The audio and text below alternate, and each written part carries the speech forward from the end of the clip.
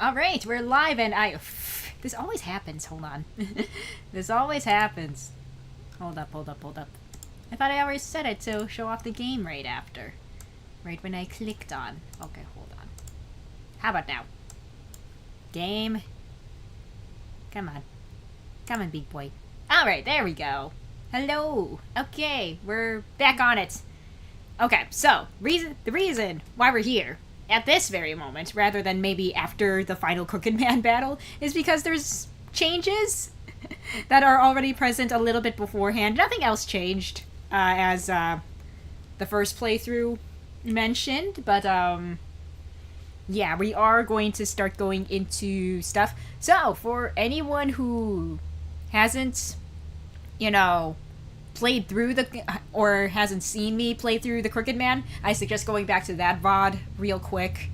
Well, not really quick, but hey, if you haven't watched that VOD yet, I suggest you go back to that one. And, oh, okay, we don't have any more. I knew I started too early. No, there's no one watching. Fuck. Okay, then I'll wait. I'll keep waiting. I'll put some music on or something while I wait for people, because I'm just like... Argh. Okay.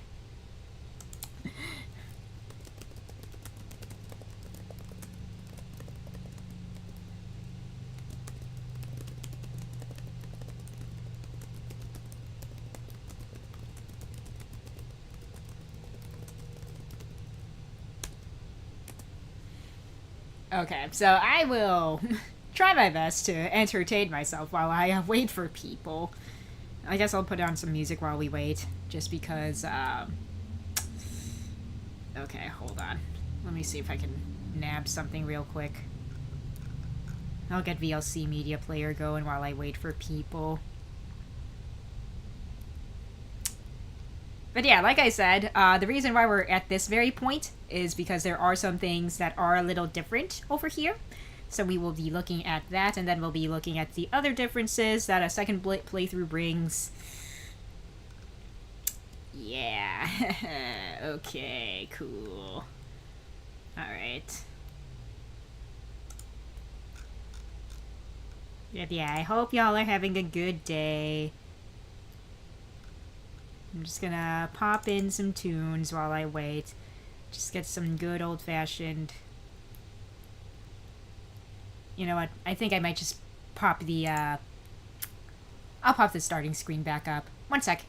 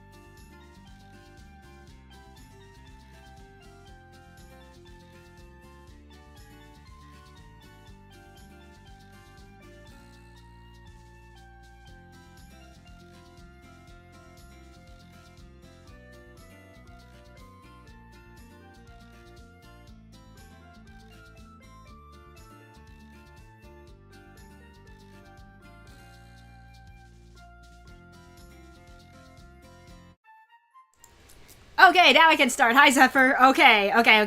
We're getting back in. All right, hello. Okay, so we're taking a look at the last bit of the Crooked Man, just as I promised at the end of the last stream.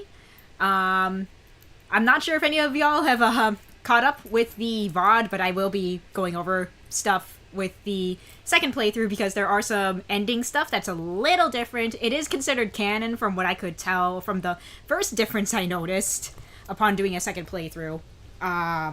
So, if you don't want to get spoiled on anything for the end, maybe come back in, like, maybe 10, 20 minutes or so, and then we'll get back into, like, some other, horror stuff. But anyway, okay. let's just kind of... I did kind of spoil myself on the first difference because I was just, like, trying to get to the end. I'm like, oh, this is actually really different. So we're gonna cover this first, and then we'll move on. Alright. Let's see. There's some photos on the desk. Parts of them have been scribbled over.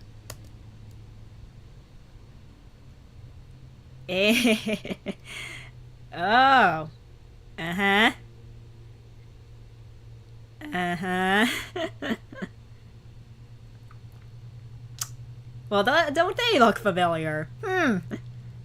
Why is it I'm not surprised in the least? Uh-oh. Why is it that I'm crying? He must have wanted someone to help him. He really didn't want to just let go. Let go of his girlfriend, or his dreams, or himself. I know he's here. I have to save him. Alright, let's go, David. We got work to do, buddy. Alright, I'm gonna go ahead and save. So, as you can see, it took me like a little less than 2 hours to actually get to this point. The only reason why I'm over 2 hours now is just because I was waiting for people to pile into this stream. So there's that.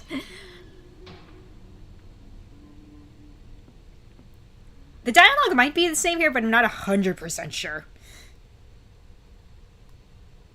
Hey, Crooked Man. Time for a shootout, buddy. Crooked Man. Okay, yeah. Yeah, I think the dialogue here is at least the same. Yeah, okay. Alright. Let's go ahead and do this. Okay. Oh gosh, he's fast. Oh gosh, he's fast. Oh gosh, he's so fast. Oh, come on.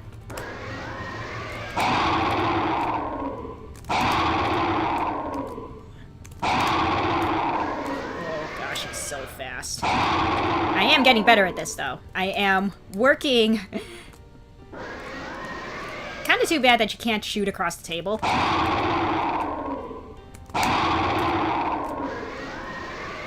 Okay. Whoa, no.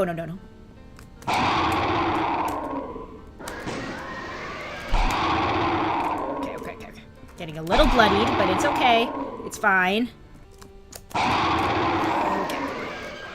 Kind of sucks considering that my keyboard also kind of sucks. Fuck. There we go. Okay, cool. That, alright. Alright.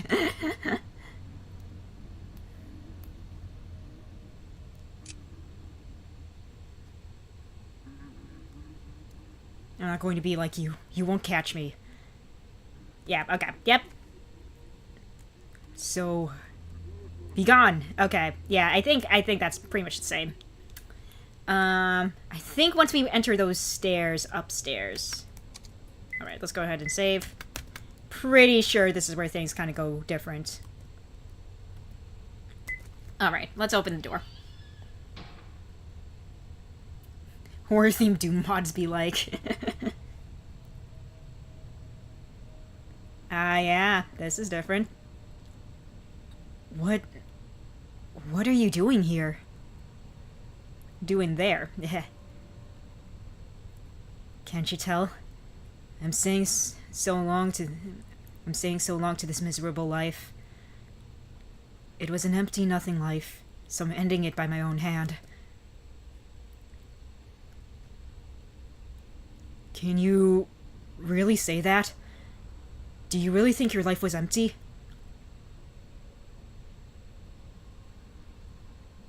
Well, there must have been good things. There had to be. But when there's so much sadness and pain, it makes you forget there was anything good.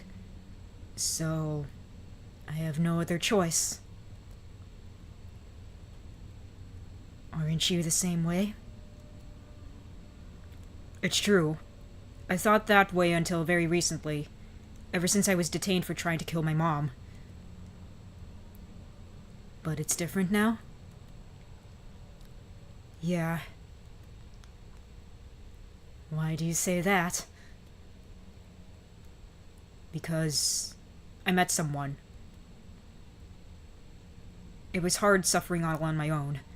I wanted someone to understand it, to sympathize with me. My best friend worried for me, sure, but it felt like he was just saying things that he really couldn't really understand. I just wanted to end it all. I tried not to think about it, but it kept coming back. It followed me everywhere. He suffered much like I had. He was rejected, his dreams were thwarted, and then his family... While trying to console him, I realized the things I said to him were what I wanted someone to have said to me. But by trying to save him, I was saving myself as well. And that's not all. Maybe he did despise me, but at the same time he tried to help. So I was able to make it this far, and what had been chasing me is gone now. Leave. Hey, You're wrong. This isn't out of desperation. I didn't want you here yet. I didn't think you should come, so... Aren't there people waiting for you? You should just leave. Let's see, David, you just pull on the news to solve the puzzle. You don't wax poetically for 10 minutes. And hello, hi, Taryn. Good to see ya. That's true. Well... Thank you for coming. For me, that's enough.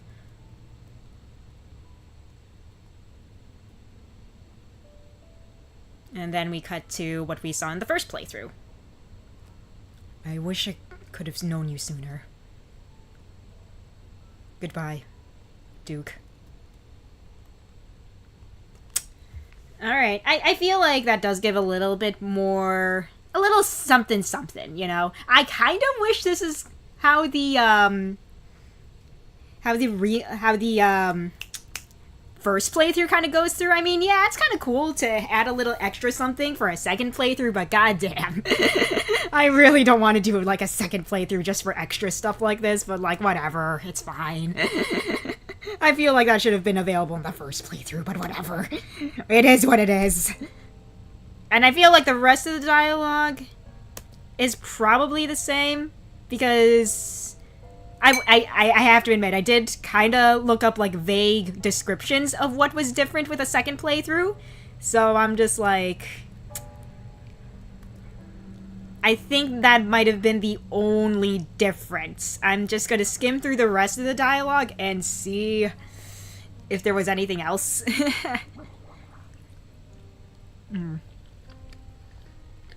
In the meantime, I'm gonna eat my lunch.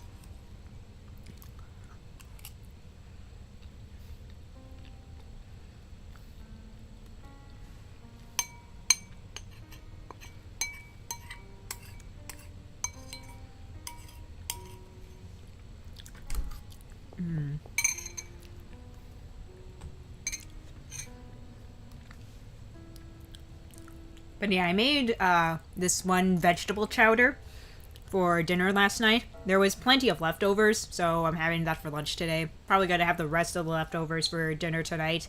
It might even spill over into lunch tomorrow. I don't know. I made a lot of soup. When it's just me and Sam, it's just like, yeah, there's a good amount of soup. Hey, Orchid, good to see ya. Yeah, just checking out the ending for the second playthrough of The Crooked Man. I think we got through a lot of the different stuff that is unique to a second playthrough, though, so I'm just kind of skipping through dialogue right now, just until we get to the rest of it. Vegetarian shark? I mean, there was a little bit of chicken in there, so it's not completely vegetarian.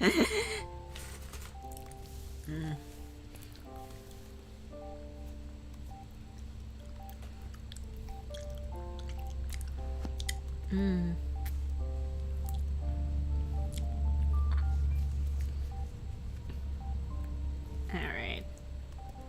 But yeah, like I said, I think we got through all the differences for a second playthrough. I think.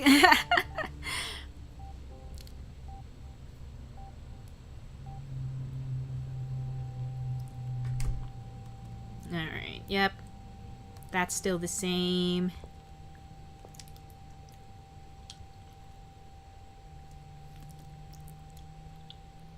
I have to remember to, after this stream is over, I'm going to have to add in timestamps because we will be looking through multiple different short games today.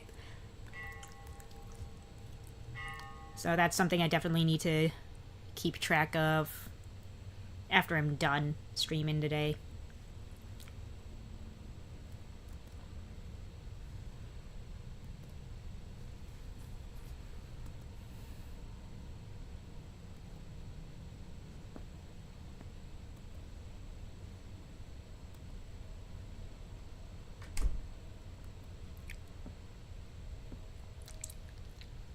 Alright, and then, yep, we got that going.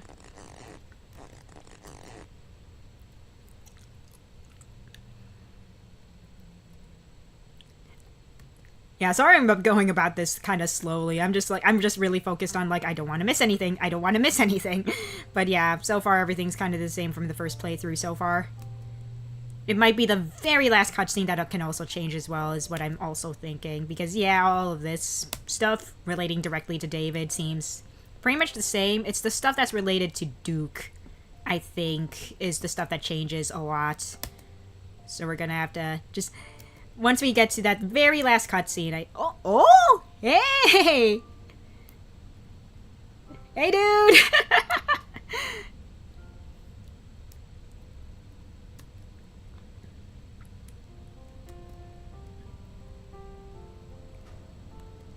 Yeah.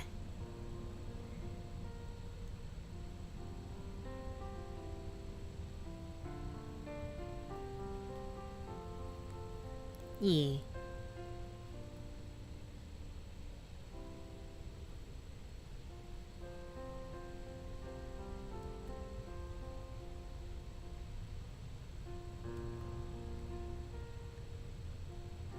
I wonder if this ending has a... No, it's the same. It's the same good end title, so... Okay, cool. But we did it, though.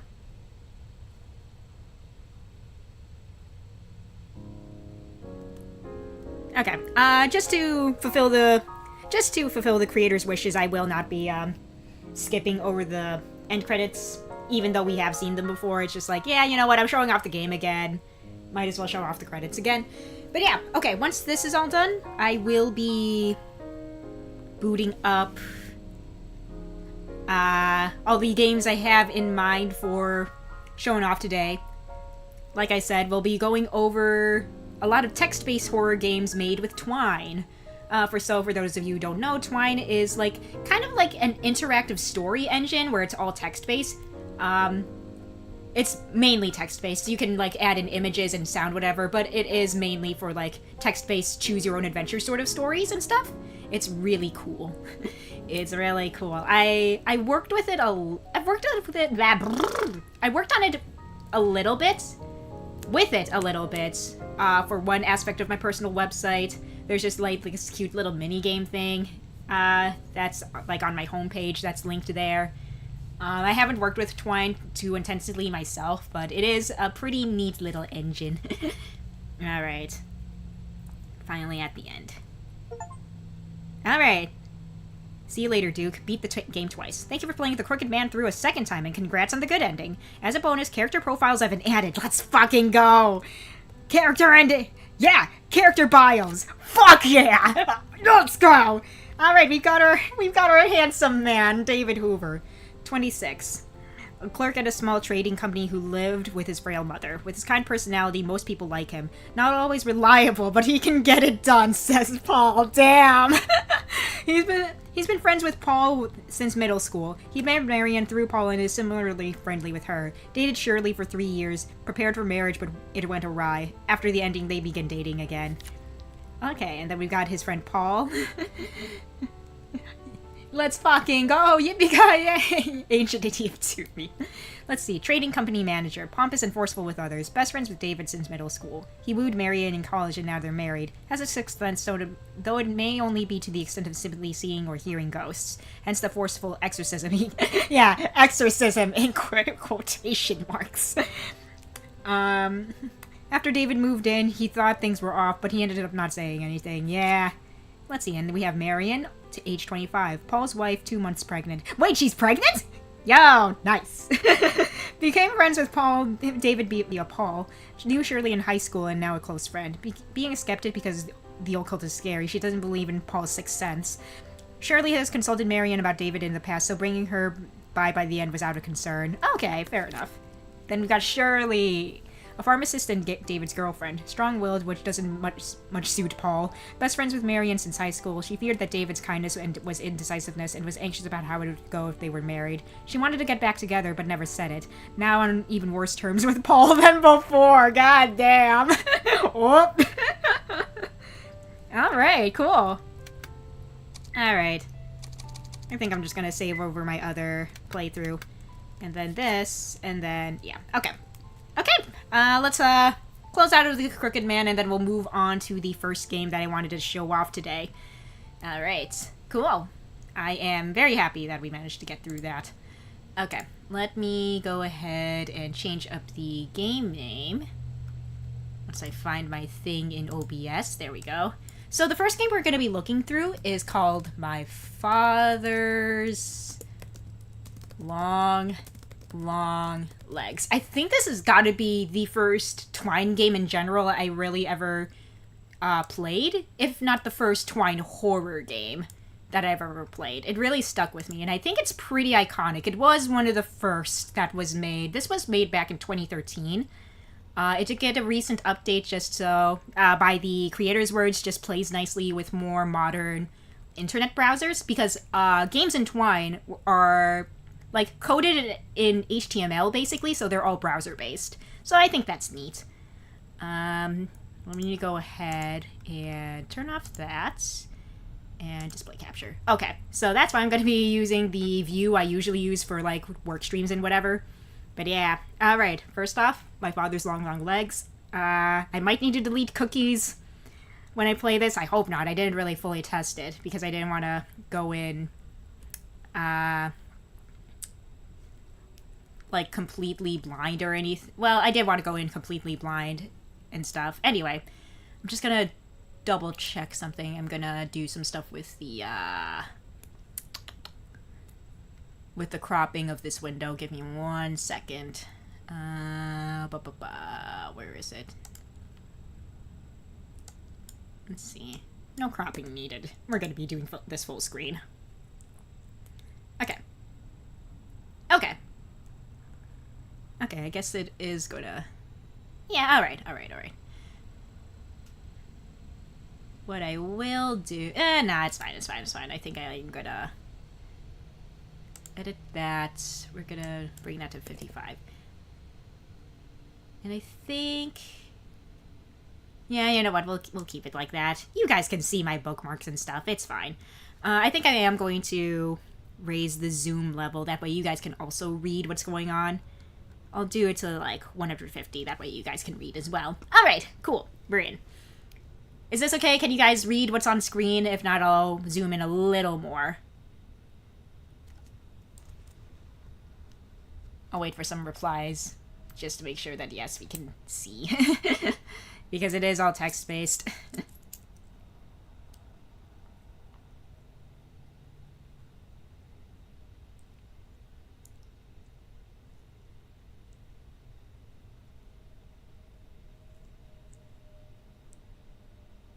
I'm going to assume yes until someone says otherwise. Alright, but anyway. Let's see. My Father's Long Long Legs by Michael Lutz. Note, this game requires a mouse. It will not work properly on a touchscreen. Parts of the game make use of sound effects. Play with headphones for optimal experience. Sure. Alright. My family lived on the southern edge of a certain Midwestern industrial city in an old house. Old enough that its basement still had a dirt floor. I was not yet old enough to openly question a parent's behavior, but certainly old enough to recognize its oddness when my father began digging. But yeah, with Twine games, they do make the clickable stuff kind of noticeable. It's usually like bold and maybe even a slightly larger font size, which is kind of cool. I retain only a single clear memory of the time before the situation became alarming, and my father forsook sunlight forever. I'm sitting at the bottom of the wooden stairs that led down to our basement. Ahead in the dimness stands my father, up to his waist in the hole. One thing I find really neat about Twine games is that it's very deliberate what is the clickable stuff. Like, that's the stuff that's just like, oh yeah, it serves as kind of like a transition to the next part of the story or whatever, or something that catches the reader's attention. I just love the medium of Twine games. They're just really interesting. Still in his dark blue uniform from the factory, skin and fabric blackened by the hot breath of machinery and further smudged by the damp earth, I watch Father with the satisfaction of a child who sees their parent of a limitless capability. Upstairs, my mother called out that dinner is done. My father takes one last shovel of earth, turns it over to the side of the excavation, and, in a single incredible motion, crawls out of the hole simply by pressing the sole of his boot to the lip of the pit and moving his whole body upward, walking right past me, right up the stairs. He was always a tall, angular man, as the remaining pictures of him suggest, and to this day I can clearly conjure the marvelous image of my father's long, long legs, they said the thing, striding over me as he emerged from the hole he was to spend years digging beneath our house. Apart from him, there were three of us, my mother, my younger brother, and myself. Let's see about our mother. There are many things about my mother that I do not understand. She first found my father attractive. She admitted to me many years later because of how unusual he was. He had come to the Midwestern industrial town and secured a job at the same factory where my mother was working.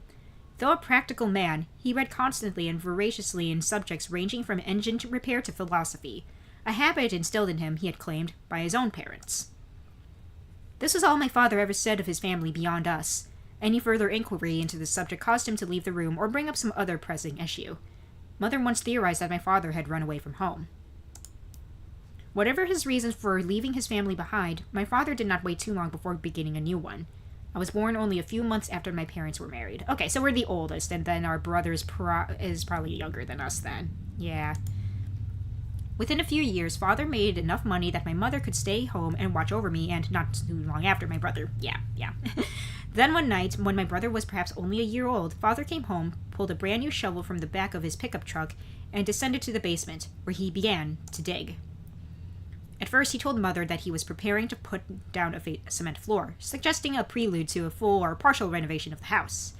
As a child, the movements of adults were still largely mysterious to me, and I do not know the specific circumstances under which mothers realized this motive was untrue.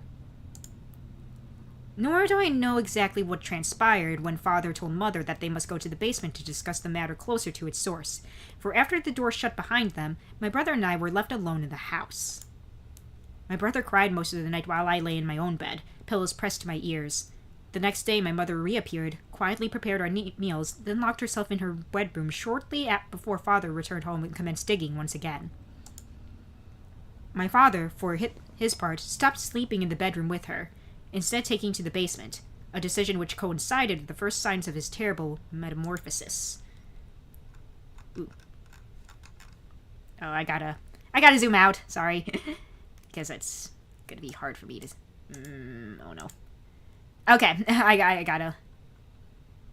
I'm gonna zoom in just a little bit. There we go.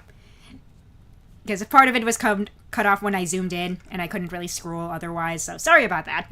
Anyway, the changes were slow, but noticeable. Father began to grow paler, and by the time the factory closed, he could spend the whole day in the basement. He was white as chalk. Perhaps it was his general evidence of wear, the change in skin tone, and his subsequent emaciation that made him look taller, as if his height increased in proportion to the depth of his project in the basement. Meanwhile, my mother put my brother into preschool and sent to me a latchkey program while she worked to support us. In what seemed a deliberate contrast to my father, she grew somehow darker and smaller. My father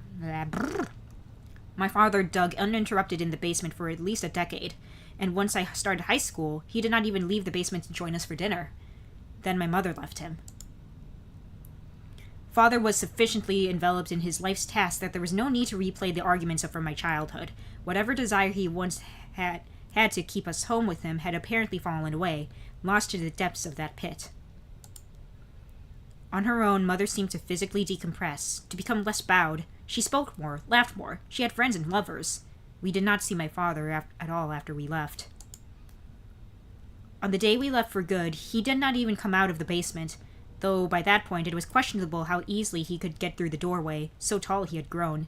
It was not until many years later that my brother suggested we pay a return visit to our father's house. Needless to say, my brother and I had different experiences of our early home life. Let's hear about our brother.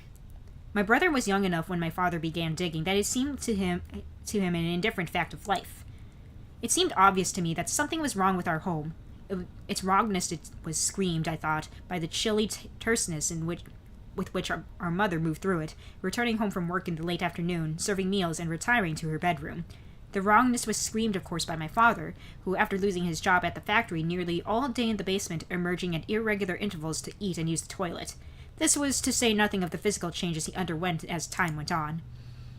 The wrongness was screamed by my own actions, the heavy worry I felt that at any moment the fragile equilibrium of our home would be upset and my brother's friends would witness the terrifying truth of our family situation, a situation myself I could not begin to articulate, but which I felt ashamedly that an outsider would. Of course, my brother, young as he was, saw nothing wrong with inviting his friends to our home, even taking them down to the basement to see what he called, after our father's example, I believe, the renovations. The friends never asked to return to the basement after my brother took them down there.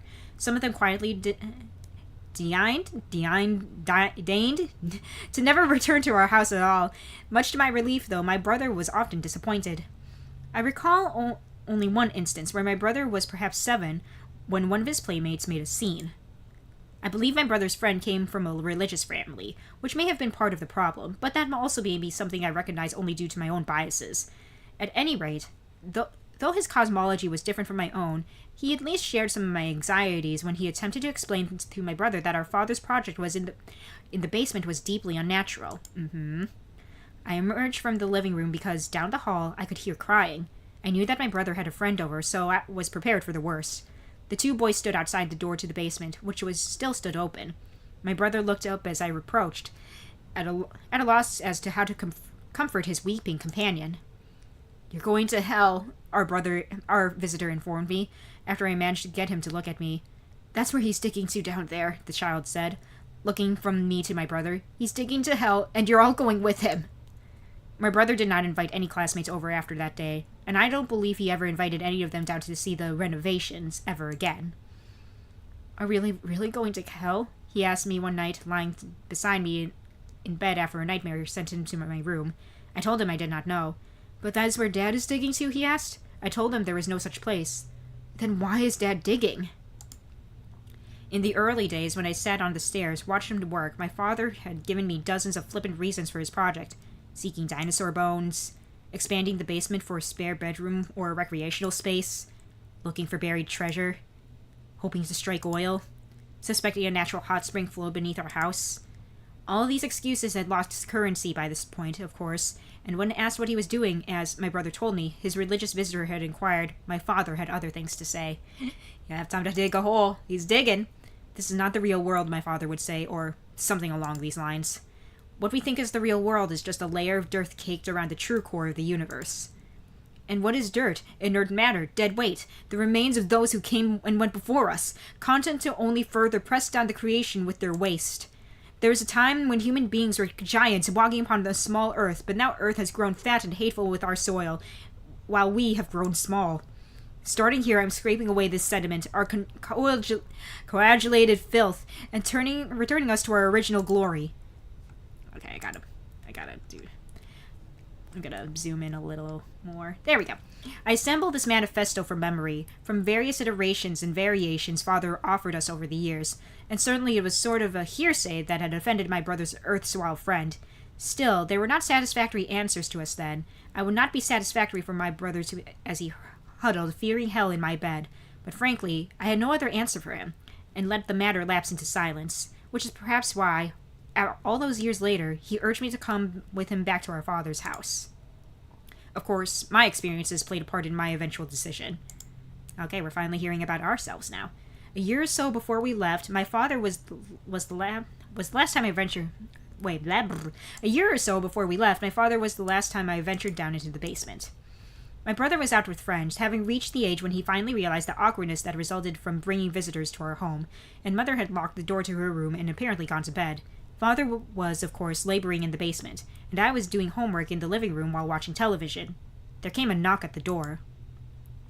The man on the porch was squat, but dressed neatly in a suit, coat, and hat. A pair of very small spectacles was perched at the end of his nose, looking minuscule in comparison to his large round face. "Hello, young lady," he said to me in a labored voice. "Is your father home?" "Who are you?" I asked.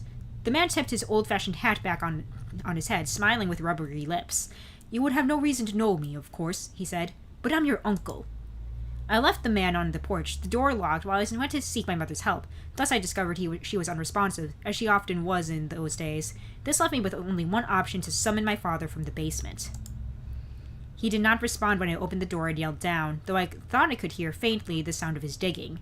I looked back to the front door, where I could see through pebbled glass and the rotund figure of the man who claimed to be my uncle, and descended down the wooden stairs into the basement. The only light, as always, came from a single bulb hanging from the ceiling. My father had learned to operate in these conditions, but for me, the lack of illumination cast the labyrinth below into a mess of confusing, seemingly contradictory paths of damp black earth and only slightly blacker shadow. Father had first attempted to dig straight down, but as the years went on, he elaborated his original plans, angling outward from the center of the basement at a depth of perhaps 15 feet. From there, he had begun to hollow out the entirety of the basement with one long looping path, treaded and bent around itself like some monstrous length of viscera, all the while continuing his march downward. I stood on the bottommost stair, and, as I thought of it, still properly belonged to our house. By my feet was a stack of unfamiliar books. They were old, with blank but warped brown covers. Next to them was what appeared to be an antique child's rattle, caked with dirt, and several rocks chipped into various unnatural but vaguely instrumental shapes. I turned to the void and called for my father. No response came, but as I grew more certain that I could hear, however distantly, the sound of Father's shovel, I called for him again, this time also giving my purpose for interrupting his work. "There's a man at the door," I said. "He says he's my uncle." I stood and waited, and as I did so, the sound of digging stopped. My father emerged a minute or so later, unfolding himself from the narrow bends of his maze, his pale skin covered only by the rags of his clothing and everywhere dusted gray with soil, including, I noted, the corners of his mouth, which seemed strained particularly thoroughly, much more darkly. "Your uncle," Father rumbled, not quite asking a question. He then added, "My brother." I nodded. "Show him in," he ordered. The squat stranger, my uncle, who I remembered smelled of sour milk, seemed elated at his prospects. Ugh. I led him down the basement stairs, his agitation growing exponentially until he saw my father standing at his full height. It must have been at least 8 or 9 feet then, I think. 8 or 9 feet? What the fuck? At the entrance of his renovations. I knew to take my leave, and as I ascended the stairs, I heard the visitor remark that my father seemed to have done very well for himself, all things considered. I never again saw the man who claimed to be my uncle, either that day or any day after. Perhaps not coincidentally, this is also my last clear memory of my father, and the only one that returned to me many years later when my brother suggested we return to our father's house. It seemed my brother wanted to put his mind at ease by checking up on our father, who had been left alone for slightly longer than we had lived with him. On the one hand, I appreciated my brother's sentiment, even if I felt it was misplaced. On the other hand, I knew I could not stop him. His feelings towards father had always been more lenient. The only question was, would I go along with him, or let him make the visit on his own? Ooh, okay, I think we're making a choice here. I probably should go along with him because this sounds very dangerous, not gonna lie, so I think I will go. We decided upon a day to visit our childhood home, where we assumed our father still lived, and decided to meet there on one afternoon the following week. But there must have somewhere been a miscommunication. Oh no, did the choice not even matter in the end? I haven't played this game in like over a decade, so I don't remember like a lot of the story beats. I especially do not remember what the ending was, but oh man, did the choice not even matter? I was late. I must have been late. The alternative is that for his own purposes, my brother arrived early to see our father before I did, and I do not wish to contemplate why that would be. Oh no. The town was considerably less industrial than it had been, though the taste of industry still laced our water and air. The old neighborhood, not the most affluent or even in former times, had fallen into further disrepair. The houses up and down the block stood weathered, and it seemed empty. The sidewalks buckled around thick protrusions of sickly weeds, which reached out into the potholed street, protruding fingers of the overgrown lawns. The only sign of habitation was a single car, my brother's car, parked outside our old home. Oh no. The doors were locked, the windows rolled up. A hand pressed to the hood told me it was not warm, but apart from that, I had no way of guessing how long the vehicle had been there unattended. Ahead, the house awaited. It seemed not much different from the rest of the building, scraped down to the gray bones by the elements. The windows were gone, without even slivers of glass remaining. The porch had bowed and now held a stagnant pool of rainwater. The front door stood open at an angle, its lowermost hinge having rusted and snapped in two. Stepping carefully on the rotten porch, I slipped inside and found myself in the old living room. The floor was littered with trash and chunks of plaster dropped from the ceiling. The television was gone, though a lighter patch in the shredded wallpaper marked its former location. The couch had collapsed now and seemed covered with mounds of some sort of gray mold or fungus. Ahead was a central hallway of the house, and I could see that the door to the basement had been wholly removed. I called out my brother's name, then stood for a moment, looking down into unremitting darkness. Of course the power was out. It was probably disconnected long ago, but a flashlight lay on the floor just outside the basement entrance. My brother's? The flashlight seemed quite new. I flicked it on and pointed it down to the basement, but it penetrated far enough to only reveal the foot of the stairs. I called my brother's name again and waited. There was still no response. Assuming the basement was anything like I had last seen it, my brother could have easily gotten hurt if he went down without his flashlight.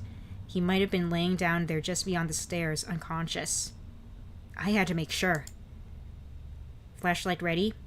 I went into the basement. I am going to zoom out because I do remember this part of the game. It is pretty freaking cool what they do here, I think. But yeah, I think just to avoid any kind of display weirdness, I will just zoom out before we proceed further. Anyway, let's go into the basement. Yeah, I like how they have this little flashlight effect. I think it's cool. I reached the bottom, and when my flashlight returned, only a slope heading deeper in beneath the house. I knew my father had gone quite a bit of work in the decades since we left. Okay, I went down. I called for my brother. I walked to the left. I walked to the right. Okay, so we got some choices. Let's try calling for our brother one more time. Maybe he's down here. Only my own breathing echoed back through these chambers of barren earth. I walked further. Let's see. Chambers of barren earth. What does that lead to? I walked further into the darkness. Around me there was nothing but darkness. Let's see. I walked further onward. I called for my brother again. Again, I received no answer. The path branched left and right. No answer. What will that lead to? How long have I been down here? Ooh. This is the main reason why I didn't have music for this one, because I knew, like, the game's description said that, yeah, you know, headphones needed. How long had I been down here? In the distance, the sound of shoveling did not break its rhythm, as if the digger did not know or care was there. I followed the sound of digging or walked further into the darkness. Will he say something about our father here? Where was my father? Yeah, where? Okay. You know what? Let's just go towards the digging, I guess. I took a deep breath. I followed the sound of digging. I followed the closest turn in the path. I took a deep breath. Around me, there was nothing but darkness. Follow the sound of digging. Was I going in circles? Achoo! Pardon me. How would I even be able to tell? Followed the sound of digging. I took a downward sloping path to the left. I called my brother's name. Was I going in circles? Where was my brother? Where is he? No, I'm just kind of going in circles. I followed the closest turn in the path. How long have I been down here? I turned right.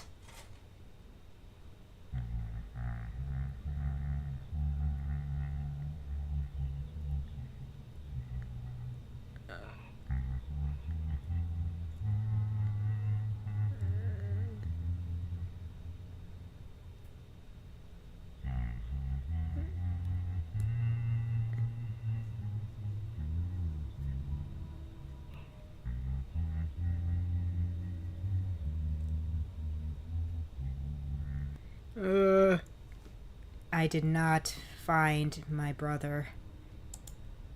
I do not know what to tell our mother. I do not know where to go from here. What to do. It is true I gave up my search, but once I saw what lived there, had been living there for all these years, or more precisely what had grown there, I ran from the basement. Somehow by my own luck, or by some other's design, I made it out of that darkness, though my brother has not. There is a chance, I think, that he may still be alive. My guilt is heavy, I do not doubt that, but it is outweighed by the fear I experienced when I came face to face with that terrible result of Father's attempted renovations of a rotted world. I once told my brother there is no such place as hell. I still believe that to be true, but wherever my little brother is now...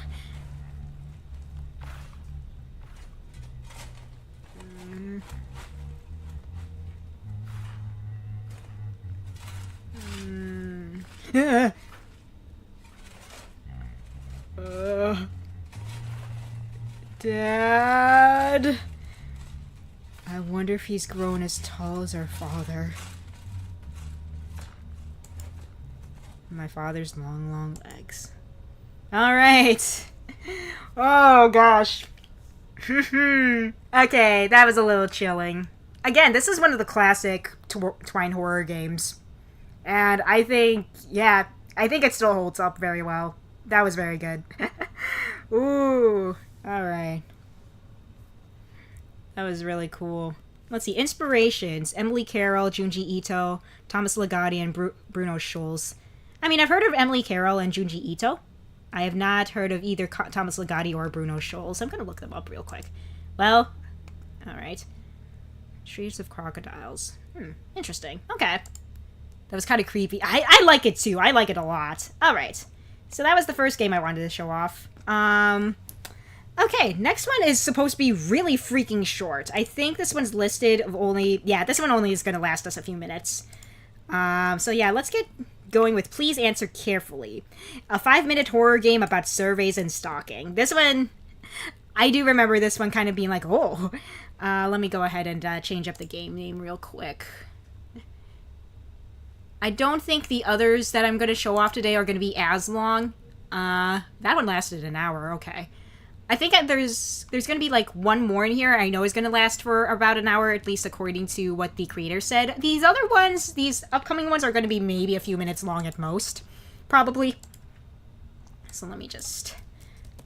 Please answer carefully. Okay, let's check this one out. Alright, Please Answer Carefully, a survey game by Litroke. Select language, content warning, credits. You know what? Let's go through a quick content warning, just so y'all are kind of got a heads up about it. Let's see. This is horror game themed around stalkings. If you ever had to deal with stalking, please take care while playing. There's no jump scares, but does contain spooky audio effects. Alright, everyone good? If you don't want to deal with that, you can leave for a few minutes and then come back after we're done. But yeah, alright. Let's go ahead and begin. I mean, it's already all in English, so I probably don't need to select language. Let's go. Instructions. Thank you for agreeing to take this survey. The survey will last 5 to 10 minutes. Please be attentive to the questions and answer carefully, as we deeply care about your feedback. This survey contains some audio features. This can be muted if necessary, but we recommend leaving your sound on. Let's test the volume real quick. Okay, it looks like... Should be good, should be good. It's not too loud, not too soft from what I can tell on OBS's side, so let's move on. Question 1. Which of the following internet-enabled devices do you currently own? Please select all that comply. Let's see. Yes, we have... Yep, we do have a desktop or laptop. Yes, we have a tablet. Yes, we have a mobile phone. Yes, I have a smart TV, although I don't really use its smart features, but that's fine. Next. On a typical weekday, about how many hours a day do you spend online? A good majority of the day, personally. I wouldn't say it's like 10 hours. I'd say it's closer to 8-ish. I mean, it does take up most of the day, but I wouldn't say it's like my whole day, you know? Yeah, I think that's good. Next. On a typical weekday, how quickly do you respond to work-related emails and messages? Back when I had a job, usually pretty immediately, actually. I was that kind of person who'd be like, yeah, if it is work-related, then, like, yeah, I try to get to that, like, right away, you know? On a typical weekday, how quickly do you respond to non-work-related emails or messages? Oof. I am a little bit more lenient with that. It really depends on my mood, quite honestly. Sometimes it's within an hour or two. Sometimes my brain just decides no. And it's just like, not even by end of week. Sometimes I just forget to reply. I will be kind about myself. Within an hour or two, usually. Next. Then why won't you respond to my... Have you ever pretended to be digitally unavailable to avoid communication with someone? E.g., pretended your phone was dead? Occasionally? How much attention do you pay to online surveillance and digital tracking? Some. Have you ever felt like you are being watched?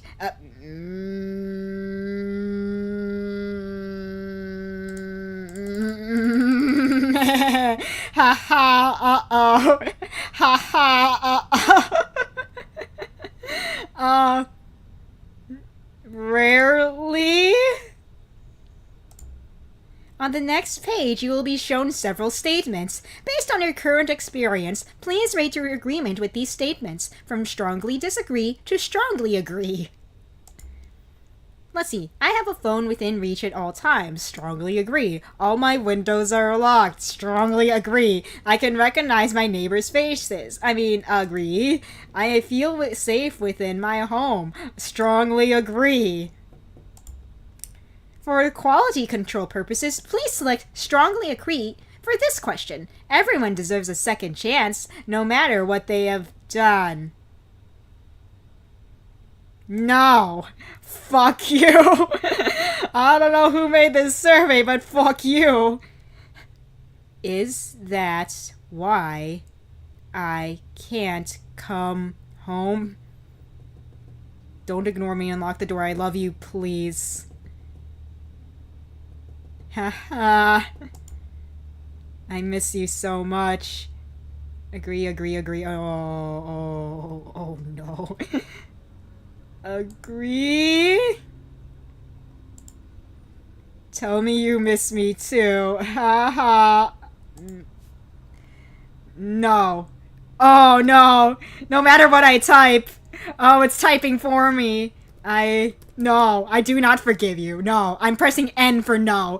I forgive you. Come inside. No, fuck you. No. Oh.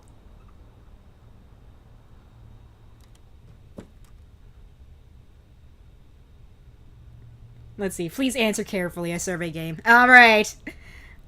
So this person also made a spiritual successor. Yeah, that one was really quick. That one's a really quick one. But yeah, I remember playing this one like a while back as well, and I thought, ooh, oh, that was, yeah. I was just like, yeah, I'm just doing a nice little survey for funsies. What could possibly go wrong? Everything went wrong, actually. But yeah, the creator had made a spiritual successor called, what was this one called again?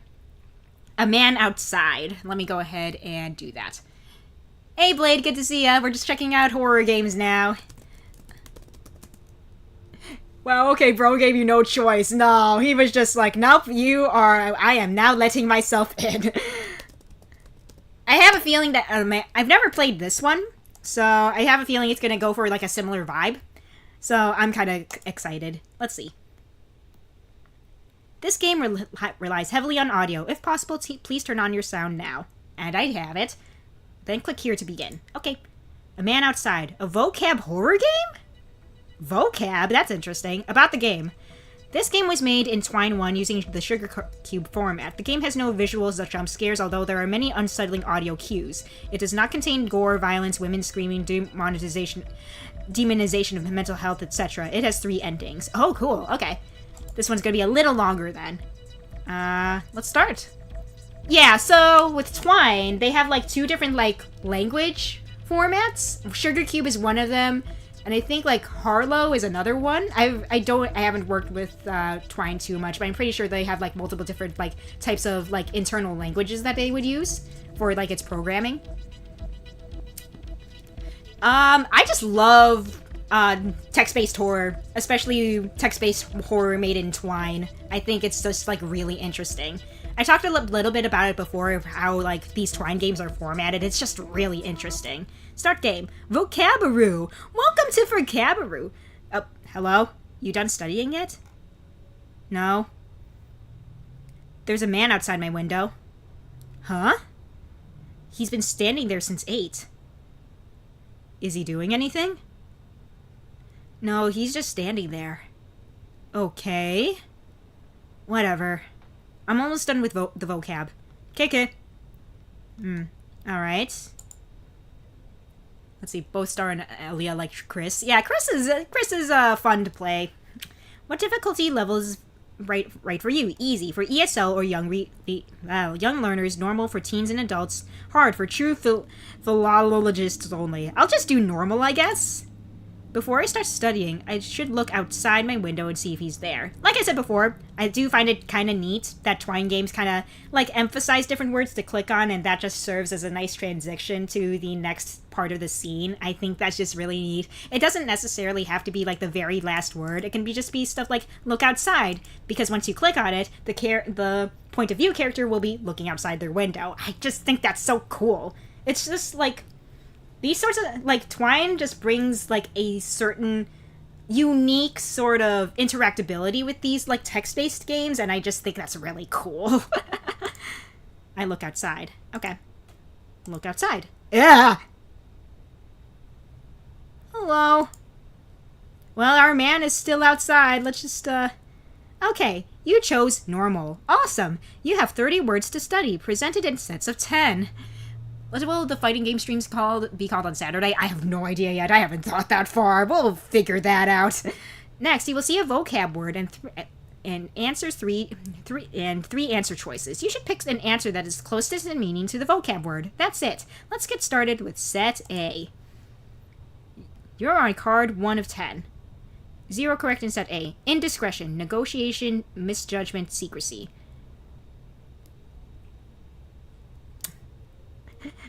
You can see right now that my vocab is shit. Indiscretion, I think... It's... As you can see, my vocab is absolute garbage right now. I'm not looking this up. I wanna say it's either B or C, right? Misjudgment? Hell yeah. Nah, I'm good now. Let's see. You're on card 2. Let's see. Exemplary. Should be admired, should be removed, should be considered. Should be admired? Yeah. Correct. You're on card 3. Let's see. Paucity. That is definitely a word I've never heard of. And I don't recognize any, like, root words in it either. Scarcity, well-being, or bad omen. Paucity. I have never heard of that word before. Paucity. Scarcity? Oh, okay, cool. It sounded just like, in terms of, like, I thought I heard a click. Everything okay? Nope. Okay, man is still outside. It's fine. Irascible. Another word I have never heard of. Skilled at art, easily angered, addicted to gambling. I mean, it has the word ira in it, which means wrath. So, maybe easily angered? Yeah! Fallow. Okay. Unused, fertile, or distant. Fallow. I don't know. Man, maybe I should have gone with easy. Unused? Hey, I'm getting all of these right. What the fuck? That's crazy. Capricious. No, he's getting closer. He's getting closer. I don't like that. I don't like that. We should probably finish studying. Capricious, regal, impulsive, amusing. I'm pretty sure that means impulsive, right? Cool. 7 out of 10. Adamant, invulnerable, determined, in denial. Determined. Yup. Impoverished, empathetic, unable... he's still outside. Empathetic, unable to decide. Without money. Yup. Aberration, anomaly, correction, discourse. That's an anomaly. Adverse, harmful, opposite, poetic. I'm just gonna... Okay, he's back out there. He's back out there. He's outside. He's outside. He's been looking at us outside. Adverse, harmful. Cool. Okay, he's still outside. Great job! You finished set A. So far, you've correctly... Yes. Did the mystery man murder you? No. What's he doing now? Nothing. He's just standing there, menacingly. Waiting for somebody? I guess. Adverse can also mean opposite. Yeah, that's why I was also confused. I'm just like, I feel like both of these answers are right, though. Like me. Okay, I have 2 sets left. Ready to move on? Press here to start set B. Thursday was alright. Managed to get some stuff done. At least the stuff I wanted to set aside time for, so I'm okay with that. Let's see. Brusque, terse, foreign, upper class. I'm pretty sure it's terse. Yeah, that's what I thought. Adulterate, to contaminate, to assault, to endure. I'm pretty sure it's to assault, yeah? No, it's to contaminate. God damn it. I was thinking of adultery, which I guess, like, yeah, alright. Fair enough. Frivolous. Let's... Puppy? Nope. Why are you moving? Cowardly, high-pitched, unimportant. I definitely know it's not cowardly. Unimportant? Okay, yeah, okay.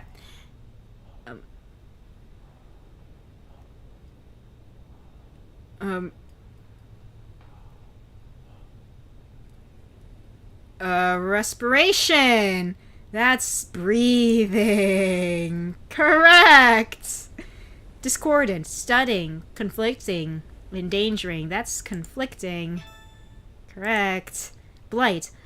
Alacrity, affliction, amorality. That's an affliction. Aggregate. To gather, to examine, to attack. That's to attack. To get... No. I was thinking of the word aggravate. That was my B. That was my B. Whomst! No, okay, you were behind the tree. I was just like, where are you? Where are you? Where are you? No. He's just hiding behind the tree. It's fine. It's fine. Sacrosanct. Blessed. Circuitous. Benign. Sacrosanct. That's blessed, right? Yeah, okay.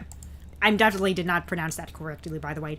Disquietude. Lack of agreement. Cacophony. Uneasiness.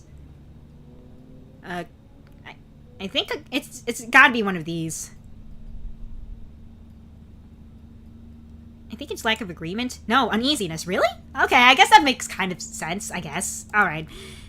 Incessant. The wind. The man. No. Aggressive, observant, endless. Don't like that.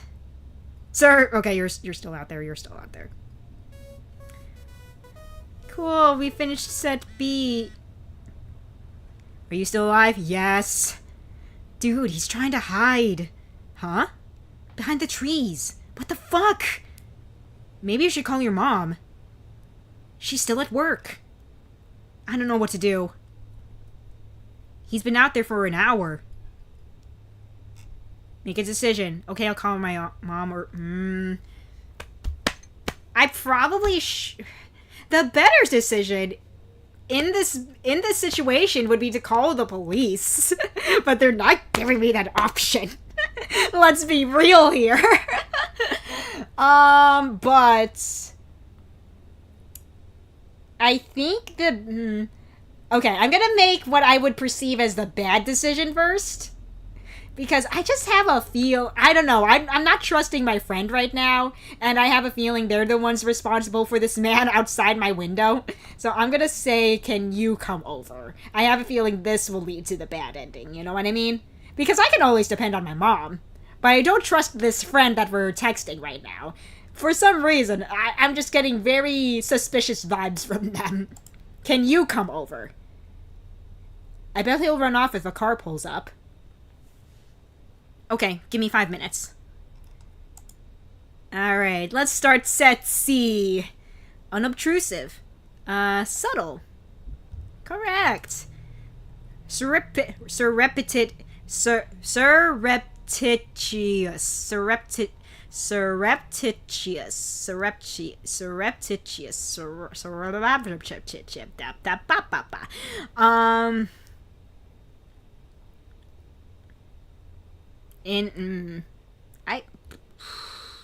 I'm not sure about this one.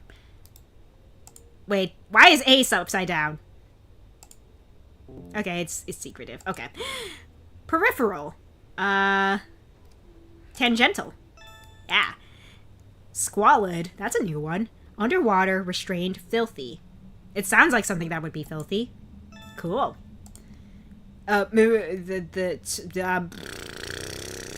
Terminal. End of the line. Haha, uh-oh. End. Okay. Lethal, distant, separate. Lethal. Cool. Baneful, generous, poisonous, incredulous. So the goal is to keep the guy away? More like, I don't know. I don't think that's a goal that we can really work towards. It's more like we're just kind of going with the flow right now. Indefatigable. Indefatigable. Well, they have the word fatigue in it, and I feel like it means tireless. Yeah. Root words. Famine. Bad reputation. That's starvation. That is starvation. Error. He's not here. Guys. He's not here. Oh no. Life. Please restart the... Oh no. I think I'm dead too. Welcome to... Restart initiated. Vacillate. He's not here. He's not here. He's still not here. Uh-oh. Vacillate. To fall ill? No. Okay, cool. Yeah, he's not here. He's not here. Uh-oh. You finished set C? You're all done for the day. Cool. Okay. Going downstairs. Everything's fine.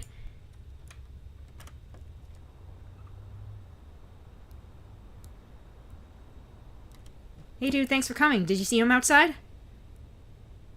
Good. I told you he'd leave if his car showed up. Come on, upstairs. I don't trust this. I don't trust this at all. Yeah, he was hiding behind trees and... I don't know, I could see him through my window the whole time. What? What do you mean, how did I see him through my window? Hello, Star. I got the good ending?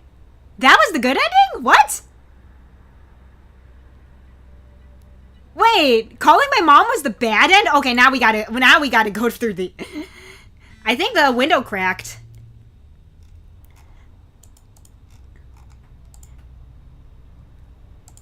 I don't quite understand, so we're gonna try to go for the other ending.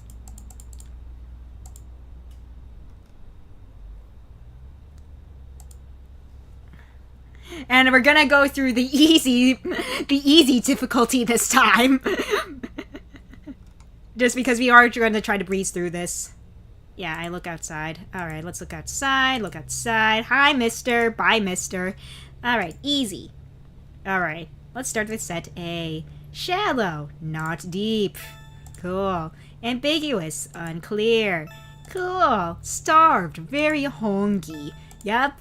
Upbeat, cheerful. Yippee! Widespread, exists everywhere.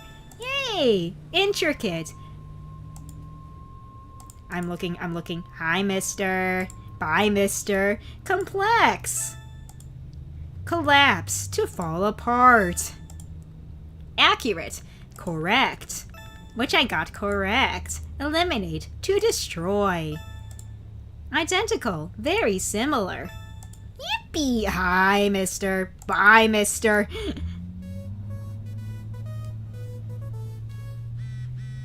Alright. Did Mystery Man murder you? Okay, so the friend was trustworthy all along, which, you know, I did not expect. I think that was neat that they were trustworthy. Is he scary? I mean, he's just standing there, so that's kind of creepy. Not gonna lie. Alright, set B. Enhance, to improve. Primary, most important. Related to monkeys. I mean, it sounds like primal. Friends are helpful. True. Rigid. Unmoving. Garbled. Garble in it got garbled. That's neat. Hard to understand. Evade. To avoid. Advocate. Advocate. To support. Omnivore. Eats anything.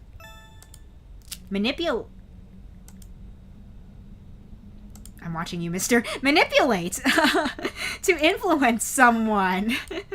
Concealed. Hidden. Negligent. Are you paying attention? I am paying attention. Not paying attention. How dare. I thought the friend was a stalker. I know, same, right? Like, it really felt like it was gonna be that. Alright, are you still alive? Yes, I'm still alive, friendo.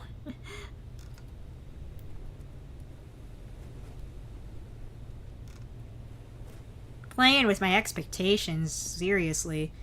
Okay, so we call our mom to get the bad ending. I just want to see how this leads to a bad ending, though. Okay, I'll call my mom. Good, text me after she gets there. Okay, I will. Alright, start set C. Obsessed. Haunted by something. Suspicious. Okay, this is a little... That's upside down. This is a little askew. Seems strange. Correct. Reject. To refuse. Sinister. Evil or harmful. Solitary. Alone in your room. Alone. Vanish. To disappear. See, this is insecure. Unsafe. Guys. Resist. To fight. Error.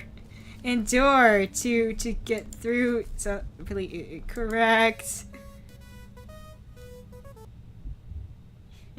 Haha, uh-oh. Deceive. To lie.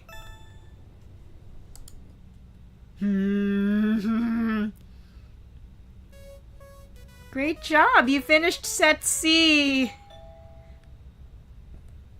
Mom, is that you? Please let that be you.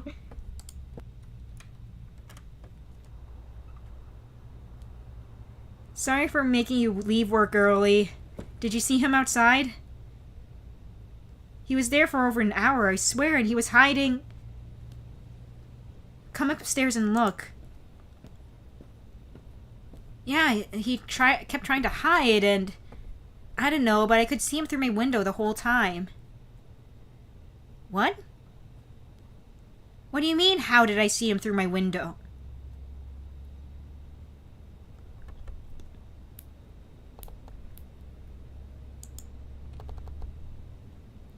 Good ending. Barely.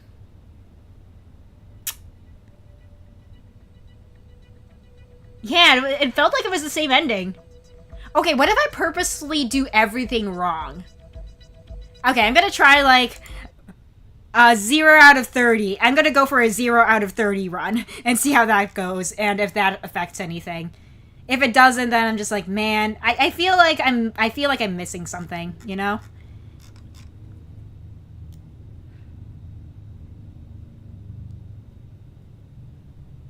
Yeah, we're gonna purposefully get everything wrong. Wait, is the man outside again? How do you know that? Long story. You'll be okay for now. You're freaking me out. Just do your vocab. This time I'm going to help. Great. Ooh. Okay, never mind. We're not gonna do, like, an everything wrong run. Because looks like our friend is actually gonna try to help. Okay. Interesting. Alright. New game plus. Let's go. We'll go easy mode again, just so I don't have to, like, struggle through the vocab again. Before studying, I should take a look outside my window. A different route? Yeah, I think this is kind of like a, new game plus sort of deal. Alright, let's see. Still got our man outside. Easy mode. Let's start with set A. Widespread exists everywhere. Accurate is correct. Shallow, not deep. Upbeat is cheerful. Eliminate to destroy. Collapse, fall apart. Starved, very hungry. Identical, very similar. And let's see, ambiguous, unclear. Intricate, complex. Hey, mister! Sweet. Still alive? Mm-hmm. I did set A. What now? I'm still researching. Should I call someone? No, that won't work. He'll just come back. Then what do I do? I need more time. I'll text soon. Alright, press here to start B. Let's see, manipulate to influence someone. Evade to avoid. Omnivore eats anything.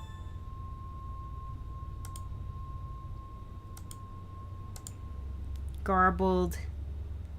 Hard to understand. Enhance to improve. Primary, most important. I said correct. Rigid, unmoving.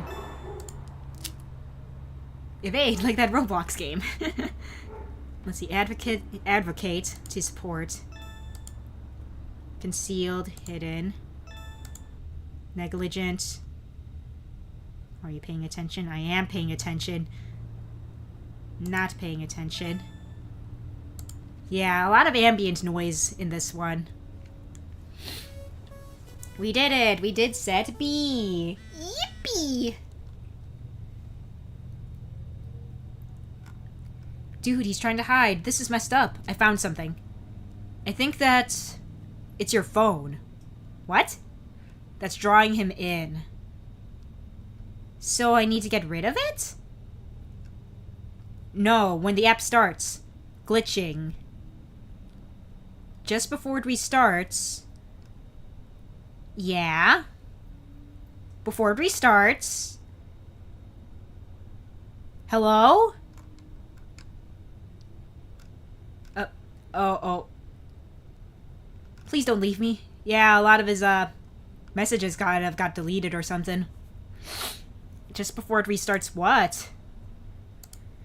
Let's see. Resist to fight against.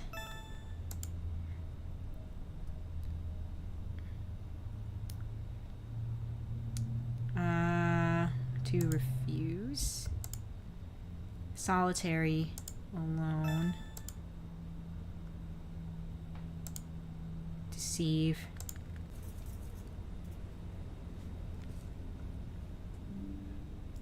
Okay, we're good.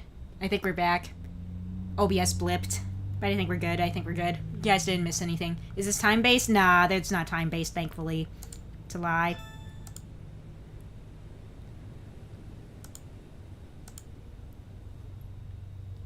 Haunted. Vanish. To disappear. Insecure. Unsafe. Suspicious. Seems...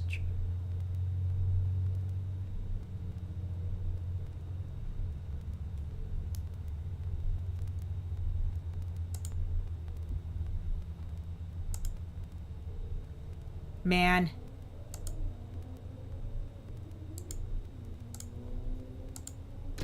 Turn off. Turn off phone.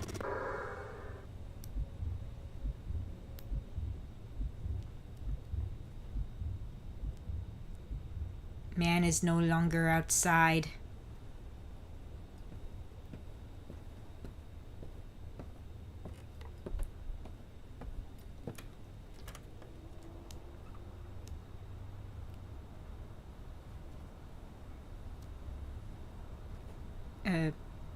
Hey. I think he's gone. Are you there? I'm here. It worked! He's gone! Well, what? You're not gonna like this. What do you mean? But there's a man outside my window. Oh, no! There's a man outside my window!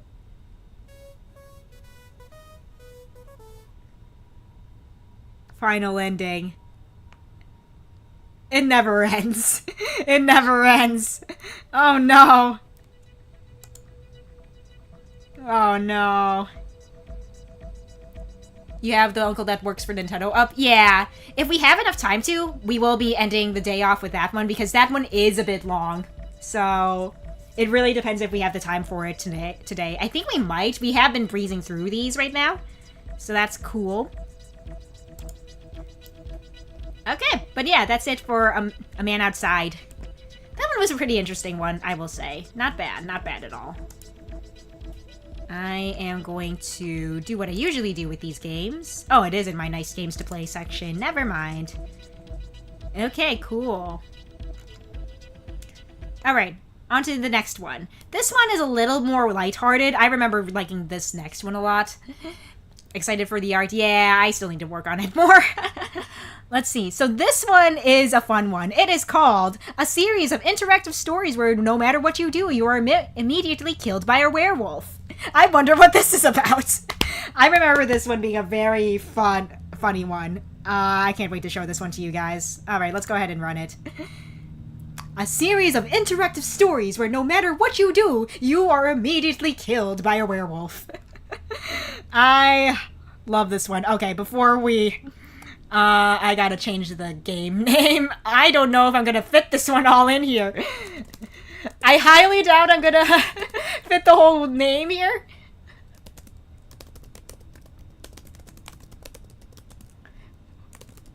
Yeah, nope, that's not gonna fit. You are immediately killed by a werewolf. We'll just shorten it to that part of the title. So descriptive. It's great. I love this one so much. Okay. A series of interactive stories where no matter what you do, you are immediately killed by a werewolf. Welcome, reader. Thrills and chills await you in these 5 terrifying tales. Have fun, but remember, watch out for werewolves. Which spine-tingling story would you like to try first? Let's just go in order. We'll start out with Trapped in the Museum. A series where you can... I like how they abbreviated. That's great. Number 56, Trapped in the Museum. All right, let's go. You're on a school trip to the museum, and it's so boring you sneak away to take a quick nap. You only mean to rest your eyes for a minute, but when you wake up, you realize that the sun has set and the museum is totally deserted. You're trapped in the museum. Why should I watch out? They'll kill me anyway. It's the thrill of almost being killed by a werewolf and then end up being killed by a werewolf, you know? You can't be stuck here all night. People say weird stuff happens at this museum after dark. There are rumors and whispers that the exhibits come to life. But more importantly, it's Friday, which means your parents are getting pepperoni pizza for dinner. It's the best night of the whole week. You've got to find a way out. You take out your map of the museum. Looks like there are 3 different routes you can take to get to the exit. Each one goes to a different exhibit. Which way do you want to go? Let's see, the Egyptian wing, the Hall of Arms and Armor, or the dinosaur exhibit. Ooh, let's see. Japanese light novels. Our audience literally won't pay attention to us if we don't immediately get their attention in the title. American titles. I have completely lost count of my irony layers. True. You know what? Let's go through the dinosaur exhibit. I love dinos. You take a tentative step to the dinosaur exhibit. The room is pitch black. As your eyes slowly adjust to the darkness, you hear a strange noise coming from near an eerie bunch of dinosaur bones. You move to take out your trusty flashlight, which you always carry with you, but it's too late! Oh no! Out from behind the eerie bunch of dinosaur bones jumps a bloodthirsty werewolf. It rips your head clean off, killing you instantly. Your last thought before you die is, why is there a werewolf in the museum? The next day, the museum guards discover your headless body in the dinosaur exhibit. The end. Which thrilling adventure will you try next? Let's go to the old mansion. Let's see. Next one. The old mansion. Number 19. Let's go. Night of the Museum movie. Pretty much. Except without the whole being killed by a werewolf thing. But, you know.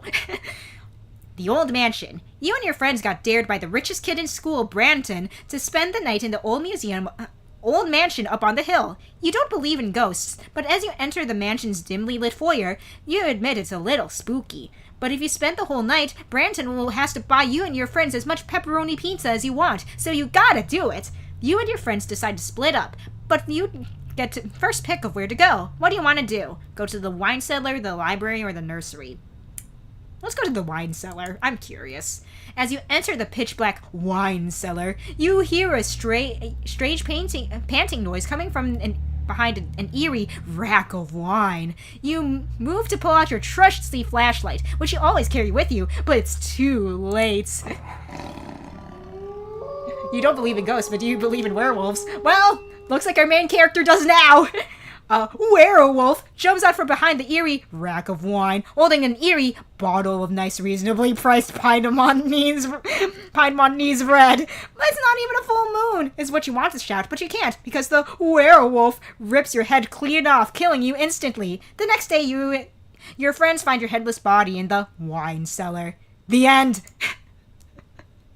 Alright, let's go to the mystery of... Why are we going into Werewolf Forest? Wait! Oh, we are guaranteed to die here, huh? There's no mystery for this one. The mystery of Werewolf Forest.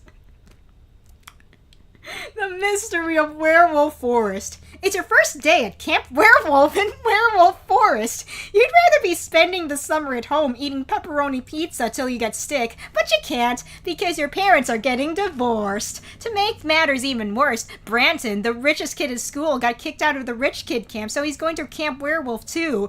Ugh. You're sitting on the dock, looking out at Werewolf Lake, skipping stones and feeling sorry for yourself, when suddenly you realize it's time for Camp Werewolf's first day jamboree. You've got to get moving. Before you make any decisions about which path you're going to take through Werewolf Forest to get to the mess hall, you remember that you have to write your name on your name tag so the other campers know what to call you. What's your name? Okay, we'll just go PK. Do you believe in magic in a young girl's heart? Da, da, da, da, da, da, da. Okay, anyway. Yeah, we're just gonna go with PK here. After you finish writing your name on your name tag and stick it on your shirt, a bloodthirsty werewolf jumps out from behind some nearby bushes. The werewolf snarls, "Hi, PK!" as he rips your head clean off, killing you instantly. Your last thought before you die is, I guess this is what I should have expected from Werewolf Forest. The next day, the other campers find your headless body floating in Lake Werewolf. They know it's you because your name tag reading, "Hi, I'm PK," is still stuck to your shirts. The end. I guess the divorce was finalized. Which thrilling adventure will you try next? Alright, Pizza Parlor of Peril. There will definitely be some mentions of pepperoni pizza here for sure. The Pizza Parlor of Peril. Let's go. You have a part-time job working at a local pizza parlor. One night, your boss, the kindly Mr. Fior, has to go home early, leaving you all by yourself. Alone in the pizzeria, you suddenly got the strange feeling that I didn't even finish! It's too late! While you were deciding what to do, a bloodthirsty werewolf jumps up from under an eerie pile of pepperoni and rips your head clean off, killing you instantly. Your last thought before you die is, dang it. The next day, kindly Mr. Fior discovers your headless body. The sight of your mangled corpse haunts him for the rest of his life. I love this so much. This is ridiculous, yeah. That's why I love it so much. Alright, the riddle of the philosophy professor. It's the last one. Alright, let's see how this one goes down. I remember liking this one the most. You are in the office of a philosophy professor because you have a bunch of questions about free will and stuff like that. You want to know, are people doomed to suffer regardless of the choices they make? Why do good things happen to bad people, like Branton, the richest kid in school? Is there a deeper form of happiness than the kind that comes from eating pepperoni pizza? The professor explains a lot of different concepts and you listen attentively. After 3 hours, the conversation comes to a close. You feel that you've learned something. What do? Feel content in the knowledge that one can still make meaningful choices even if existence itself is fundamentally absurd. Curse God for putting you on this planet only to suffer. Stoically resign to yourself to whatever fate the universe has in store for you, knowing that you've lived your life in the most honest way you could. You know what? I feel content that I can still make meaningful choices in my life, even if existence is itself fundamentally absurd. Sure, I want to look at the positive things in life. Let's go! You feel content in the knowledge that one can make meaningful choices even existence itself is fundamentally absurd, and brace yourself from your head to be ripped off clean by a bloodthirsty werewolf. But it doesn't happen. You just have to live your life now. You have unlimited choices and anything could happen. It's the most spine-tingling adventure of all. The end. But wait, you say, there wasn't a werewolf in this one. The title of this thing is a series of interactive stories where no matter what you do, you are immediately killed by a werewolf. This is bullshit! The author stammers. Well, the werewolf is really a symbol for the inevitability of death, so in that sense, couldn't you say that we do get killed by a werewolf in one way or another? Metaphorically? That's a total cop-out, you say, but I guess I should expect this sort of thing from someone who thinks my mind will be blown by the observation that characters in these types of games and stories have limited free will. Sounds like somebody's played Bioshock Infinite and skimmed the Wikipedia page for existentialism. Way to go, god damn. Moral of the story, werewolves are repelled by philosophy professors. Well, there it is. A bloodthirsty werewolf jumps out of your computer screen. You should have quit while you were ahead, he snarls. He rips your head clean off, killing you instantly. The end! That's all the spine-tingling adventures available for now, but you can restart and try your luck again, if you dare. Or you can support the creators here. You know what, let's I have not been doing this entire time. I'll be sure to link back to these games in the description later. But yeah, just so you guys can try them out for yourselves, even though I'm playing through basically all of the games. No, can't open this page. No. Okay, well, whatever. Okay, but yeah, that's that one. But I'll be sure to link back to these in the description when I can, when I remember to. All right. We'll get to In the Trees in a bit, because this one is supposed to be one of the longer ones as well. So we'll go to this one. This one is called Can You Survive This Movie? This one is also a pretty amusing one, but we'll just get into this one as well. toyou@you.com from AnthonyAutostraddle.com. Reply, steps to surviving a horror movie based on me watching several horror movies to survive this year. Steps to surviving. You know me? Cool. I'm here to tell you a few tips and tricks if you found yourself in a horror movie. I have not specified the movies as I do not want the villains to know that I know anything about them. Let's begin. Okay, I'm gonna zoom in. That way you guys can see the text a little better. I hope that's okay. Maybe I'll do it to 140. I think that's good. Let's begin. Scenario. You're in your room, sitting naked at your vanity. I don't understand you, but I respect you. As you brush your hair, you turn around and see a child in a clown mask and suit holding a knife. What do? Ask if that's your brother, ignore social decorum or whatever the fuck these people be saying, and roundhouse kick him in the face / nether regions, etc. and run. I think to survive this movie, we have to choose the latter. Thank you for the pats, Taryn. Let's go with this one. Yes, you have gained at least 1 minute of potential life. If you were able to grab your phone, kudos to you. Please proceed to the next step. Scenario. You're running to see something strange is waiting outside. It could be a person standing out in the rain with no movement towards finding shelter, a wrecked and/or abandoned car, a house with a door left open, an unexpected package, someone delivering or approaching your house though it's 9 o'clock at night. What do? Approach something strange. Run the entire fuck away, of course. Correct. Please proceed to the next scenario. You're running and your phone rings or makes a notification noise. You do not know the number. What do? Excuse me. Stop running, answer the phone, or open the text message. Nah, we just keep running. Correct. You live to see another day. Congratulations. Go to another scenario. You're in school and or your place of business.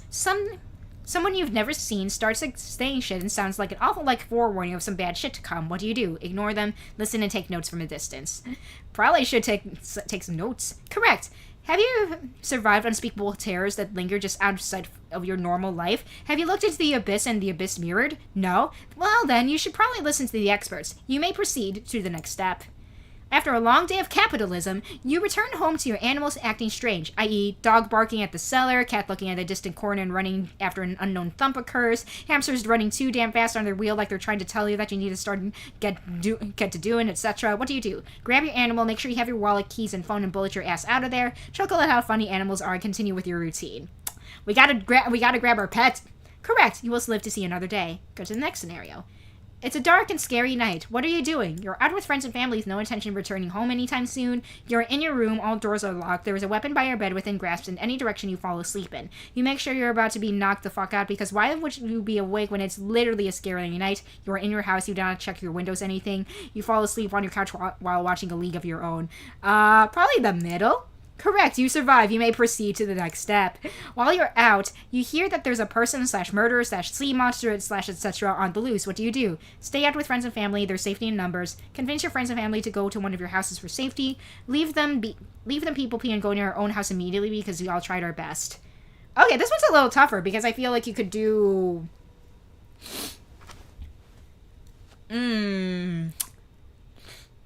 I don't know. I feel like one of the first two options probably would be the safest option. Because I don't want to abandon my friends and family just to save my own ass, you know what I mean? We probably should hole up in one of our own houses for safety. Partial credit. This is a divisive issue. When you're in a group, should you stay or should you go? If someone has believed you about this shit from the start, I tend to say yes to them, but don't put them in a position where they need to save you because they couldn't have believed because they could have believed that shit because they were in on it. If someone didn't believe you but all of a sudden believes you, then I'd stay only if they are better at certain weaponry or feel you're comfortable pushing them in front of you when the villain comes at you and you have a way to escape. You may tentatively proceed to the next step. Fair enough. Okay. A note. On the aforementioned rip note, treat people very well every day. Treat them well so there was no question that you love them. Because, homie, you may need to leave them behind and you can't have all those no, they need to know feelings driving you back to save them. Y'all had a good run and hopefully you'll meet again under better, more forgiving circumstances. On to the next scene. You're in your house. You hear a noise. What do? Go check. You call out hello and then walk towards the noise. Grab the closest weapons near you. Slam your back against the wall and wait. Go check with weapon in hand. Ooh. Definitely not the first one because you're making yourself known and vulnerable. I feel like the third option is only if you're really, really confident you're going to be able to fight back and live. Which I personally do not have that confidence. I feel like second option is probably best. Correct. Yes, the noise may be in the walls, but at least you've lessened the chances of an unforeseen sneak attack. You may proceed to the next step here. Okay, yeah, fair enough. The noise turned out to be one of your friends/family calling to you. What do? Grab another weapon and run to a secret hiding spot in the house they don't know about. Drop your weapon and run towards them. Now, see, normally, this is probably going to be the case. However, since we're in a horror movie, that could be some supernatural shit going on, where they sound like a certain friend or family calling.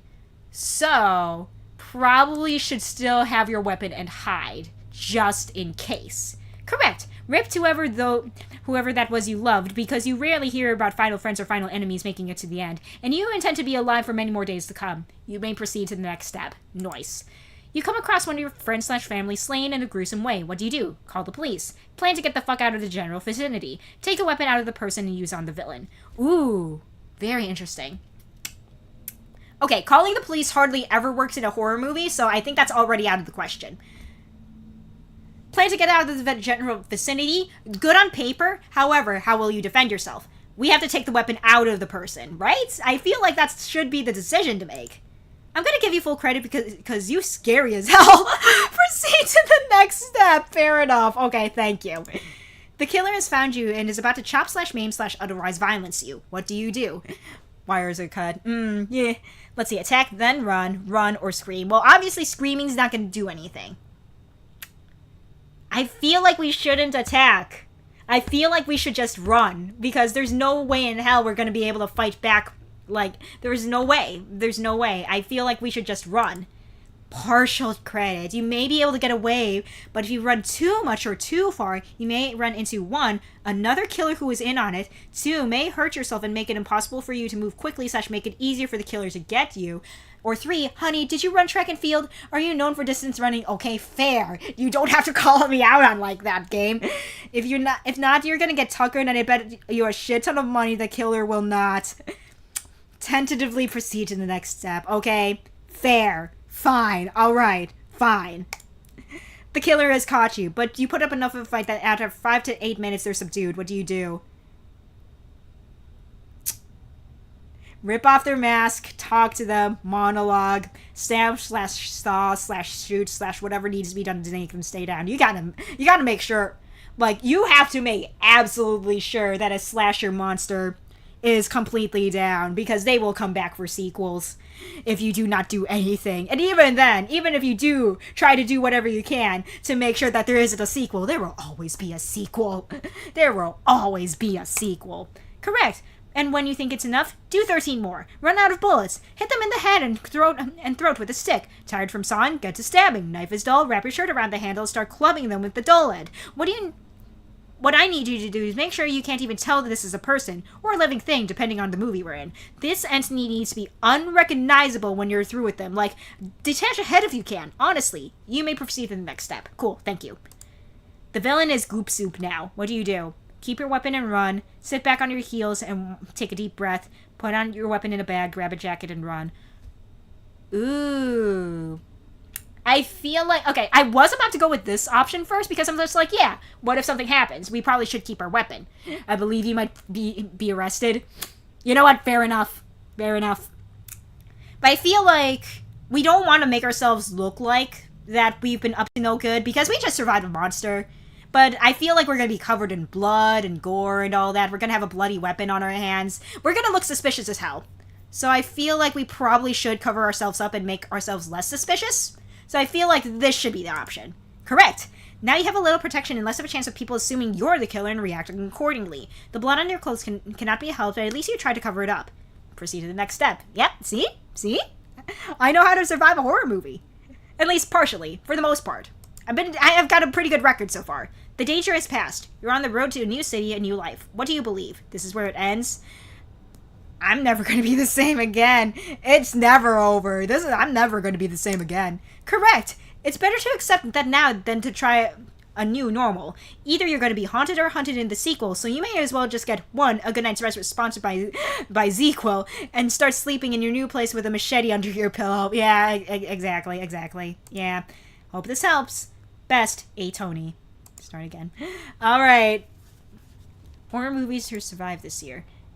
Let's see, do you know me? Well, then why did you open this email? First and hopefully last step. You don't know the person. Do not engage with anything they send to you. Sorry, you do not survive. Alright, that's great. But that was a fun one. I do like that one. And I forgot to change the name of the game.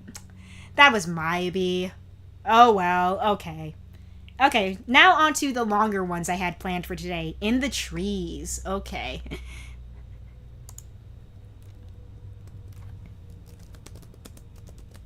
This has been in my to-play list for a long time. It was made in 2017, and I want to say it's been in my to-play list since 2017. So that's going to be fun. Let's go ahead. In the trees. Okay. Click here to start a new game. The game lasts approximately 1 to 2 hours. Let's see. It's a little before 2 right now. We'll probably be done at around 4. I might not get to my uncle who works for Nintendo today, because I know that one's pretty long. So I think this... So In the Trees might end up being our last game for the day, but we'll see. We'll see. Instructions. Explore to unlock. When the path doubles back, try something new. Complete the circle to proceed. Okay. Click here to begin. In the trees. You find yourself in the wilderness at night. The smell of smoke lingering in the air. Ahead of you, a trail leads you into a dark forest. Item received. Bear card 1. Let's explore our surroundings first. Searching in the dark. You fall to your knees and search the ground for something that might be of use. But in the near total darkness, you can't find anything. The only light you can see is an eerie glow coming from the peak of a distant mountain. Okay. Probably should explore a little further since they're giving us the option. You look ahead and see a darkened mansion rising before you. Silhouetted against the darker sky. Despite a growing feeling of dread, you enter and close the door behind you. As the door clicks shut, you become aware of the sound of deep animal breathing. Suddenly, a pair of glowing eyes appears in the darkness. Item received. Rat card. We should probably run. This is probably not a dream, but we're going to go ahead and run. Diverging paths. You run as fast as you can, and soon you run out of breath. You stop at a fork in the road. One direction leads to a thorny wilderness, the other to a narrow rocky path. We got an earth card. Let's see where the rocky path takes us. You push forward and find yourself on a treacherous path. You stumble through the darkness using your hands to feel in front of you.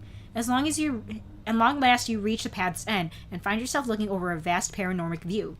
Received a cat card. Let's approach the edge. You find yourself falling through space. And while at first you feel panicked, you gradually grow accustomed to the sensation of weightlessness. Slowly you find you are no longer falling at all, but are flying, swimming through space as if it were water. Let's see, receive the sky card. Continue flying through the darkness, I guess. The voice of darkness. As you travel through the darkness, you hear a faint voice. As it grows louder, you realize that the voice is your own, though you have no memory of ever saying the words you're hearing, nor of events being described. We got the spider card. Continue? The sun and moon. As you continue onward, the sound grows louder until it's nearly deafening. You see 2 doors in front of you, illuminated with carved images on their surfaces. On the first, a sun. On the second, a moon. The sound grows even louder in the dark, and you know you must decide. Received a water card. Let's go with the moon. Let's see what that does. You force your way through the barrier and step into the darkness. After walking for a while, the path before you becomes narrower and crosses into what looks like a bottomless void. You steel yourself and set out across it. Suddenly, you lose your balance and fall, but at the last moment are able to grab onto the ledge. Let's see. Received a fire card. We'd probably pull ourselves up. Reading the stars. You walk through the darkness, and though you can barely see the path in front of you, the stars provide some sense of direction. You stop and stare into the sky, hoping for answers. Got a snake card. Keep walking, navigated by moonlight. Continue staring? You look up and see a silver, nearly full moon rising above the dark treetops. As you watch the moon, its placid surface transforms into a silvery mouth. The mouth begins moving, making a mysterious, unintelligible sound. Try to decipher the sound. Let's see. As you continue onward, the sound goes louder until it's nearly deafening. You see 2 doors in front of you, illuminated with carved images on their surfaces. Okay, the path has looped. You have a strange feeling you've been here before. Let's go through the moon. Let's pull ourselves up again. Let's run. Okay, we're back here. Let's go to the rocky path. Return the way you came. Head for the distant mount. Explore your Pinch yourself and try to wake up. Let's see what happens if you do this. Glass coffin. You awake from an especially dark dream to meet your own reflection in a wall of glass. Looking around, you discover that the glass is everywhere, surrounding you in a soulless, transparent cocoon. Panic begins to rise as you realize you are trapped. Receive the mirror card. Push against the glass. Ooh. You now have 12 cards, each with a familiar-looking symbol. Look at all 12 together. Okay, so we've visited 12 unique locations so far, I guess is what it's trying to say. I think I'm going to try to collect more cards before we kind of look at all that, though. Actually, no, let's try looking at them now. Let's see, you hold the 12 cards up, fanning them out in both hands. Each has a unique symbol. Bear, mirror, whale, dog, fire, earth, spider, snake, cat, water, rat, sky. As you look at them, the cards begin to glow with an iridescent green light, faintly at first, then more brightly. Of their own accord, the cards rise from your hands and form a circle in the air, which spins slowly in front of you. After a few seconds, the cards come to a stop, still floating in a perfect ring, their images still glowing. Gradually, faintly, the lines of the light begin to form between the cards, 2 lines for each card crisscrossing into an intricate 12-pointed star. After staring in the glowing star for several seconds, the cards start to blur before your eyes. You close your eyes and rub them with tips of your index fingers, then open them again and stare at the screen. The exaggerated pixels of the old terminal, usually so comforting, now have a faintly nauseating cast, as if they're somehow absorbed and are retransmitting the fluorescent lights of the lab. You lean back in your chair and look at the terminal. The terminal is an older Karsoi model. Its white plastic casing rendered a dingy gray from the decades of dust, unwashed hands, and cigarette smoke. Outside, past the low rolling hills, the setting sun casts a faint orange light, which filters through the dusty windows. The low autumnal beams bring out the host of heretofore unseen streaks and stains of the aging plasticine surfaces of the terminals and desks around you. Day 276. End of 2nd late quarter. Start of 3rd late quarter. Save your game now. Click here to save. You switch off the terminal and stand to push your chair and leave the lab. Game saved. Leave the lab. Hallway. The hallway north of the computer lab, with its unpainted cement walls and yellowed linoleum floors, feels downright bunker-like. Against the left wall are the department's mailboxes. In addition to the normal scattering of notes, nearly all the slots, including yours, contain a yellow sheet of important end-of-term procedures, grades, holiday schedule, remembering to close doors and windows. You recall the time a dove and a Polakov flew into the lab at the same time, and took the combined efforts of you and 4 students to get them both out. Among the stack of papers is a handwritten note, folded cleanly down the center. Read the note. Let's see. The note, written in an elegant flowing script, uses the flowery Parthenoid salutation favored by some of the university's more senior faculty members. Eminent colleague, as we close out another year, it is my hope the term is treating you well, and that its tribulations are few and trivial. Your recent work has come to my attention, particularly your interest in the Parthenoi and their traditional story forms. As my remaining days at this institution grow shorter, I find your attempt to set these stories in a digital form noble, particularly given the advanced age of most of our equipment here, and would greatly appreciate the opportunity to speak to you about your efforts. If you are amenable to meeting with me, I can be found at my regular seat at the table numbered 5 in the botany room of the Medrov Lounge most evenings by mid-3rd quarter. I would love to bring up a few points about this project, if only to suggest you include the myth of the trees in it. and put forth a proposition that you may hopefully find interesting. Regardless, keep up the good work. Many of us here, myself included, look forward in seeing where your research for truth leads over the coming days. And while I do not look forward to the ways in which it might reroute or bury the old trenches in which I tread, I do not doubt its worth of scholarship. I leave you with the oldest and strangest of Parthenoi blessings. With eyes wide open and arms intertwined, may she and he walk at your side, leading you to the light. With my retirement fast approaching, I hope I may find time to revisit the old scriptures the founder so loved, and read them again with new eyes. Professor I. Manov. Let's see, receive Manov's note. Fold the note into your pocket. Let's see. Your mailbox is empty. Let's go to the foyer. We'll come back to the computer lab later. So, from what I can gather, the game, like, the part of the game we were experiencing before, seems like it's the game that this main character seems to be developing, from the looks of it, from what I can understand. Okay, interesting. Very interesting indeed. And I do like how they change up the font, depending on, like, whether you were playing that, like, computer game, or if you're, like, in the real world. I think that's kind of neat. Anyway, let's go to the foyer. Rostov Hall, foyer. Rostov Hall, named after the university's founder, houses several departments, including philosophy, carceral ethnology, and linguistics. You spend most of your days here, and have come to love its bizarre blend of neo-brutalist pretensions and flimsy, cost-cutting construction. The juxtaposition is most evident in the building's foyer, the walls of which consist of countless rectangles of molded slate-gray plastic, apparently meant to stand in for limestone blocks. Stacked floor to ceiling, they make for an impressively monumental facade, as long as you don't look too closely. There are doors to the west, east, and north. West, east, and south. Let's go to the central atrium, I guess. The central atrium is the heart of the Rostov building. 6 grand crystal chandeliers, lit with classic sulfur lights, hang from the high vaulted ceiling, placed between massive skylights. The walls feature large paintings of patrons from decades past, and the floor is covered in thick carpet printed with classical Parthenoi pattern. The Medrov Lounge to the south has not been opened yet for viewing. Let's go to the observatory. You walk down to a short hallway leading north from the central atrium through the set of heavy wooden doors into the large rotunda of the observatory. This lower level, open to the public, features an intricate clockwork structure of the solar system at its center. Metal plaques describing the 12 signs of the Parthenoi zodiac adorn the walls. Let's examine the sculpture first. One of the university's hidden wonders, the Rostov clockwork solar system is more commonly referred to simply as the clock. This 3-dimensional model of the 10 planets in transit around the sun is surprisingly accurate, particularly considering it was built so long ago. Its near-flawless working condition is a testament not only to the incredible craftsmanship, but also to the immense care lavished on it by Lavros Korolov, the hall's facility manager and son of the university's most famous scholar. Let's examine the plaques. Ooh, interesting. These are all the plaques that we, These are all the cards we found in the game, I guess. Interesting. Very interesting. Okay. Pardon me while I get myself more comfy here. Alright. Each of the 12 signs of the Parthenoi zodiac corresponds to a passerant.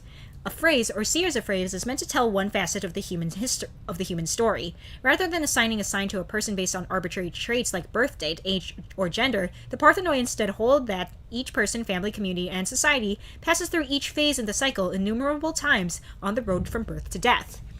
Esoteric, poetic, and all but inscrutable, even in their modern translations, the passerant fragments have been endlessly scrutinized by scholars of literature and folklore, and are much loved by poets, students, and dilettantish mystics alike. Let's look at the bear. A fire burns in the woods. Its smoke a path winding through the sky. The smoke smells one way to you and another to the trees. Mirror plaque. The eyes of the dead are everywhere, in the trees, in the water, in the air. The world a coffin of clear glass, out of which the dead look. Sailors know the depths from the surface. At night the shimmering waves make a mouth of the moon. After 10 days at sea, the land will not be where you left it. Okay, the dog. Wandering in the dark, you look up at the dim glow from a distant peak, then down at a small speck of moving on the ground. It is a seeker just like you, wandering in the dark, looking up at your faintly glowing eyes. Fire. Wander long enough and your path will cross a chasm vast as the sky. Stand still long enough and you will be crossed by 100 paths burning through their way through the darkness. Earth. Every decision between yes and no is between a dark wilderness of thorns and a bright rocky path. Knowledge lies in knowing which is no and which is yes. 8 people walking in complete darkness find their way of speaking. What none of them know is that only one of them is real. Snake. Tilt your head back and the stars bow down to you. Throw your head back and they fall to the ground broken. Count to 3 and make your choice. Was playing Batman with Star and Leah. Nice, nice. Hope you guys had fun. Let's see. Cat. When a narrow rock-strewn path opens on a vast expanse, your future is one of either falling or refocusing. Water. Better to see the sun and moon as reflections rather than the great she and he above. As you roam the 7 seas, the crest of each wave bears the tidings of the sky. Rat plaque. The great house looms tall and black, starless void and starry sky. When you enter, there will be 4 glowing eyes, 1 pair yours, 1 pair not. And the sky plaque. The moment a bird forgets it is flying, it feels itself to be falling.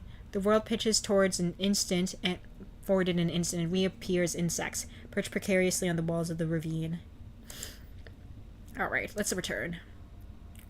Let's take a look at the East Wing. Let's see, the East Wing of Rostov Hall contains most of the building's offices and classrooms. It's mostly empty in this late in the afternoon. Alright. Let's go to... No, we already went to the East Wing. Let's see, the Medrov Lounge. Though smoking is technically forbidden in the Medrov Lounge, it reeks of cigarette smoke. And while its cherry wood tables have seen better years, it nonetheless retains an irascible old world charm. Let's check out the botany room. The botany room features plant specimens, both living and preserved, from the university's collection. These line the walls in various forms, pressed behind glass, growing dustily in ancient in ancient pots, and even floating in jars of preservative. A man sits alone at the table near the window. Though he has a newspaper spread out on the table in front of him, and a half-full glass of what appears to be a cherry brandy next to it, he instead stares through the large south-facing picture window at the rolling brown hills.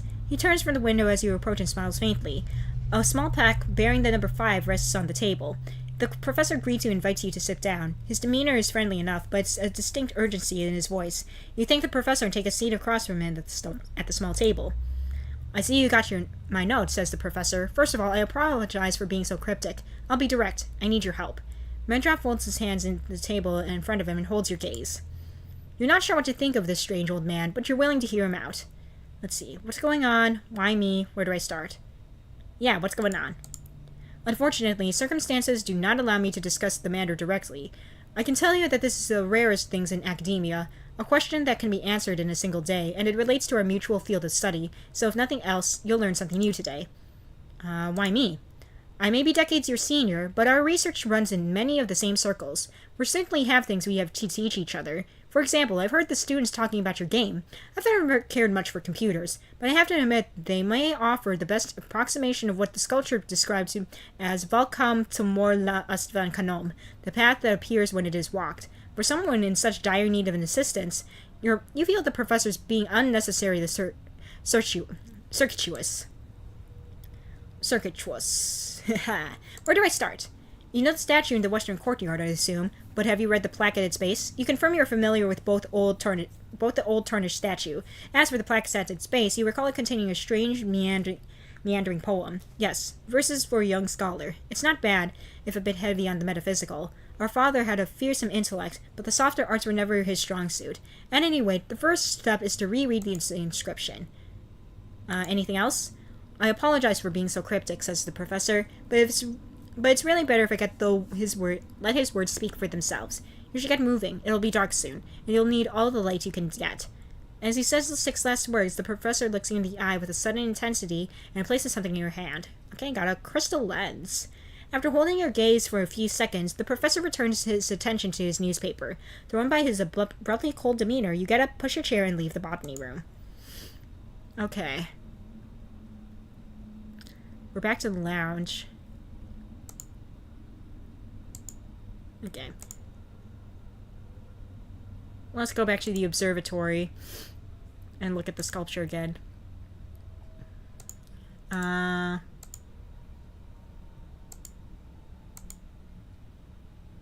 Okay, we gotta move. Let's move to the courtyard. The setting sun casts long shadows across the courtyard. At its center is a bronze statue of Vasily Rostov, the university's founder. Its age is apparent from its greenish layer of tarnish that covers it, and its stone at its base pocketed with bullet and shrapnel marks from half a century ago. To the west are gently sloping foothills of the Sisters, their dried grass glowing golden in the setting sun. Alright, let's look at the plaque at the base of the statue. The plaque faces west, and your back is setting in the sun, your shadow falls almost directly onto it. The engraved text on the plaque, like the statue itself, is covered in a layer of dark green tarnish. Verses for young scholar. Truth will appear to whoever will call her. Let him who has the will raise his eyes to the light. We gather together beside her cool waters, and see what the moon father casts down on tonight. Where have you come from, O child of the dawn? Can it be where is nowhere your soul can yet rest? As something in the trees makes them lean to the sun, let go of your heart, lest it beat through your chest. If all your carefree days should be behind you, and the moon begins you sorrow when it appears in first sight, just take what you need from Vilna's great basket, and honor the dreams that bring knowledge each night. It leaves us so quickly with the season of growing, and when the first light, we are ashamed of what we see. No quarter is given to the meek or forgetful, but 'tis only known through the grace of the great she and he. This visible world, which we know to be lacking, we see far too oft a lens stained with mud. In our dreams made of gossamer, we stand newly perfect as a shipwright's bowl that keeps the decks above the flood. It lives in our minds, the crystal of knowledge, and those who do not look are the only who can see. For the child in its eyes has trappings of glory. Godspeed. Let your mind find its home in the trees. You remove the crystal lens from your pocket and raise it to your eye. With the crystal lens pressed to your eye, you reread the poem at the statue. Let's see. To whoever has the will to see, there is something in the trees. Behind you it appears each night. At first quarter, but 'tis only visible through a lens made of shipwright's crystal. Do not look in its eyes. Godspeed. Okay, interesting. There's something in the trees. There's something in the trees behind you. It appears in each night. At first quarter, but 'tis only visible through... Okay. Interesting. Unsettled by the message, you place the crystal lens back in your pocket and scan the mostly empty courtyard. The low rays of the setting sun still provide some warmth, but the cool autumn evening is beginning to win out. Yes, I would like to save my game. You shiver briefly, then step back from the statue. The setting sun... Okay, let's... You should return to the botany room and speak with Medrov. Yeah, I should. Let's go back to the... Let's go to that.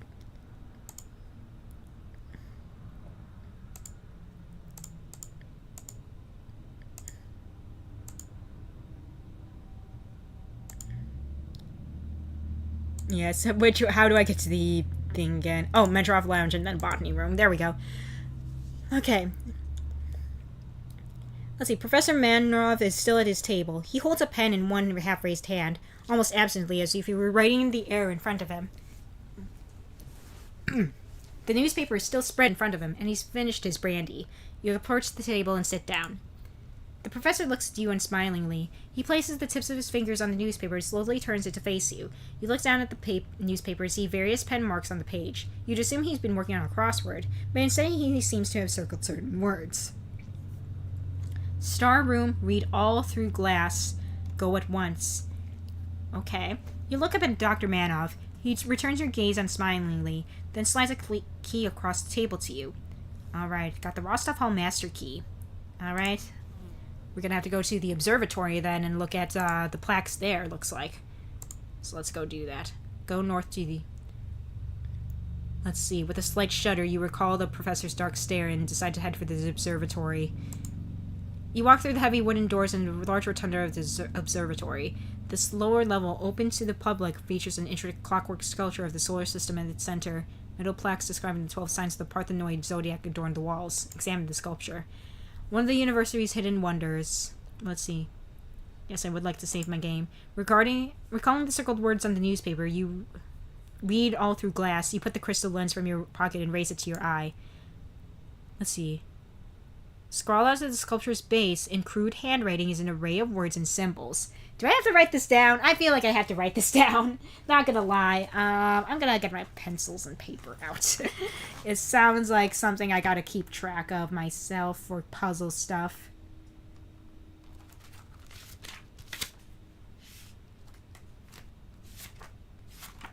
Okay. Let's see here. Let's see. So we got room is guardian squared plus totem times element plus totem plus element, and then combination is guardian plus element totem times guardian, and then just guardian. I have no idea what any of this means, but I probably should write it down. Let's see, Halloween is on Thursdays, so are you planning on doing something? Yeah, the original plan was to do something for Thursday anyway, so yeah, I will be doing something. I do have something planned for Halloween. Alright, examine the bear plaque. Use the lens. The plaque does not appear any different. Okay. How about the mirror? Okay, mirror is fine. How about the whale? 10 days at sea. Okay. So whale, 10. Okay. Let's look at the dog plaque. Doesn't look any different. Fire. Anything with fire? Nope. Earth plaque. Nope, nothing wrong with earth. How about spider? Nothing different with spider. How about snake? Nothing interesting with snake. How about cats? Nothing interesting with cats. Water plaque. 7. So water is 7. Okay. Wasn't expecting you to start so early. Yeah, I think for this one I did want to start kind of early-ish, just to get as much games as I could into the schedule as possible for today. Since I didn't know how long each of these games would take. I don't know if it was going to be too long or too short. Let's see. Anything with rat. Rat has 4. Okay.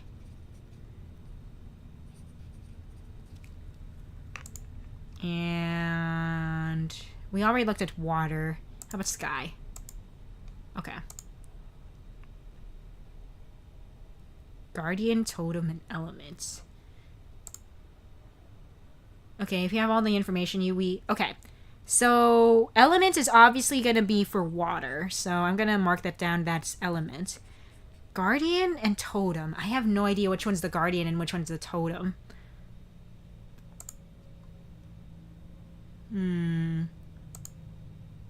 I have no idea which one between the whale and the rat is going to be the totem or the guardian.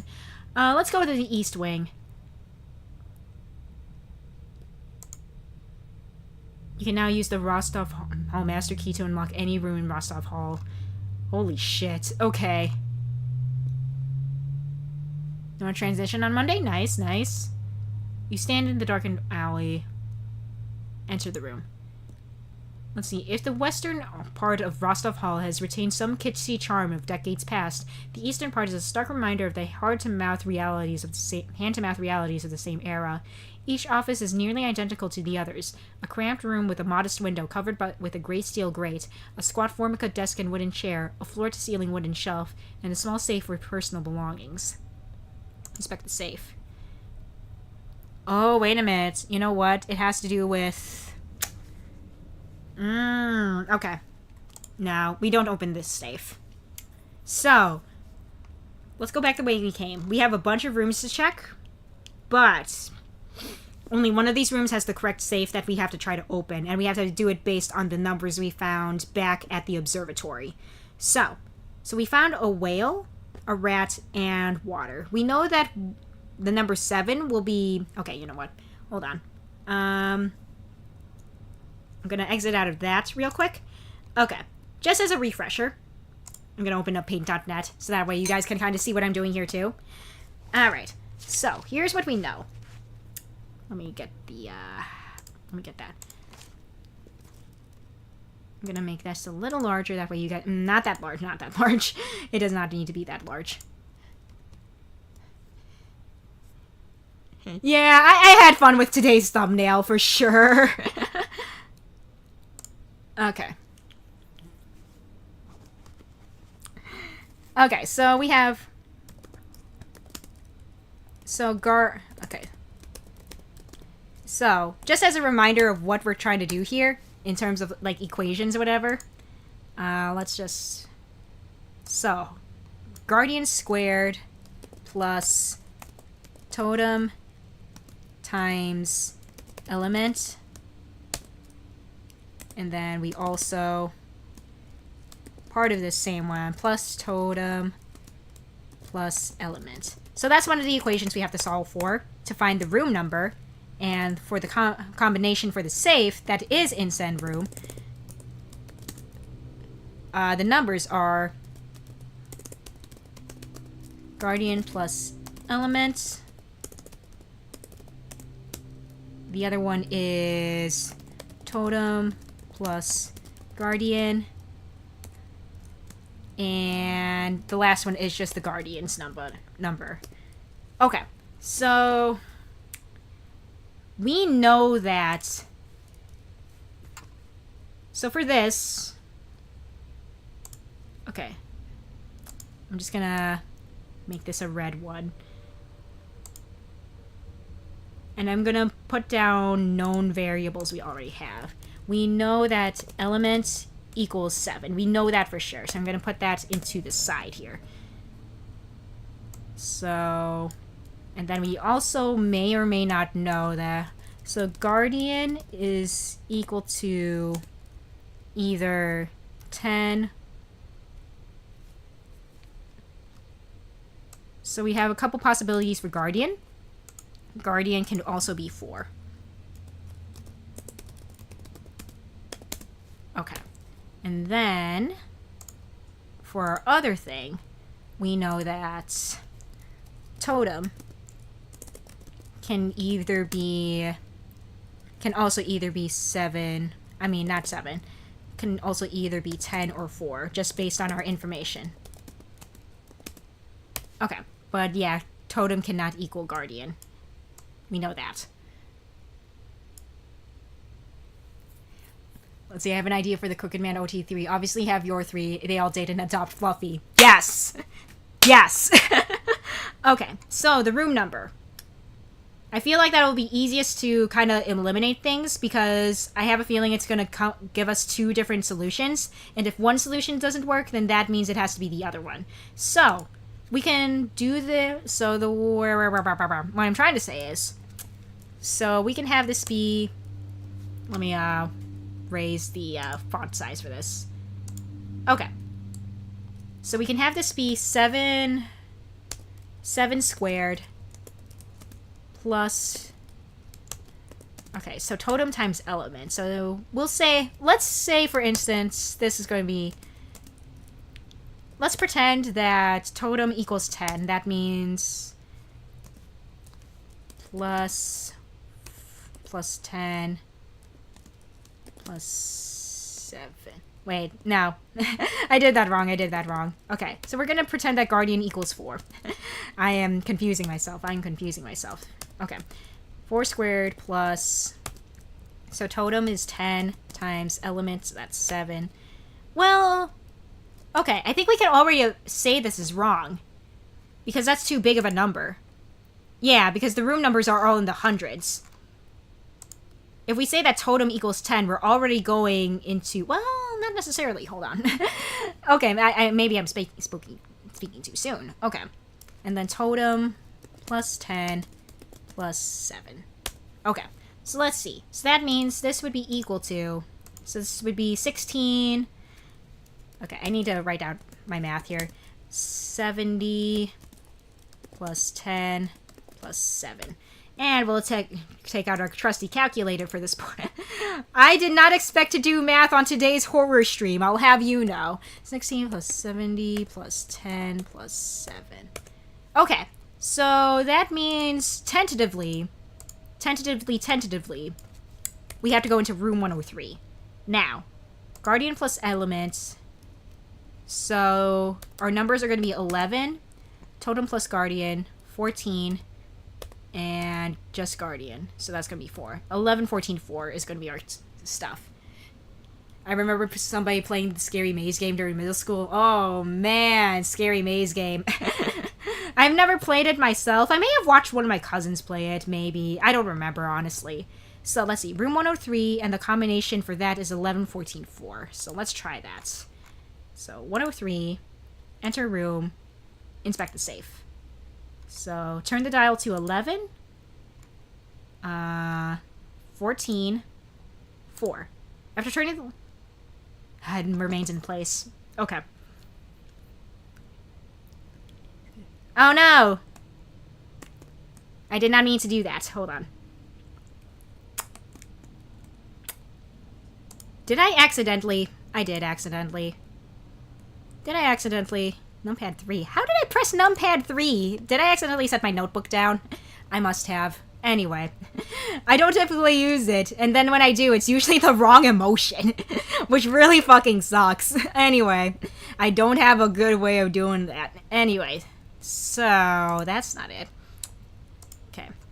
I'm gonna just color code this, that way I kind of know what I'm doing. Oh wait, no. Where's my mouse? Okay. Okay, so I was trying this combination, I think? Yeah.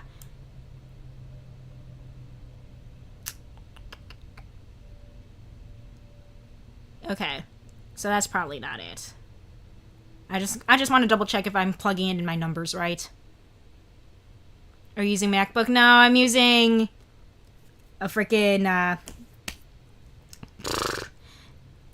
let's see. It's a Lenovo laptop. Anyway, yeah, 14 squared, 4 squared, that's 16. That's 70. Okay, I am doing this right? I did not, or am I? Wait. Yeah, times totem element. Yep, totem element. Yeah, okay. So it's probably not the correct one. Okay, it was just straight up not correct. Okay, in that case, we will do an alternate one. Okay. So we established that this is probably not correct. We're gonna go ahead and move this to the side somewhere.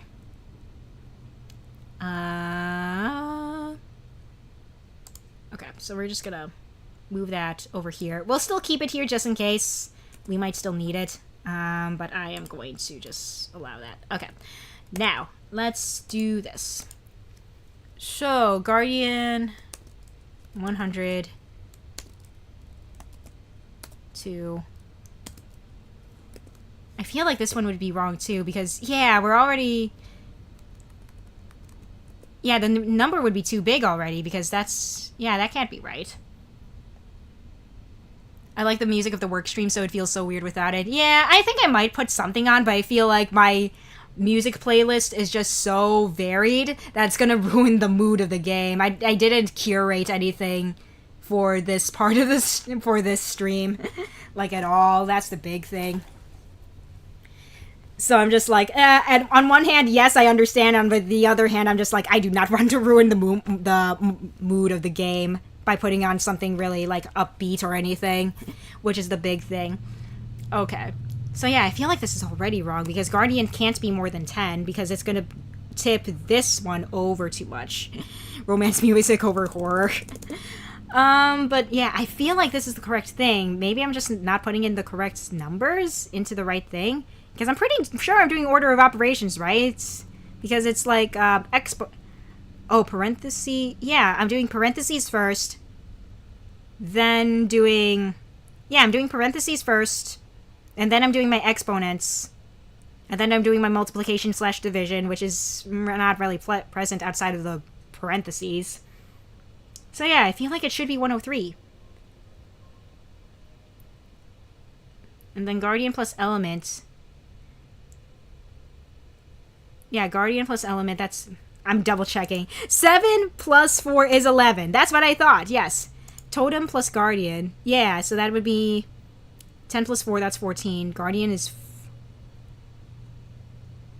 Yeah, and then guardian is 4, so that should be correct. Why is it not correct? And I am... Okay, I'm just gonna go back the way I came. Yeah. I'm in room 103. I enter the room. I inspect the safe. And then... I just want to make absolutely sure that I'm doing this right. Let's see. Guardian... Yeah, because... Okay. And I'm gonna just do this just to make sure I'm not going crazy. 4 squared is 16, correct? Yes, okay. That's what I thought. That's what I thought. I know my basic math. Why is this not mathing? What the fuck? Okay. So, okay. Okay, so the combination lock, like I said, guardian plus element, so it's going to be 4 plus 7, so that's 11. So 11, then 14, 11, 14, 4. 11, 14, 4. Okay, unless I'm missing something very, very important. Go back the way I came. Return to central atrium. Okay, we're going back to the observatory. Okay, yes. So it's... Let's see, have you ever considered color-coded subtitles? It's just something I've always wanted to try. Yeah, I mean, that would be kind of neat to do at some point. Okay, so let's see. Okay, this is going to be the main reason why this thing is going to be over, like, close to 2 hours. It's just because math eludes me, I guess. Okay, I just want to make absolutely sure I recorded this correctly.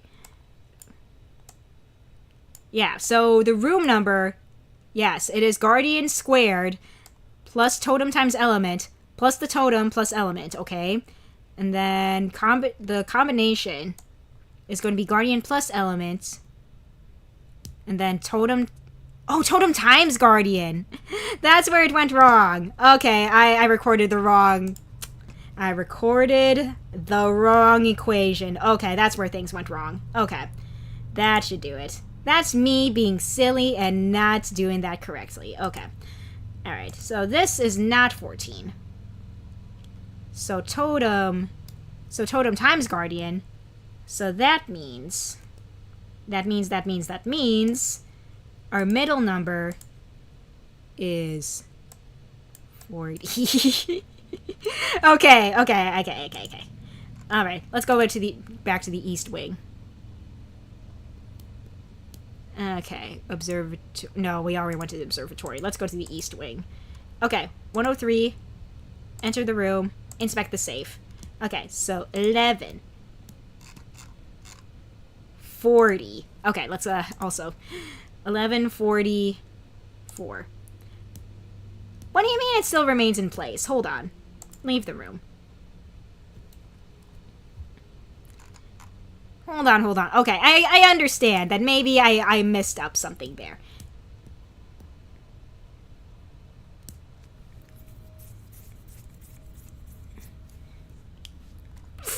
Okay. Okay, so we've already...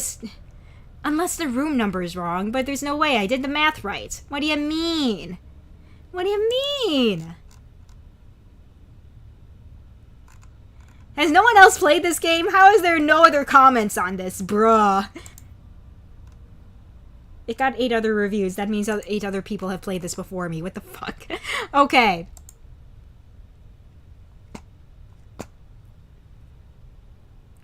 Unless I have a very misunderstood definition of the word element. Because I have a feel... So, okay, just to reestablish what we checked.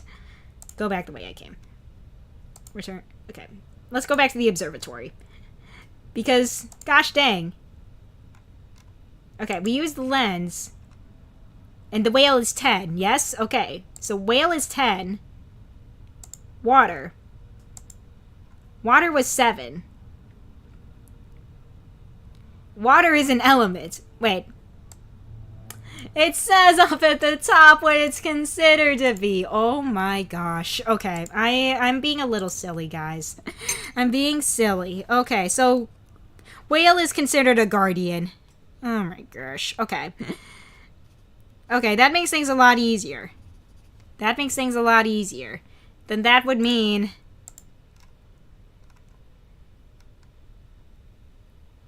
Okay, then that would mean that rat is a totem. Yep, rat is a totem. Okay, with that in mind... Use a lens. Okay, and we've already established that, yes, the numbers that I got were correct. Okay, can I just not math? Is that the problem? Can I just not math? Okay, hold on. Okay, I'm gonna double check this. Okay, I'm gonna double check my equations here one more freaking time. Okay, because I'm starting to doubt myself. So the room, guardian squared plus totem times element plus totem plus element. Okay, and then combination is, so the first number is guardian plus element. Second number is, I should probably, totem times guardian. And the last one is just the guardian's number. That marriage proposal really made me go, what the fuck? Okay, so there's that. Okay. Let's go back to the East Wing. And then do this. Okay. So. Let's try this again. The room. Now that we know... Okay, so whale is guardian. Totem is... Okay. So let's redo the math because we're being a little silly. Okay, so we know it's this. So we know the actual numbers are this. So let's do that. Okay, cool. Okay. So let's redo our math and just kind of figure out our numbers from there. Okay, let's go ahead and just erase all that from existence and redo our math. Okay, so... Okay, so guardian squared. So 10... So 10 squared plus 4 times 7 plus 4 plus 7. Okay. Alright, and then... So this is going to be 100 plus 28 plus 4 plus 7. And then we're going to go into here. 100 plus 28 plus 4 plus 7. 339. Okay. Interesting. Alright. Guardian plus element. So, guardian plus element. So, we got 17. Totem times guardian. So, that's 40 still. And then the guardian number is 10. Okay. Let us...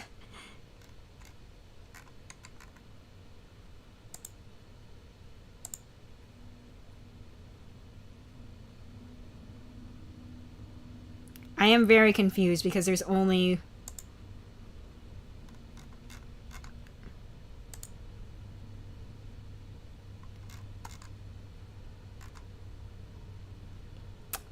Yeah, I completely forgot that I had my little emote things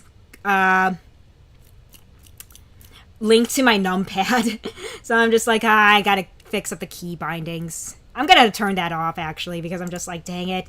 I forgot that I set these to key bindings. I'm gonna just delete them. For now, yes. Delete them now, yep.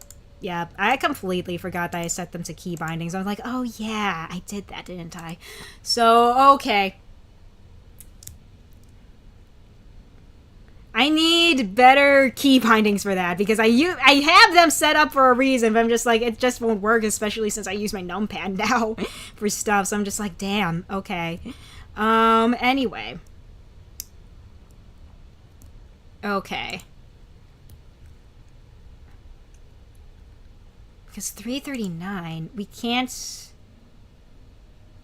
I am very confused because the math does not check out.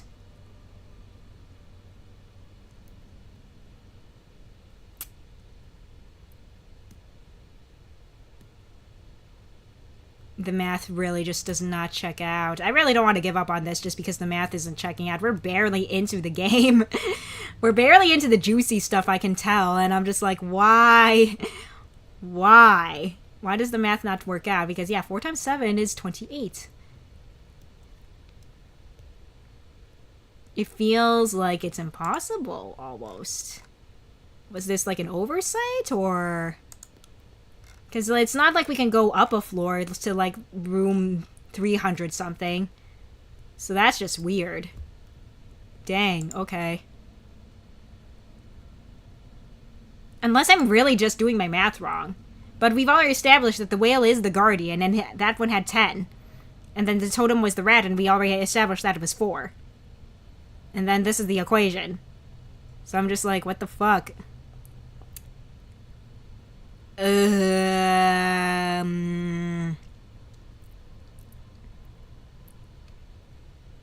yeah, they're...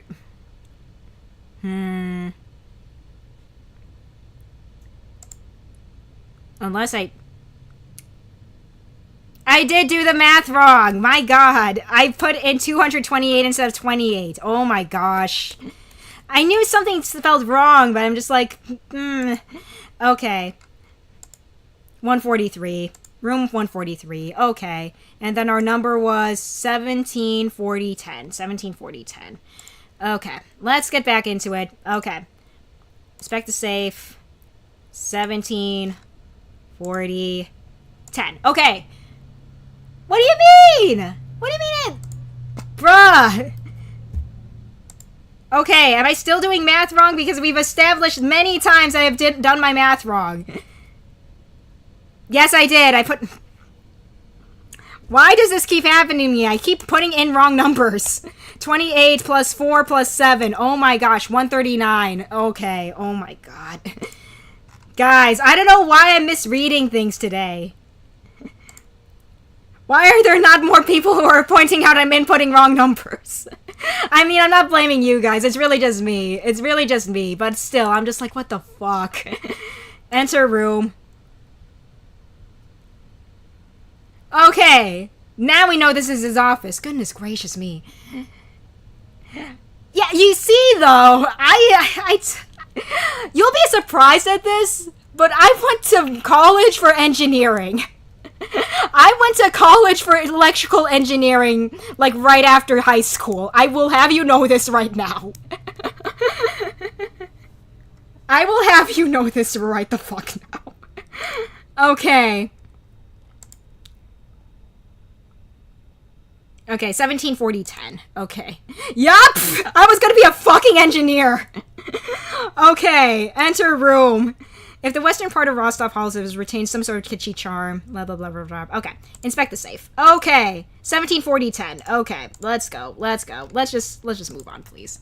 Surprised it wasn't art? Yeah, well, okay, so 174010. Okay, cool.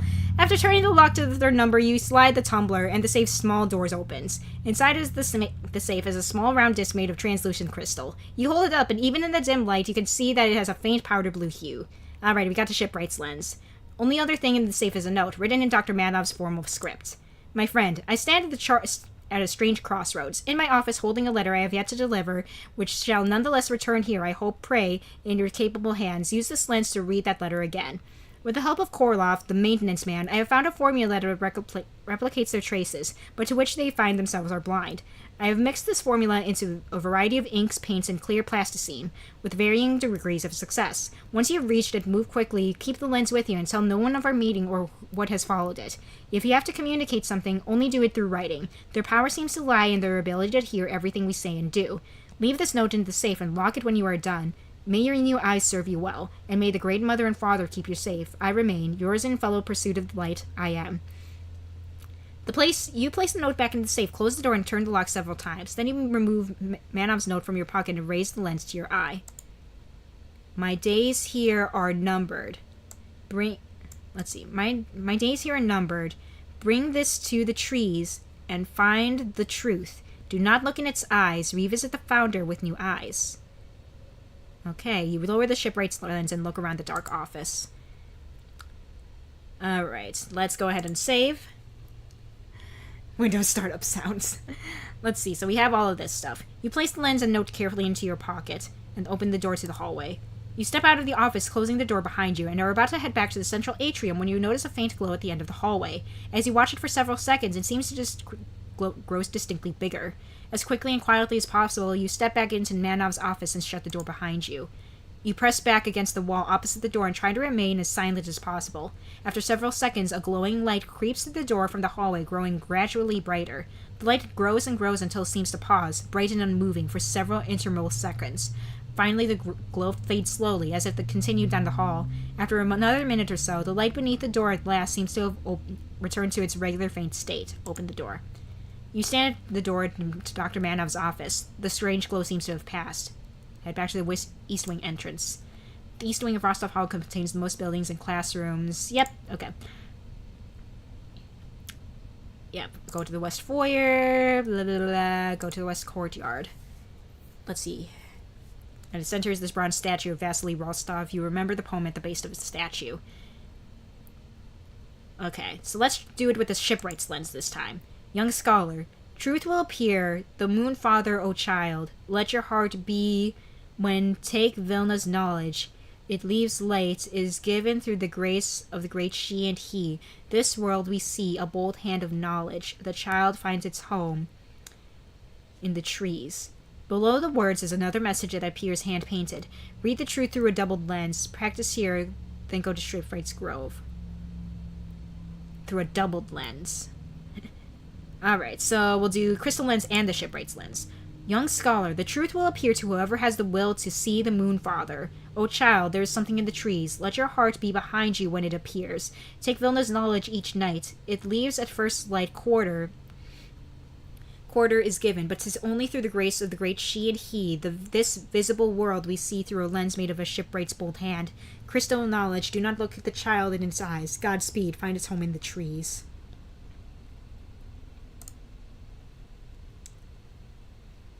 Okay. Yes, we'll go head west. You descend the broad, age-worn limestone stairs and follow a weed-strewn path to the foothills. The land in this part of this university is mostly open fields of dry grass, crisscrossed by the brick and dirt paths of varying states of disrepair. The light ahead glows a dark umbrous orange, the last vestige of the setting sun. Beneath the glowing sky lies a dark amorphous mass of the western foothills. At the top of the highest hill, you make out a pointed silhouette of trees, Shipwright's Grove. You continue west and come to a trailhead that leads into the hills. Be safe. You check your pockets for the two lenses and start up the trail. Alright, off we go. In the lower foothills, as you walk down the narrow path, the sky above begins to shift from deep orange to a cold blue of dusk. Gradually at first, then more notably, the path begins to ascend into the hills. The air around you grows colder, though whether from the encroaching night or your increasing distance from the valley floor is hard to say. After a while, the path grows rocky, and the encroaching darkness, you occasionally have to use your hands to feel the path in front of you. Alright, we continue up. Yeah, it was a pretty busy week. You've been to the Grove before, but never at night, and the path proves tricky to navigate. Nonetheless, the path eventually begins to level out, and after a few more minutes of walking, you crest a bridge to see the silhouette of the Grove, looming ahead and slightly above you on yet another peak. You pause to catch your breath and look back east towards the university. Looking back the way you came, the darkness of the foothills and valley floor below gradually gives way to the faintly lit fringes of the university. You can make out the courtyard of Rostov Hall, which is now a tiny statue of the founder, as well as the hall itself, gray and square with a massive A-frame of glass and metal over the central atrium. Beyond that is the blocky, brutalist labyrinth of the East Wing. Beyond Rostov Hall, the rest of the university sprawls out in a more or less orderly grid, its yellow sulfur lamps illuminating roads, plazas, and buildings that stretch off into the darkness. Somewhere, a distant diesel engine sputters whirs and fades into the night. To the north, the distant peaks of the Sisters sit vast and dark against the night sky. Even from this height, they loom over everything, blotting out the stars in a jagged cutout. After several minutes, you continue up the hill toward the Grove. It's a clear night, and the last traces of the sunset disappear. The stars began to show themselves. A low 3/4 moon hangs in a few degrees of the horizon, its light giving a silvery cast to the dry grass that covers the hillsides. The cedar trees of the grove loom tall and black ahead. Alright, continue walking toward the grove. By the time you make it to the top of the hill, the stars have come out in force. You approach the grove, more of a ragged ring of dark, rough bark cedars than the actual grove, and pause at the periphery. You've been here before, but always during the day, and never under such bewildering circumstances. You breathe the cool evening air deeply, check your pockets for the lenses, and proceed into the grove. At the center of the grove is an unremarkable patch of rock-strewn dirt, which shows the telltale signs of minor nighttime revelry. Cigarette butts, a few empty Savoy bottles, and even some graffiti scrawled on the few larger rocks. At the center of the grove is a large, flat-topped boulder, worn smooth by the hands and the feet of the countless hikers, drunken revelers, and solitary thinkers wanting to stand at the hill's highest point. The rising moon illuminates at the tops of the trees and casts a pale white light onto the boulder at their center. You remove 2 of the lenses from your pocket. Alright, look through the crystal lens. You raise the crystal lens to your eye and look at the boulder.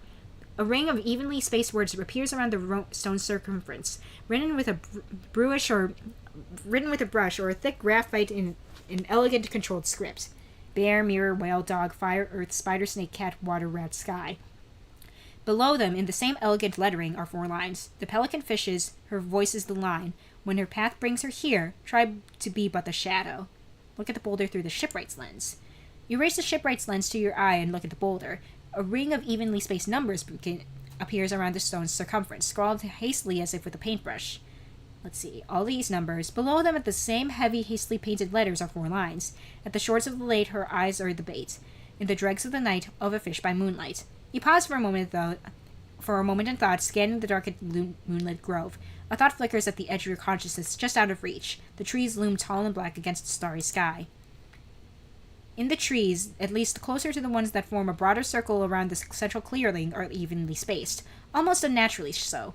Starting with the one directly in front of you, you count them in a circle. There are 12. Excited for the Weird Men series? Yeah, I am. Like I said before, it is going to be completely blind. Pretty much practically completely blind for me from there on out, honestly. I think I'm going to be doing the same thing, because I know that each of the games also have, like, extra stuff upon a second playthrough of each game. So I'll probably do something similar where I'm going to dedicate a stream to showing off the stuff for a second playthrough. The one where I'm kind of trying to wonder what I'm going to do with it, by which I mean the very last one, the Hanged Man, that Saturday is going to be the beginning of November, so I'm just like, do I still dedicate a stream to that, or I don't know yet. I think I might just do like a short stream tomorrow, or at least maybe upload a video where I show off the last bit of the Hanged Man for the second playthrough of that. I don't know yet. We'll see. Let's see, day 277, end of 4th late quarter, start early 1st quarter, save your game now, yes. From this point on, you will automatically view all essential items through both lenses. Awesome. You raise both lenses to your eye and re-examine the central boulder. 6 bear, 2 mirror, yeah, okay, yeah. The pelican fishes at the shores of the lake, her voice is the line, her eyes are the bait. When the path brings her here, in the dregs of the night, try to be but shadow of a fish by moonlight.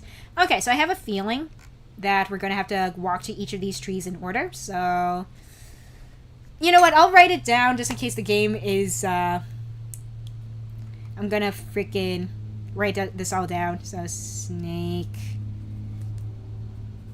mirror, fire, cat, water, bear, sky, spider, whale, earth, rat, and then dog. Okay.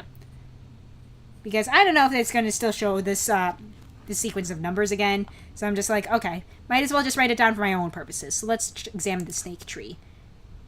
2. 2, okay. 2. No. Okay. To know her. To know her path.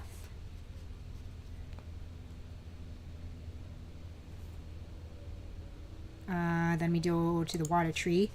To know her path, look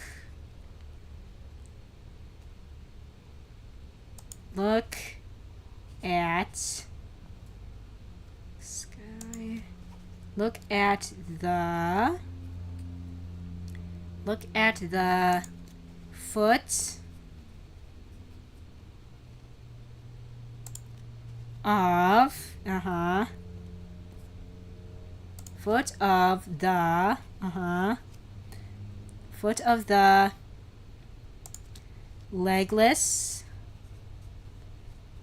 the legless guardian.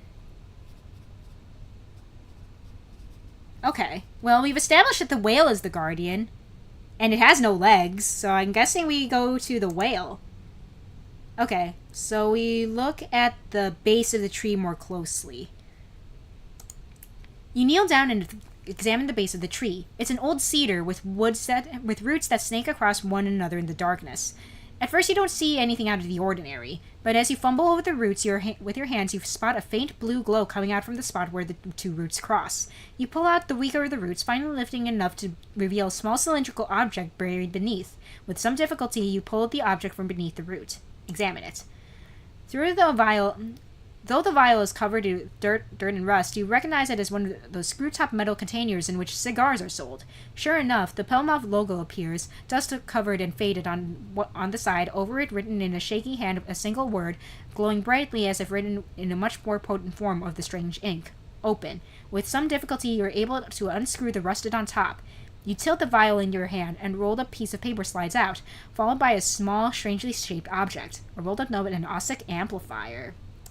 Interesting. This is a pretty cool word puzzle. Yeah, it was pretty cool. Alright, let's read. Rolled note. You unroll the note and are immediately struck with how brightly its words glow. It's written in the same shaky hand that appeared on the outside of the cigar case.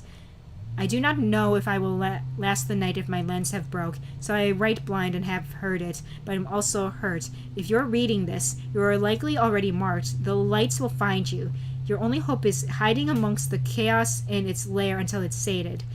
Follow the rat's eyes to the cave beneath the cave. Follow the rat's eyes to the cave beneath the cave. My mirror is there. If you dare look, use this device. If you dare to listen. PK. I didn't know I was in this game. Put the note away. You re-rolled the note and put it back in the tube. Then you look at the small device in the palm of your hand. Roughly spherical in shape and about the size of a marble, it appears to be made from the knot of dark hardwood. It's worn smooth from use and has holes on either side. You hold it up to the moon and look down the axis formed by its two holes, but no light seems to pass through it. With some trepidation, you lift the device and push it into your right ear. Immediately, a rush of previously unheard sound fills your head, as if you'd been pulled by something from your ear that was blocking it rather than putting something in it. At first, the sounds are overwhelming, like a squall of radio static, but after a moment they begin to order themselves into distinct tones, a high constant hissing sound, like a rushing wind or a distant ocean, low reverberating vocal tones like the songs of whales, and punctuating in staccato bursts, a yelling, howling cry sounding like the cry of a prehistoric bird, or perhaps some sort of roaming animal calling for its lost pack. You raise your eyes to the night sky and look at the stars. It's like those EXE games where they call you by name, yeah.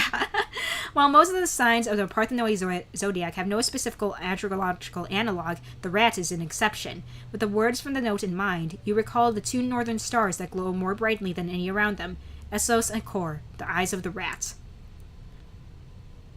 You walk north until the... Okay, this is kind of interesting. You walk until the trees of the grove decide to give way to the dry scrub brush. The hills in the north, leading upwards to the distant loom against the black sky. They are likewise covered in sparse dry grass, rendered in a cold light of the moon. The ocean-washed sound continues, still punctuated by distant yelps and screeches that echo as if the walls of the canyon. You search the northern sky for the eyes of the rat. There they are! After scanning the sky above, the jagged peaks several times, two stars begin to stand out from the others. Trace a line? You trace the line made by the two stars, beginning from the high in the north by northeastern sky, then moving downward and to the left. It ends at a stand of boulders at the top of the next hillock northward. with the vast hissing oceanic noises still resounding in your head, you set off onwards to the next hill. You route towards the end of the stand of the boulders on the next hill, and takes you along a winding descending path. As you descend further, the moonlight can no longer reach the veil between the two hills. The path grows darker. You proceed carefully, sometimes using your hands to feel your way along the rocky path. As you descend to the next hill, larger boulders begin to appear to either side of you. The path grows narrower as it winds between them, and afraid you'll lose your way in the dark, you raise your lenses to your eye. Through the lenses, you can see streaks and spots of red and blue on the boulders of either side. Faint at first, they glow brighter and more frequent as the path goes on. The rolling sounds in your ear continue. Through the staccato yelps and cries seem to be growing quieter the more distance. Continue along the descending path. Finally, the path opens on a wide vista of the valley floor below. A few dim lights glow from dwellings in the sparsely populated region in the northwest of the university. You raise the lens and scan the area. Larger streaks of spots of red appear on the ground, dotted with blue, glowing brightly. Though the path ends here, the streaks continue to your left, leading up towards a steeply ascending assemblage of boulders and large rocks. At the top of the stand... At the top is the stand of tall boulders, looming large against the night sky. After stopping to catch your breath for a few moments, you begin climbing towards the peak. You climb and scramble over the boulders, often needing to use your hands, until you finally reach the peak. A group of massive vertical stones rises up before you, leaning together at the top. A narrow pitch-black entrance leads to the space enclosed by the boulders. You raise the lenses to your eye and see a brightly glowing path in blue and red leading into the cave. Reluctant to enter the cave unless it's absolutely necessary, you think back to your studies of the Apocrypha. There we go. I can read. The Voyadim. Ancient and most apocryphal anointing. Blah, blah, blah. The most apocryphal Parthenoi writing is the Voyadim, often referred as the Parthenoi Revelations or Old World verses, outdates them by at least 5 centuries. Written in an ancient proto-script, its translation was only made possible by the discovery 80 years ago of the Kalso Stone, a disc-shaped tablet carved with fragments of both ancient and modern Parthenoi scripts. As the original apocryphal scrolls lie in the vault of the capital, Rostov University has had to content itself over the years with some admirably produced, but still aging and yellowed facsimiles. Even after breakthrough offered by the Kalos Stone, study of the Voyadim was a fraught process. Considered a dead end by many leading scholars, it ultimately became a niche subject, rarely if ever finding its way into scholarly journals. Still, anyone who hoped to understand the Parthenoi needed at least a passing knowledge of the Voyadim's cosmic and overarching, if frequently obscure or muddled, approach to the zodiac, in particular the figure sometimes called the Pelican. Let's see, the Keshtvarth. The strange primitive depictions of the 12 zodiac signs in the Voyadim are shrouded in a fog of Gnostic mystery. Their characteristics seem fluid, often changing from one passage to another, and at times it's impossible to know which sign a particular passage is referencing. Among the 12 signs, though, there are traces of a 13th, and an enigmatic, archetypical figure with no clear relation to the others.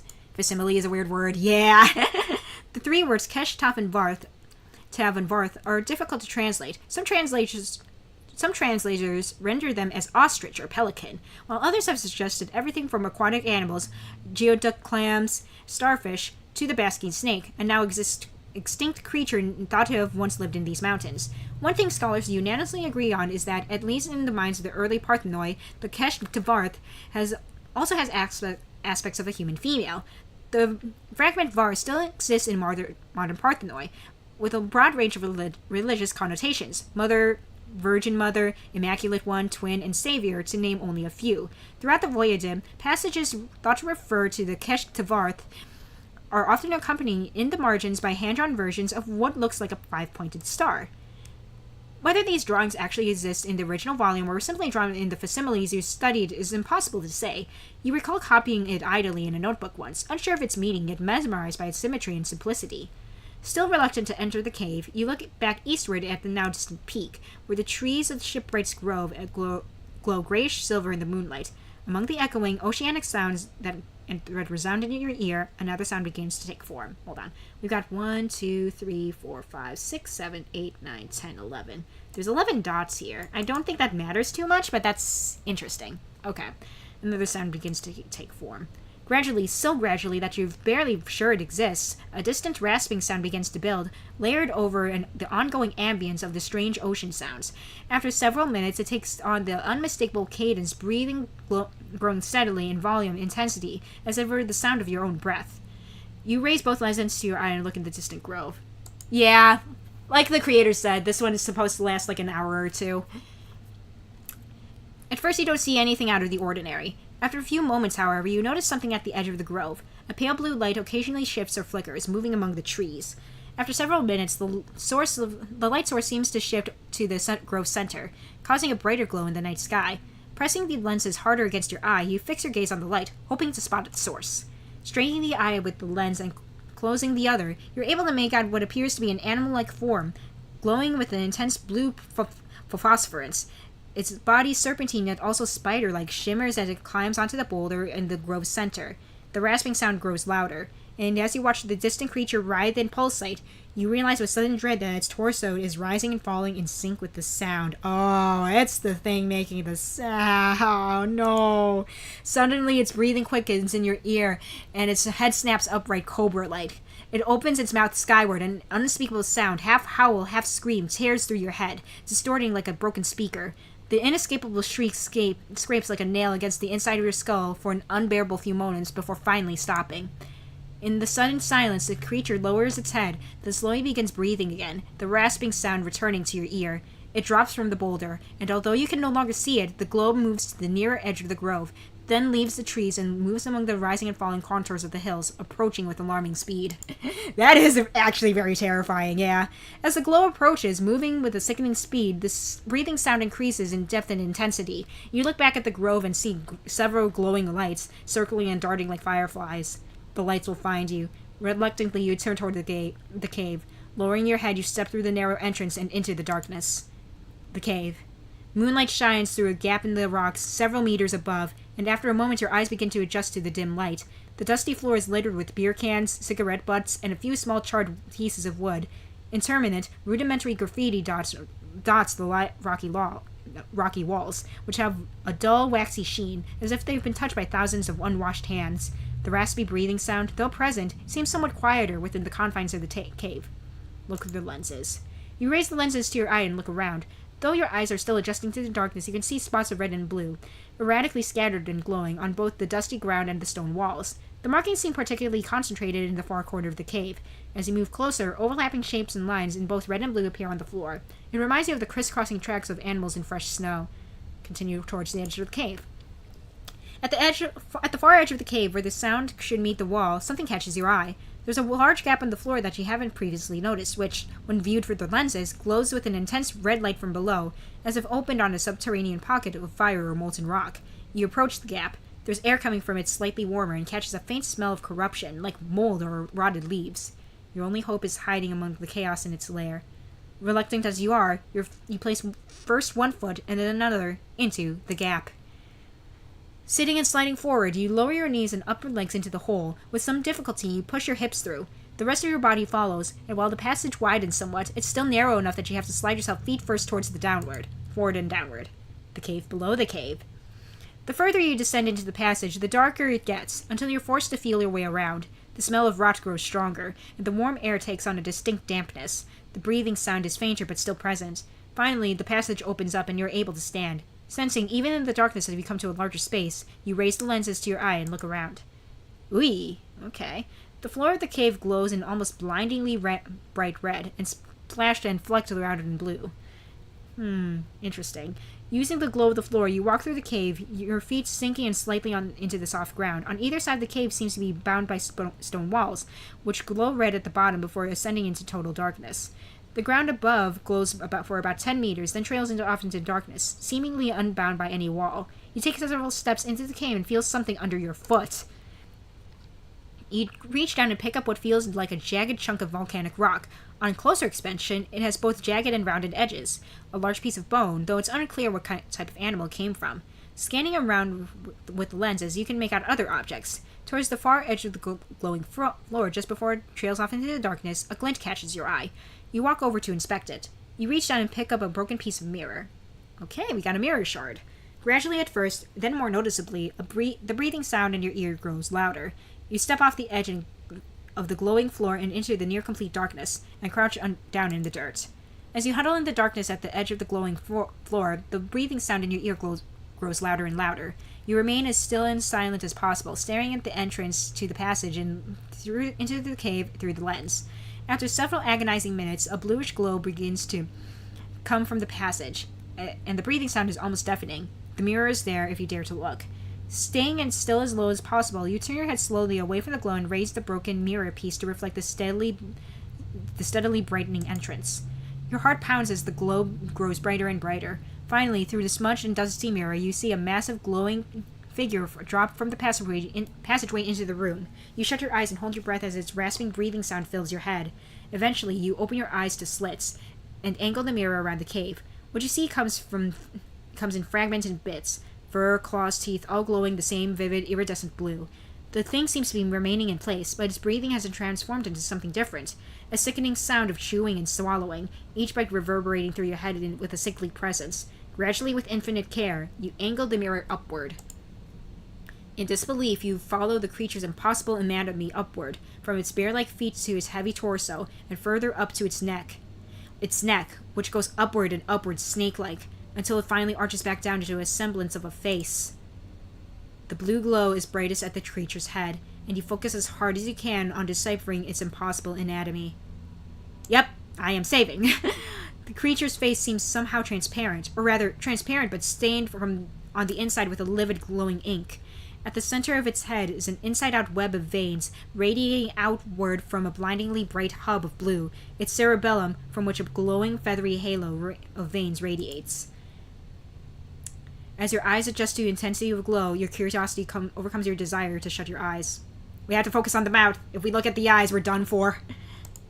The creature's mouth, behind the inverted cone of a massive beak-like snout, is set in the rows of sharp teeth that are hard at work at devouring its food. Its mouth and teeth glow with a vivid red at the shores of the lake. Unable to look away, you watch through the two lenses and broken mirror as the Kesh devours his latest catch.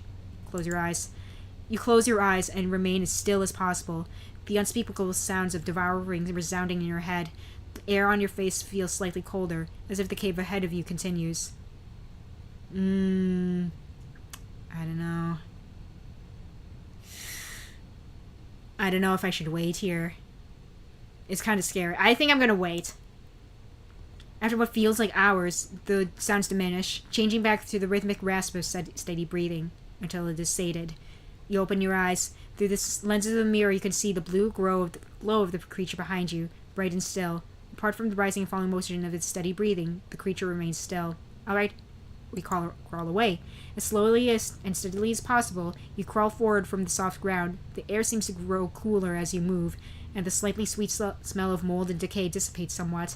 As you progress further, this ground becomes harder. Dirt gives way to rocks. Crawling forward in the dark, you suddenly feel a sharp, piercing pain in your hand. You stand to a low stoop and hold your hand in front of you. Through the lens, the cut glows bright red, casting a glow in the darkness. The breathing sound in your ears grows louder and more irregular. With your wounded hand in front of you like a lantern, you continue forward in the darkness. The red glow from the cut of your hand proves sufficient light for moving through the passageway, which seems to be narrowing as you move forward. The jagged, irregular ground grows increasingly flat, and the walls are similarly rounded and smooth by some natural or unnatural means. The breathing becomes more irregular, until it takes on the distinct cadence of something sniffing in the air to catch a scent. Suddenly, after a harsh rasp of a forced inhale, a deafening shriek echoes in your head, shaking your skull with its force. The passageway behind you, a blue glow begins to grow steadily brighter. Run! You run back towards the narrowing passage, lit by the red glow of your hand and the increasingly blue glow from behind you. As you run, the sound of your own breathing meshes with the rasping, feral panting in your ear. The passage grows narrower and the air around you continues to cool. Ahead, you see an opening outlined in red and blue. Its shape is vaguely humanoid. Beyond it, you can see the night sky. Let's go. As the glowing shape grows closer, a sudden shriek pierces your skull, almost blinding in power. You fall to the ground and the lenses fall from your hand. A faint trace of starlight illuminates the cave. I feel like the lenses will be important. Let's find them. No! Dang it! As you run your hands over the rocky floor in the passageway, it seems to grow more brightly, even though the lenses are nowhere to be found. At once, three bright lights appear from the passageway. They float towards you, pulsing electrically, buzzing like massive insects. The lights fan out and begin to circle you, moving faster and faster. Suddenly, one flies directly at your face. The light, at first blinding, fades and fades, until everything fades to black. You look around, blink, and rub your eyes to no avail. The darkness is total. The creature's breathing grows louder and louder in your ear. There's a sudden gasp as if it's lunging at something, then silence. Final and complete to match the darkness. We fucking got eaten! It felt like the lenses were too important to give up. I guess we have to abandon them for now. Alright. Alright. So we focus on the mouth. Close your eyes. We wait. Wait till it's fully fed itself. We crawl away. Okay, and then we run. Yeah, we got fucking eaten. Okay. Okay, so we gotta keep moving. We gotta forget the lenses. You run forward towards the darkness, and look to the opening ahead. The deeper the darkness within the outline contains a series of glowing points. After staring at them for a moment, you realize they are stars. As you reach the entrance, you stumble once again. Crawl through the hole? With the rasping breathing of the creature ringing inside your head, you stand upright and step forward. The rock wall brush against you every part of your arms, legs, torso, and head, but with some effort you push past them. The passage continues forward, growing brighter. Ahead of you, another passage opens, revealing a different star pattern. As you reach the entrance, a rock snags your foot, and you stumble yet again. From your position, the rocky floor of the cave, you see a wide swath of stars through the lower part of the outline. Crawl through? Man, we got eaten again! I have a feeling this is referring to something to another passage we read before? Either that or that's... I know the star was indicating something different. I don't know. I feel like we kind of... okay, I think I understand what we need to do. Okay, so let's go back. Do not focus on the eyes. We wait till it eats. Okay, we run away. And then we keep moving. Okay, so we crawl through here. Stand and step through the hole. With the rasping breathing of the creature ringing in your head, you again stand upright and step forward. The rock walls push against you from all sides, even more tightly than before. Finally, you push through and step into a wider area of dirt and jagged rocks, lit from above by pale moonlight. The passage widens and rises above you, opening out into the night sky. As you scramble up the rocky passageway towards the surface, the rasping... excuse me. The rasping breathing grows louder and more irregular, as if the creature is struggling.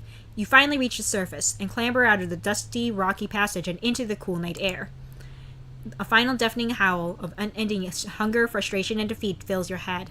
You reach into your ear, pull out the device and put it in your pocket, then run as fast as you can toward the distant lights of the valley.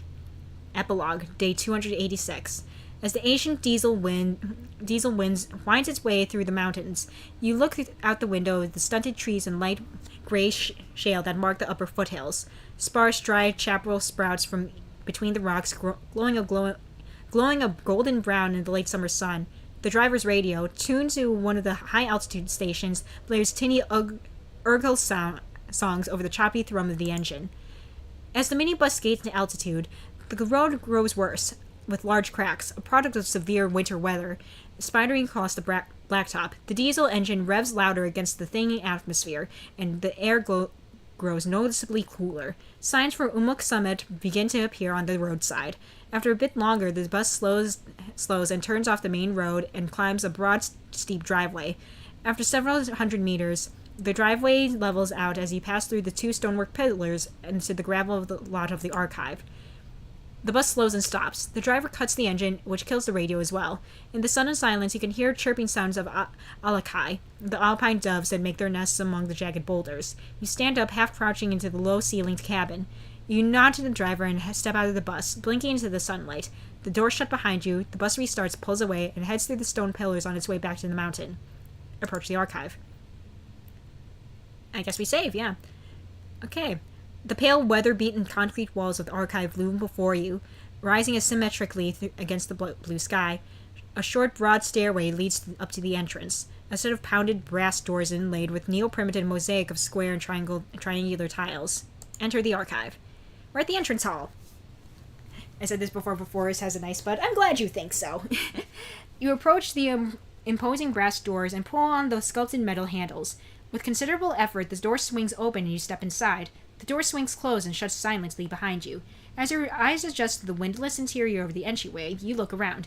The walls, which are made up of thousands upon thousands of small gold tiles, rise to meet a darkened vaulted concrete ceiling far above.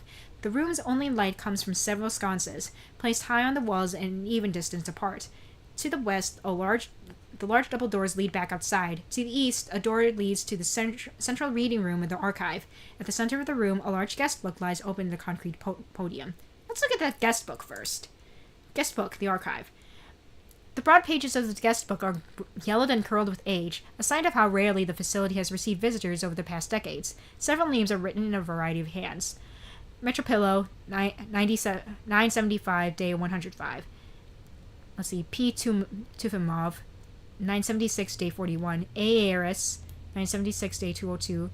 I. Tavar, let's see, 289. A bunch of other people. Let's see, 200 older entries. Yeah, okay, interesting. Let's see, several names which appear to be years or even decades old are written in a variety of hands.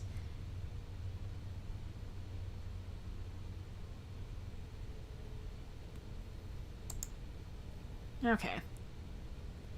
Let's go to the reading room, I guess. Sunlight shines through the hall, leaded glass windows of the reading room, giving its red leather armchairs and cedarwood tables a warm cast that belies the lateness of the season. Let's go into the east hallway. The stone walls of the wide east hallway are set up with small, high-up windows that offer moderate light. Halfway down the hall, a glass photo case is set against the wall. The reading room is to the west. To the east, a massive steel door marks entry to the archive. Examine the photo case. Sure. You can scan the yellow, black, and white photos in the case. Most seem to be decades-old photos from the university's Archival Sciences Department. One particular catches your eye, due to the placard at its base. Archival Science Department, 3rd Form, Professor P. Korlov. You know what? I did notice that Korlov's name was in the guest book. I didn't point it out because I'm just like, wasn't that the name of an important dude? And I'm just like, oh yeah, it is. Examine the photo more closely.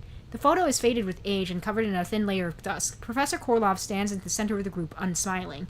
As he scans the faces of the students on either side of him, one jumps out. A young man smiling cockily. He seems to be holding something in his hand. Let's look closely at Korlov. Professor Korlov, a severe-looking, bald man in the traditional Pirkoi, stands in the center of the group. A notoriously difficult teacher, he gave out fewer ones and twos over the course of his career than there were hairs on his head. Nonetheless, his abilities as a scholar are still widely respected, even if his writings never achieved much popular renown. This is the first picture you've seen of him as a younger man, and his resemblance to his son Lavros, the caretaker, is uncanny. Let's look at Manov. You narrow your eyes and focus on Manov's right hand. He appears to be clutching something shiny. Looking closer, you can see that it's a rounded lens, made to be of what appears to be glass or crystal. That was probably the shipwright's lens that he had in his safe then. Okay, I think that's it then. Alright, let's go to the archive. The high buttressed ceilings of the archive soar upward in Neopimozic arches ending in glass skylights. Sunlight sifts through the dusty air, which carries a strong smell of leather, vinyl, and the acrid adhesives used to bind books in the pre-war era. The books themselves line every wall and pillar their titles, authors, and catalog numbers stamped in the faded golds and blacks. One particular shelf stands out, 110.1 to 191.1, Folklore and Mythology. At the east end of the archive, a small arch-shaped wooden door leads to the solarium. Let's examine that bookshelf. You approach the bookshelf and scan the numbers on the spines, running your hand along them, and resting finally on a nondescript volume bound in black vinyl. You pull out the book from the shelf and read the gold embossed words on the cover. Fables and Legends, Verses of the Old World, gathered and translated by Petros Korlov. Alright, let's open that book. You open the table and the contents and scan the titles. The academic world largely ignored Korlov's prose translation of the Apocrypha, and this particular copy appears to have hardly, if ever, been opened. The spine cracks softly as you bend the pages open, and the pages themselves, though yellowed from age at the edges, are still relatively pristine within. You finally spot the title you've been seeking, and flip through the pages until you come to it. Der Kohoy and Keshtavar, or The Myth of the Trees. Let's see. Der Kohoy and Keshtavar, or The Myth of the Trees.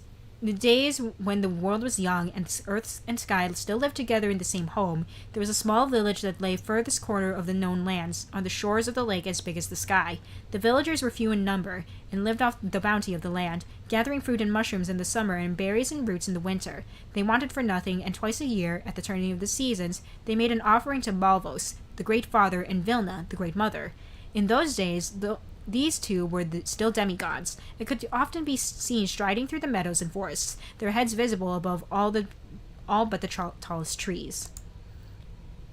Among the villagers was a child with eyes as black as the night sky. The child loved to wander through the woods and meadow and skip stones across the still waters of the lake. When the clouds would gather and the rain would fall, the child would hide in the cave at the top of the mountain, venturing out after it has passed to listen to the bird songs of reawakening, for the child loved birds above all other creatures, and longed to live among them, dancing from tree to tree and soaring through the skies as the vast sun set in the east.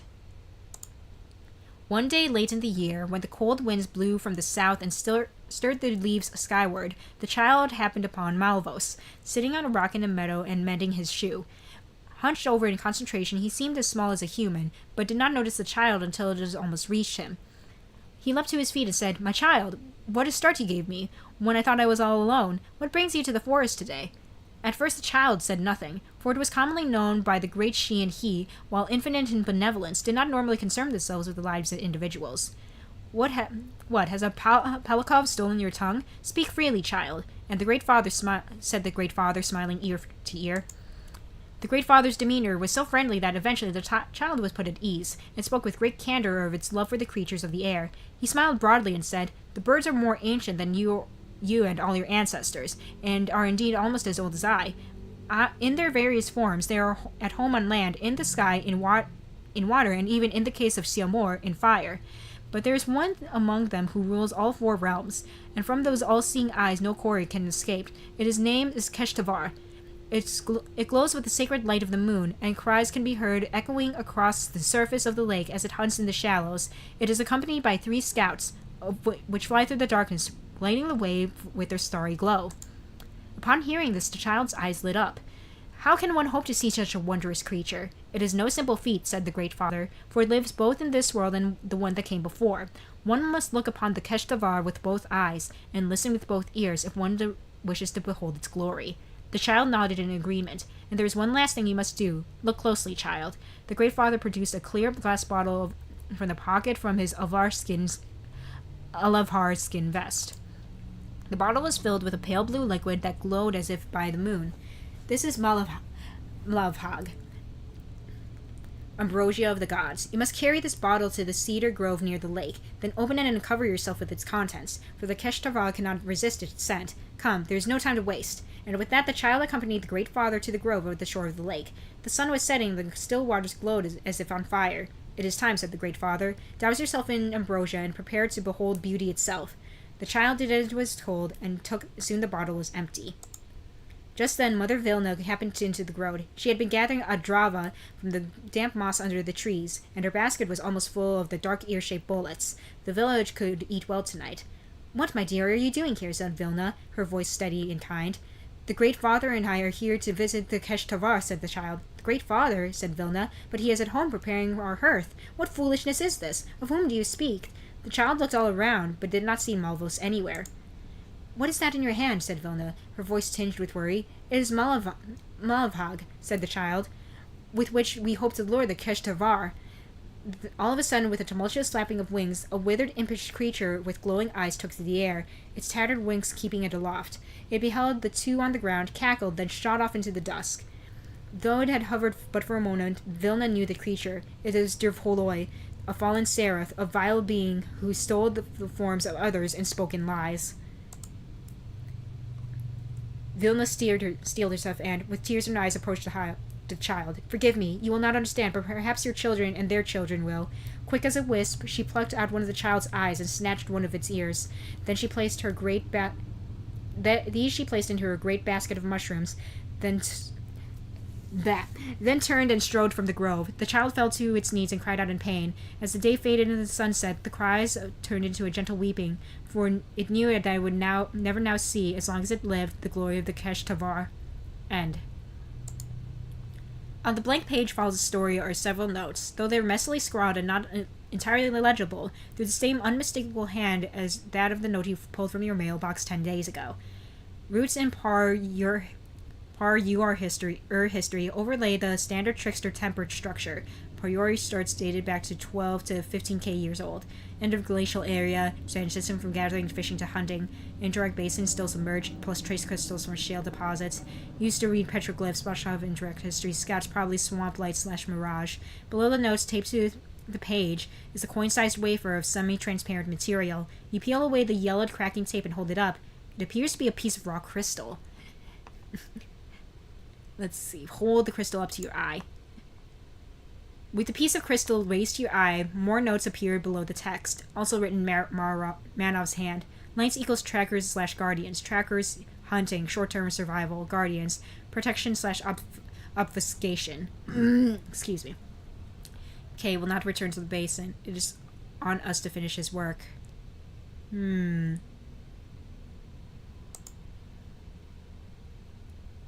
Close the book. Wondering where else the professor may have left his mark, you close the book, place it on the shelf, and look around the room. Alright, let's go to the solarium. Note, once you enter the solarium, you'll not be able to return to the archive. Continue. Hold on. Anything else?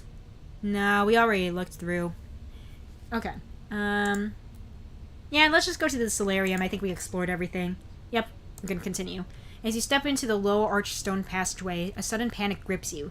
The stone feels too close, and beneath your own breath you hear the strained, rasping sounds of something savage and hungry. In a half panic, you rush to the door, open it, step through, and slam it shut behind you. Your heart still racing, you look around the solarium. The stone floor extends forward to a floor-to-ceiling wall of glass, which opens on a spectacular vertiginous view of the mountains to the east. Pots holding gnarled ancient trees are placed irregularly throughout the room. You walk to the wall of glass and take in the view. Front and center are the sisters, riding vast and bright into the sky. You reach into your pocket and pull out a small, strangely shaped, familiar device. Place the Osic amplifier into your ear. As the familiar oceanic sounds fill your head, your eyes move to the bright peaks of the sisters downward, down to their gleaming shale slopes, veined with ice past the broad, lightly forested middle altitudes, all the way down to the vast basin at their foot. At the distant eastern end, far out of sight, lies the university, one small node in a wild, unending landscape. You close your eyes and tilt your head back. As the sounds surge in your head, a vision begins to take form. You see the endless surface of a lake, shimmering miles above you, glowing more and more distant. Massive serpentine forms wind their way through the vastness, their calls and cries becoming lost in the current as you sink, quiet as a stone, into the depths. Sink. The end. Okay. There was a lot going into that one. I might not want to play through it again on my own, because it has, its own, mythology and world building that I can only begin to start wrapping my head around. So I do want to play it again on my own, just kind of get a better grasp of everything. But that was pretty interesting. Credits! Yee. But that was pretty cool. I did enjoy that a lot. Yeah, that was pretty cool. Let's see, what time is it? 3:31? You know what? I think we do have time to do the last one, which will be the uncle who works for Nintendo. I think we will have time, so let me go ahead and change the name of the game here.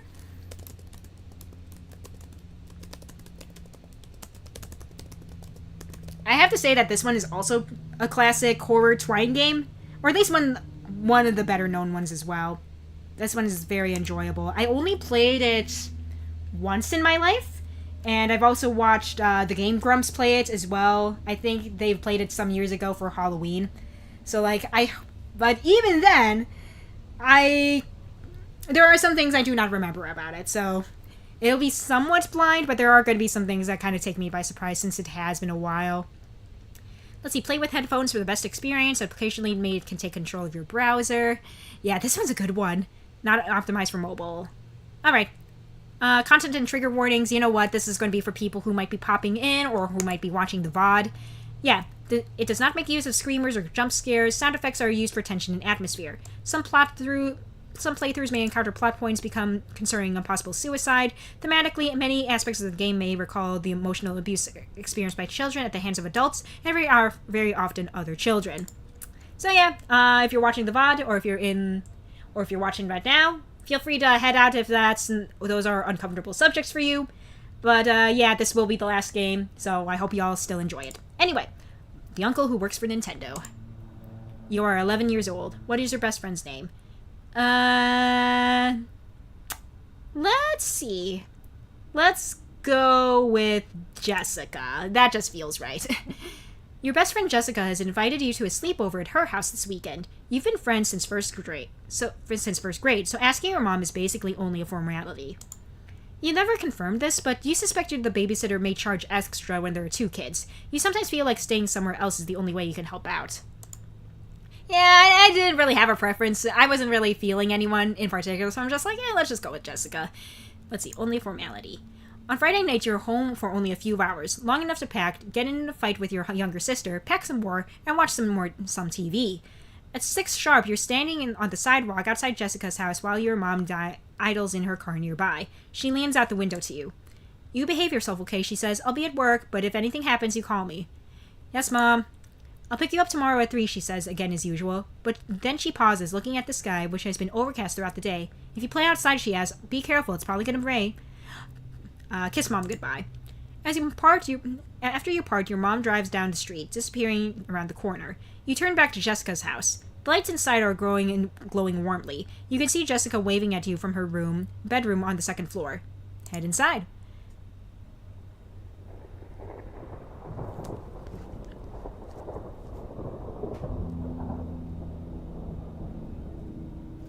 Jessica's mom greets you just inside. Hello, she says. Dinner will be ready in just a few minutes, but you can drop off stuff in the den. You and Jessica are camping out here tonight. Cool. You dropped your sleeping bag and overnight bags in the corner of the den, and then pause to take a look around. Behind the couch, a grandfather clock is ticking softly. Through a set of patio doors on the far side of the room, you can see the sky is just as gray as it was when your mom left. Framed pictures line the walls, and over the dark fireplace hangs a monstrous pair of antlers from a buck that Jessica's dad shot years ago. And of course, is the big screen TV. Sometimes it makes you uncomfortable just how much nicer Jessica's house is than yours. Anyway, you drop your sleeping and overnight bags in the corner of the den, and then pause to take a look around. Behind the couch, a grandfather clock is ticking softly through see if the sky is just as gray as when your mom left. Frame pictures, blah blah. Big screen TV. Okay, that was... Jessica entered the room while you weren't paying attention, and now stands in the doorway smiling expectantly. Are you ready for dinner, she asks? Yeah. Dinner passes quickly. Tonight's meal is spaghetti and meatballs, one of Jessica's favorite meals, as her mother points out while piling and helping on your plate. Jessica's father cracks a beer and jovially interrogates you about how much trouble you and Jessica are getting into at school. Dessert is heaping bowls of ice cream drizzled in chocolate sauce. You can't even finish yours. Cracks a beer. Wait, that wasn't a beer at all. That's a glass of lemonade. Why did you even think it was beer? Jessica's father doesn't drink alcohol. You're quite certain of that fact now that you've remembered it. Well, whatever. Yeah, we're still doing good. Managed to make it to the final game I had planned today, which is really nice. Let's see, the grandfather clock chimes in the den chimes. You go along now, says Jessica's mom, smiling from her side of the table. We'll clean up in here. Let's go get the TV ready, says Jessica. The two of you leave the dining room and head upstairs. Jessica's room is immense. You stay in the den because the TV is larger there, but there's a sizable one here, flush with all the wall opposite of the full-size bed. We'll take the 64 down first, says Jessica, heading towards her TV and opening the entertainment center cabinet. It's her prerogative, of course. She gets to choose what you play first, usually. But as Jessica begins unhooking the cords of the N64 from the TV, you catch sight of other things she has in there. All of the major stuff, an old NES, a PlayStation, a Dreamcast, but some other things too. Things you don't really recognize. A large black box with green highlights, a smaller purple one, a strange white and yellow tower with what looks like gloves resting on hooks on either side, a compact white cone. What are those? Jessica looks to the clutter of the cabinet. Oh yeah, she says. They're pretty cool. I can't show them to you, though. They're still secret. I promised my uncle. Of course, you suddenly remember her uncle.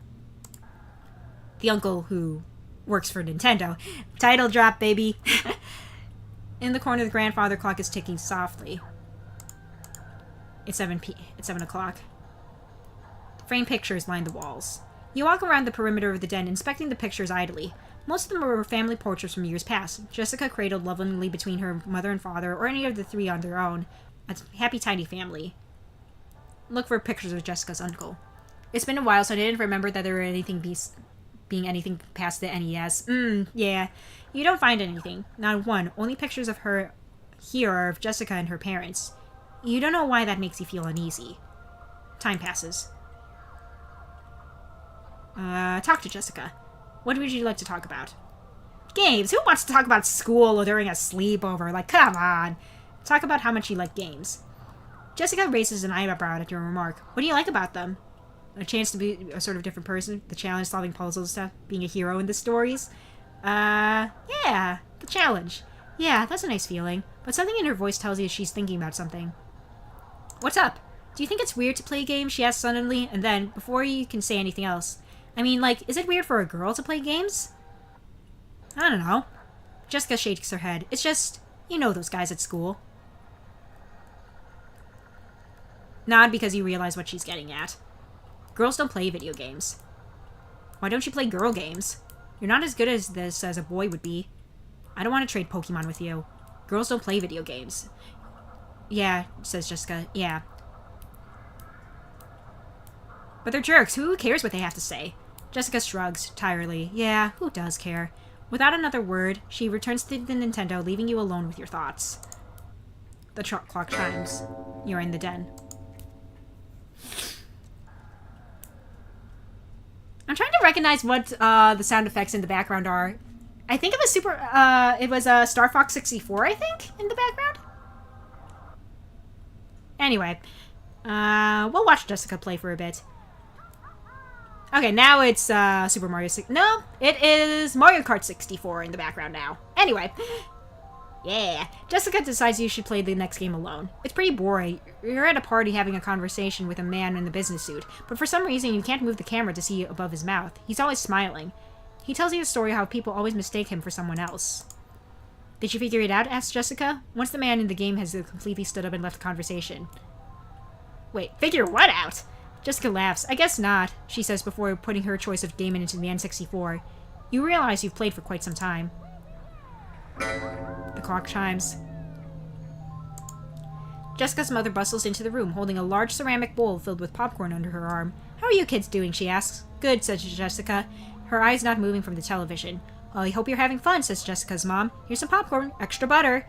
She places it on the floor by Jessica. Almost immediately, Jessica is shoveling popcorn into her mouth. Meanwhile, her mother smiles at first, then back at you. There's some sodas in the kitchen if you get thirsty, she says, and some pizza from the other night if you get hungry. Thank you. She looks at Jessica. Your father's gone to bed. I'll be there soon, myself. I want you to keep it quiet, all right? Yes, Mom. Jessica says tiredly. Oh, and before I forget, your uncle called. He suddenly has some sort of business in town tomorrow, but he's driving in early. He'll be here around midnight. For the first time, Jessica stops playing her game, stops eating popcorn, and turns to look at her mother. Okay, she says. I want you to welcome him in. He'll be very tired and very hungry, so offer him something to eat before he goes to bed. Okay, Mom. Good night, kids. And with that, she's gone. Mario Kart 64 sounds on loop. Yeah. Alright, what time is it now? It's 9. Okay, we got 3 hours to kind of work through things. There's a bowl of popcorn on the floor. You grab a handful of popcorn. It's buttery and delicious.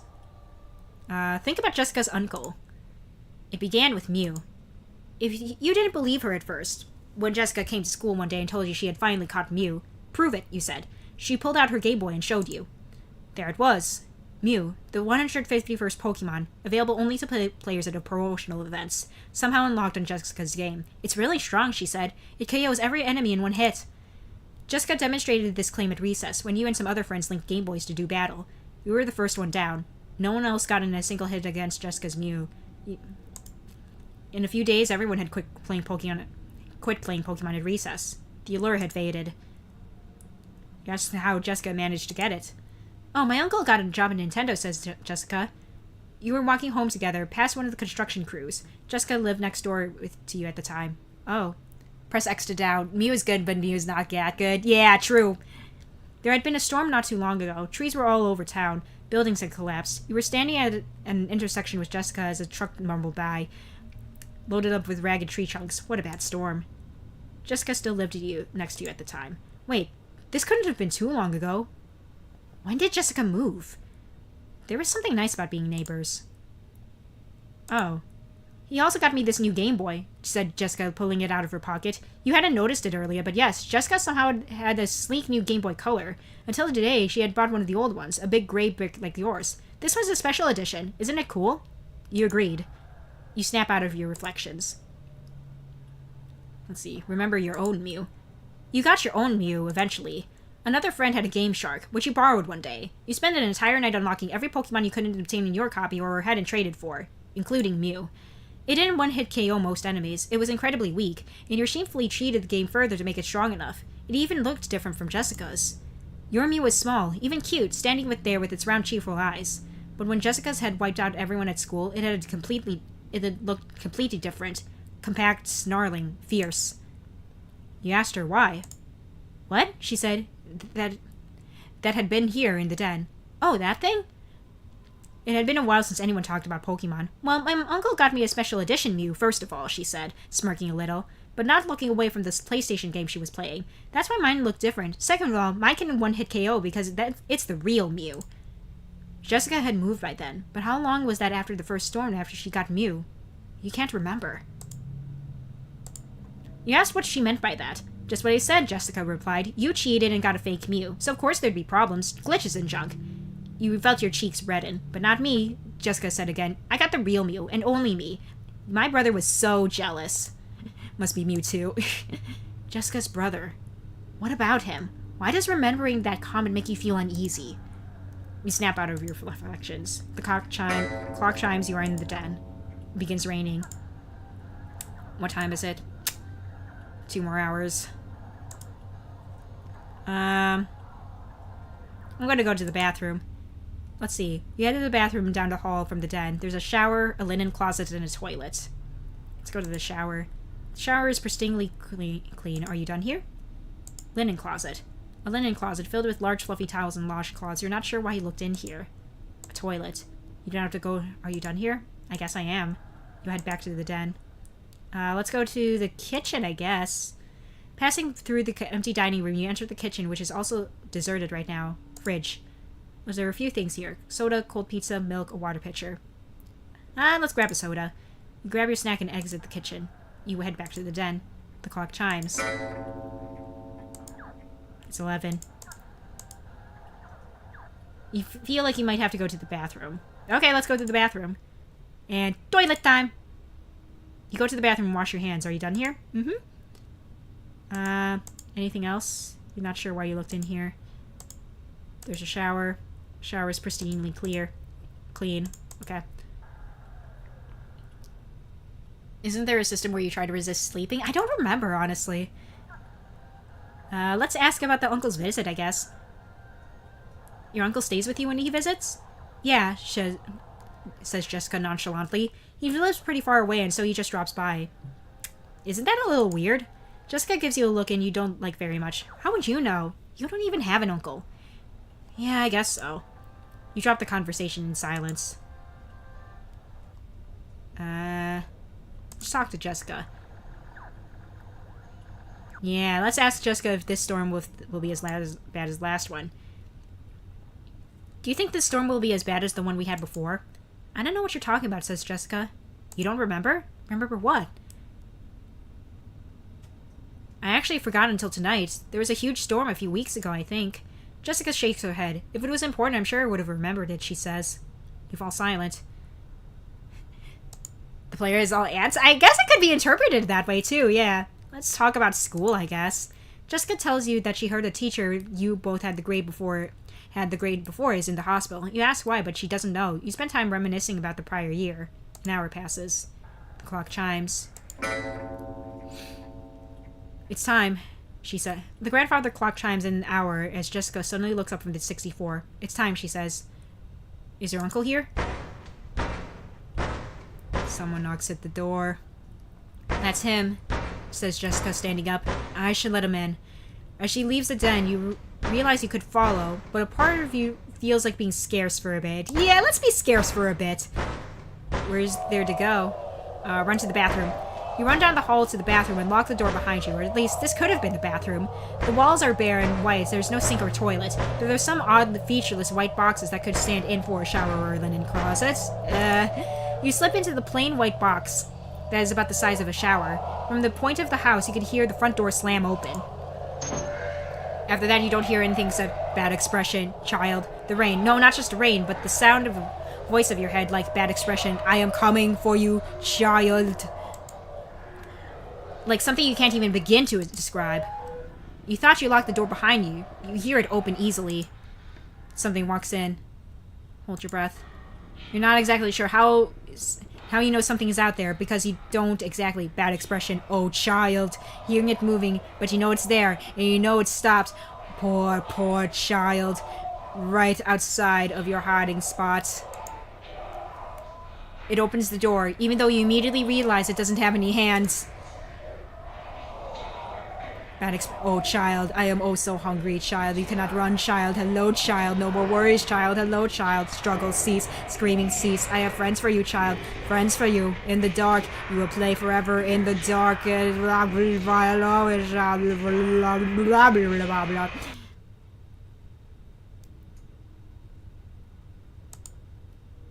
Okay. So we got the second ending. Let's restart from 7 o'clock in the den. One quick question. Was your friend's father drinking beer at dinner? I'm not sure what I saw.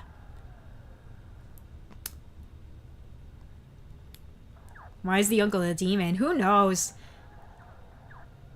Let's go into the kitchen and grab...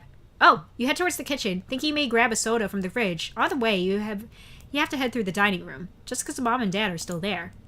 The table hasn't yet been cleared, and they're still standing in the exact same positions you left them. In fact, you realize they aren't moving at all. They sit there, completely still like mannequins. Jessica's dad is holding up his glass of lemonade, as if getting ready to take a drink. Jessica's mom has her head turned to, and her mouth is slightly open, as if she froze immediately after you and Jessica left the dining room. Attempt to talk to them. Hello? They don't respond. Thunder rumbles outside. They don't seem to notice. Please, are you okay? They aren't even blinking. Into the kitchen! You're in the empty kitchen. The dining room is behind you. Let's just grab some pizza and just, it's fine. We'll just go back to the den. Jessica, your parents are being weird. You tell Jessica about what you saw. What? She asks, looking over her shoulder at you, pausing her game. Your parents are sitting in the dining room still. They're not moving. They're not even blinking. Are you sure, says Jessica? I think they're just being weird. Give me a second.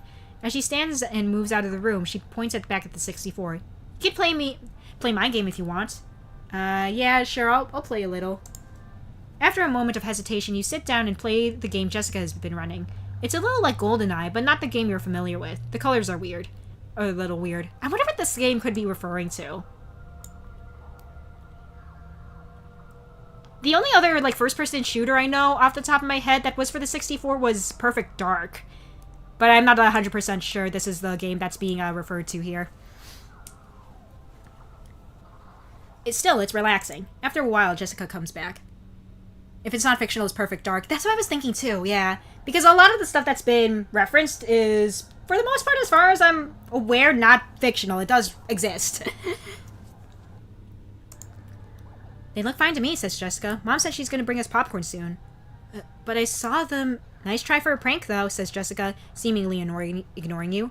Oh, and one more thing, she says while she resumes her spot in front of the Nintendo. Thanks for sending me out then. Mom made me help her clean up after all. Special company. What? Oh, my uncle's coming to visit. Time passes. Clock chimes. Okay.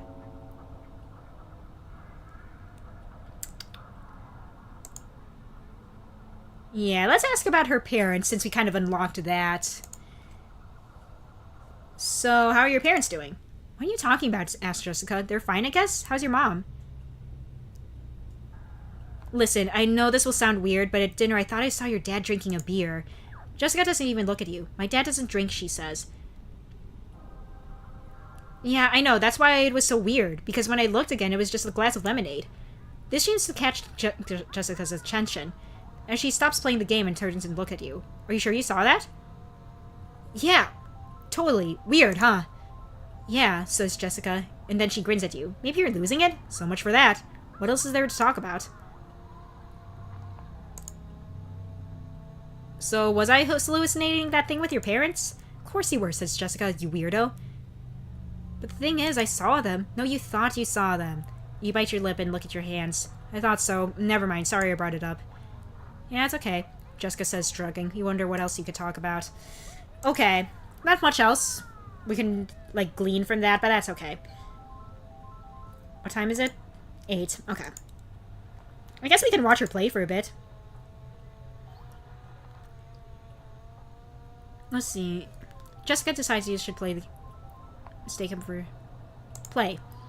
The game is kind of spooky. Your character just has a flashlight and is running around some underground tunnels. Occasionally you hear what sounds like digging. You don't like it.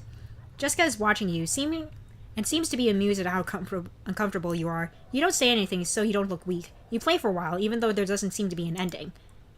The clock chimes. You're in the den. Let's see. Jessica's mother bustles into the room.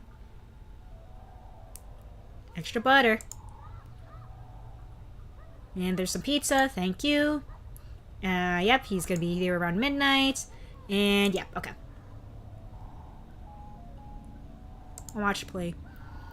You're feeling anxious, and apparently you're showing it. Jessica looks at you and bites her lip. Watch this, she says. On the screen, the game's main character is in the car on a crowded street in what looks like a virtual New York City. Jessica revs up and begins mowing down pedestrians, giggling. You don't think this is very funny, but to Jessica, it's hilarious. After a while, she stops the car and waits. An ambulance appears, and once the paramedics exit, she beats them to death with a baseball bat. Isn't this great, she asks. This goes on for a while. You are in the den. It begins to rain. I should probably call my mom because things are getting weird. Passing hesitantly through the now empty dining room, you enter the kitchen, where the phone sits on the counter. Call mom. Call mom. You dial your mom's work number and wait. She picks it up after 3 rings. Hi, Mom. Honey, she says, I'm busy. You shouldn't just be calling me at work when you want. Is everything okay? I just wanted to talk. I guess. Your mom sighs. Listen, I'm busy. Don't call me unless it's important. But it is. I want to go home. Really, honey? She asks. Please, Mom, please. She sighs heavily. Of course. I'll call the sitter. She'll probably be here in an hour. Now, I really have to go. She hangs up. Return to the den and pack your things. The clock chimes as you enter the den. Jessica doesn't even look away from the TV as you come in. I don't know if I should tell her I'm leaving. I'm just going to gather my stuff. She doesn't need to know. It's fine. This draws Jessica's attention. What are you doing? She asks. I'm going to go. Bye. What? Jessica stands up, not even bothering to pause the game. No, you can't leave. It's almost time. Almost time for what? You can't go, says Jessica, ignoring your question. There's so much stuff I had planned for tonight. I was going to let you play the next Zelda game, the one that's not even out yet. Before you say anything, she's already running upstairs. Jessica continually runs up and down the stairs, bringing you games consoles while you pack up your things. Every time she presents you something, you ignore her or brush it off with an uncaring shrug. Please, Jessica says, just stay. Stay the night, please. Outside, you hear a car horn honk. No, you say, with your night bag slung over one shoulder. You march to the door and exit into the night. As you walk to the sitter's car, you see your little sister in the back seat, still in her pajamas. The sitter, a high school girl who lives down the street from you, looks incredibly unhappy to be here, but you think you'll be able to handle her. As you climb into the car, you cast one look over your shoulder back to the house. Jessica is standing in the doorway, totally still, not screaming, not crying, not doing much of anything. The car begins to pull away from the house as you watch. You see her parents appear in the doorway behind her. Wave. Without acknowledging you, Jessica's parents lay their hands on her shoulders. You recognize in their movements something unnatural, something stiff and mechanical. They turn Jessica back to the house, the door closing just as everything slides out of view. When you turn around in your seat, you look back out the back window. You can't even see the house's lights.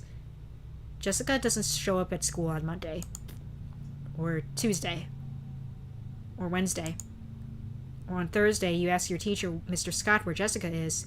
He blinks at you confusedly. Oh, he says eventually. Jessica, well, I'm surprised she didn't tell you about this, but she and her family moved away. The house is empty when you ride your bike by that afternoon. It somehow seems even larger without anyone or anyone in it. A for sale sign stands in the yard out front. Go home. You never see Jessica again, and eventually, as the years pass, you forget about her entirely. End. Alright. So that was the third ending. Cool. Alright, let's start off here. Will be ignorant. Yeah, no, he doesn't drink. It's fine. Alright, let's go into the bathroom right away. Well, yeah, let's go into the bathroom right away. I don't think there's anything important here. At least from what I can tell. Yeah, no. Okay, go back. I'll watch her play for a bit. Jessica is playing something that looks a little like Zelda, but it's not a game we're familiar with. You watch for a while, and eventually Jessica turns to look at you. Come on, you want to play? Let's do co-op. There's co-op, you ask? Of course, says Jessica, handing you a controller. You don't know the game. Still, it seems oddly familiar. She only has to give you a few pointers on how to move the camera. You play through a level or two. The clock chimes. You know what? Let's just play with Jessica for like the whole time. Let's see, you and Jessica decide to switch games. Since her library is so large, she picks. You play this one, she says. Play.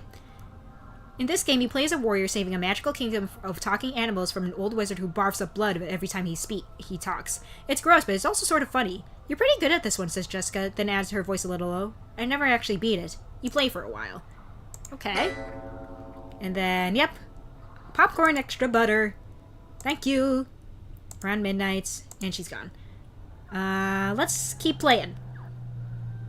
Let's see, Jessica takes charge of the console again. Watch this, she says. On the screen, Link is in the Temple of Time. Jessica heads to a corner of the map. After walking back and forth a few seconds, phases through the wall. I found this the other day, says Jessica, running her avatar through a huge room of arched ceilings.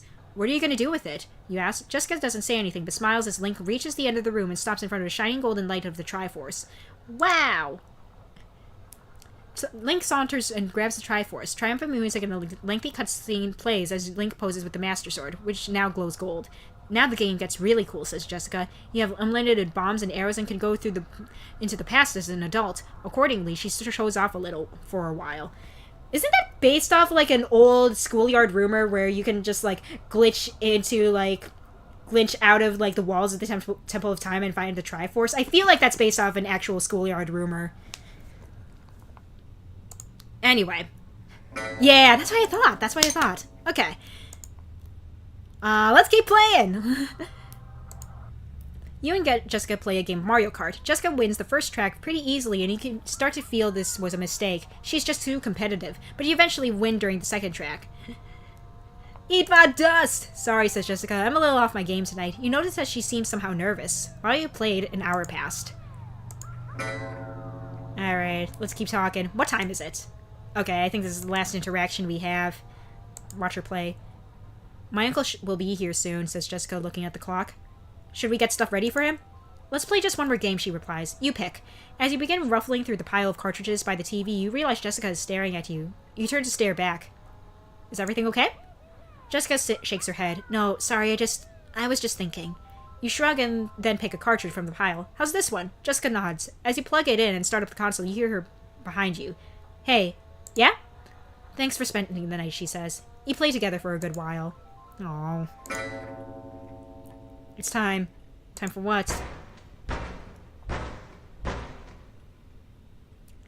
Okay, this time we're gonna follow her to see her uncle. Her uncle, I say with huge quotation marks. The knocking continues persistently as you follow Jessica in front of the house. Outside the pebbled glass in front window, you can see a tall, dark shadow. Jessica goes to the door, undoes the deadbolt, and cracks it open. You can come in, she says to whoever is standing out there on the porch, then looks over her shoulder at you. Sorry, she says. Before you can ask what there is to be sorry about, the door slams open. Hello, child. Come closer, child. No more worries, child. I am hungry, child. No more worries, child. Hello, child. Fear none. Screaming cease. Stop it, child. Hello, child. Hello, child. Hello, child. Hello, child. Hello, child. Undefined error. Alright. So we got the first 3 endings. I have no idea how to get the other ones, though. I'm gonna be real with you. I have no idea. We'll restart. I feel like we should still keep saying, I'm not sure what I saw. That way we can be like, we can pull back the curtain a little bit on what's going on. I feel like we have to know the truth of the situation in order to get the other endings. Let's see. Frame pictures. Look for pictures of Jessica's... This feels like the what did you expect ending. True, though. You don't know why. Oh, you know what? We should try asking Jessica about her brother and then looked at the frame pictures. I just realized that we could probably do that. I just don't remember how to bring up the subject of her brother again. Let's think about her uncle real quick. Okay, so we got all this stuff about Mew. Yeah, Storm at the time. Okay.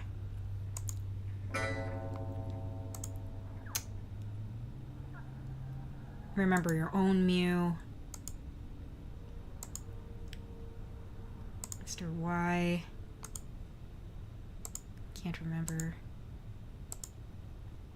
Jessica's brother, what about him? Why does remember that comment make you feel uneasy? Yeah, okay. Now we looked at the frame pictures and tried to see if we can find pictures of her brother. A happy, tidy family. Wait, no. Something is wrong here. Where is Jessica's brother? You know she has a brother. You know it, except...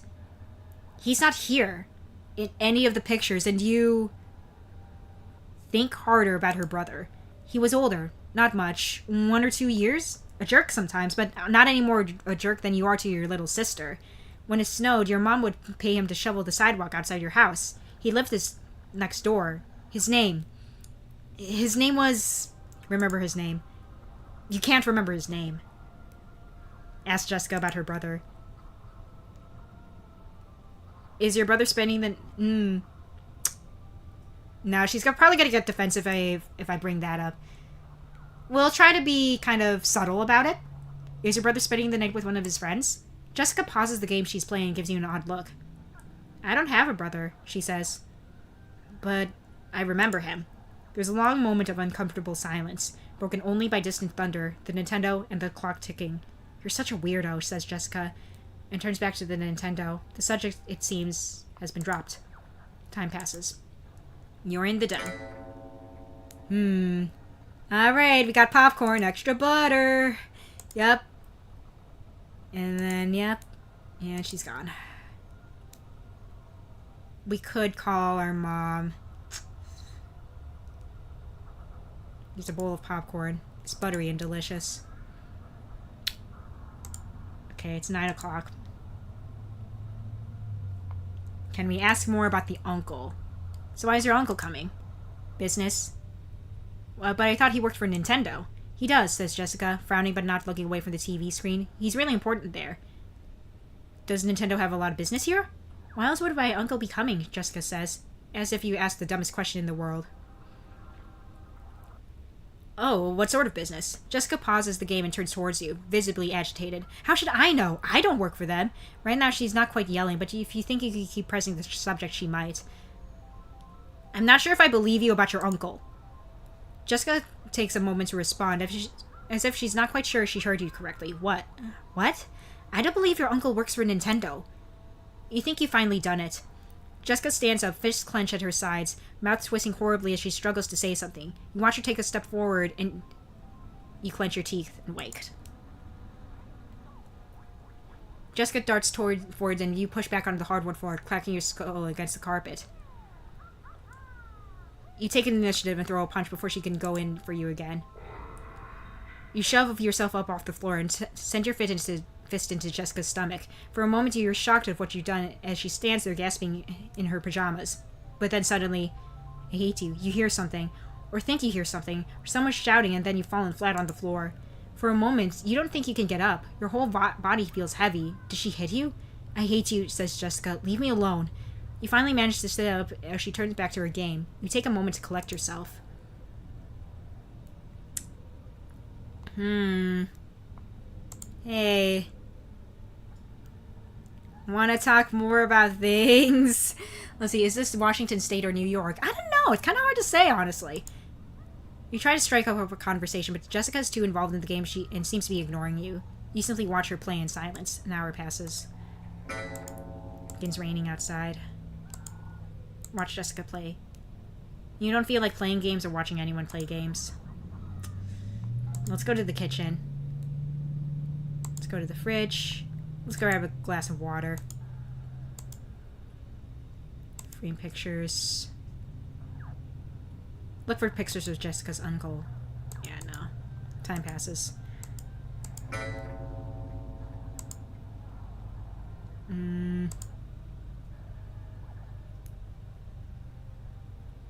Grandfather clock. It's 11. I'm not sure what else we could do. Can we talk about games? Yeah. An hour passes. Stop being weird. Okay. Uncle's back. Okay, let's try hiding. Let's try going to the kitchen this time. The passage does not exist. Kitchen. Okay, we're going to the bathroom then. Okay, let's go into the linen closet. You crawl. Yeah. I'm coming for you, child. No. Close your eyes. It's right outside my hiding spot. No.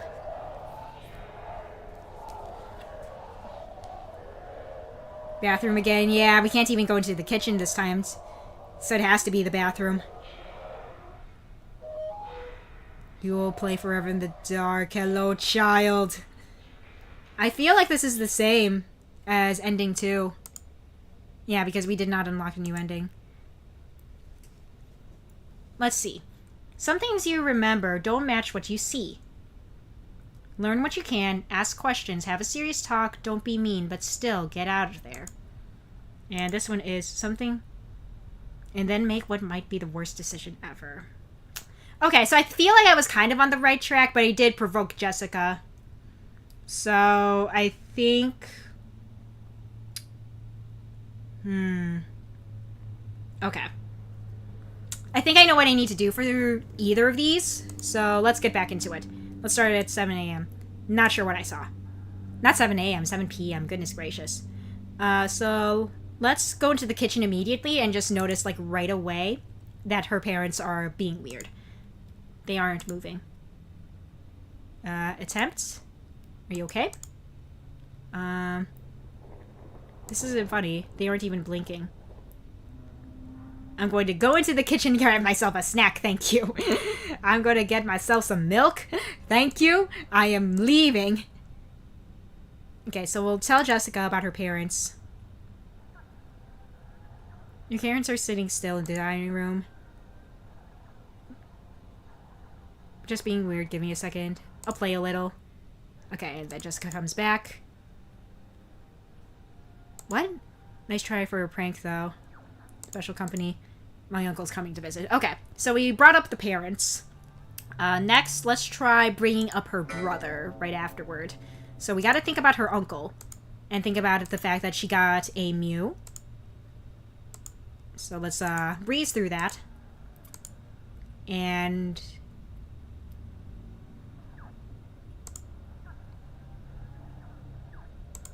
Wait, did we... Do we ask her about her parents again? I don't know. Should we ask? How are your parents doing? Yeah, let's... I thought I saw your dad drinking a beer. I thought it was a glass of lemonade. Yeah, totally. Weird, huh? Yeah, maybe you're just losing it. What else is there to talk about? It began with Mew. Really strong with one hand. No one else. Yeah, the alert had faded. Managed to get it. Construction truce. What about storm? Something nice about being neighbors. Oh, agreed. You snap out of clock chimes. And then popcorn. Okay. And she's gone. Okay, remember your own Mew. Yeah, look different. You asked her why. Yeah, your brother. So jealous. Okay. And then we looked at the framed pictures. We realized that her brother is not there. Ask her about her brother. Where's your brother tonight? But I remember him. Such a weirdo.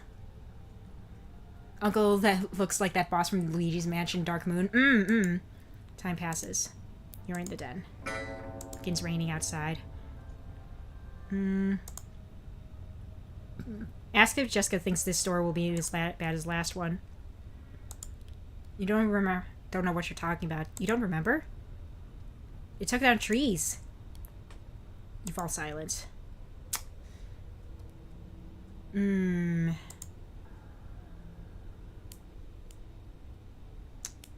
What else is there to really talk about? We brought up the storm to her. We brought up her brother. We brought up her parents.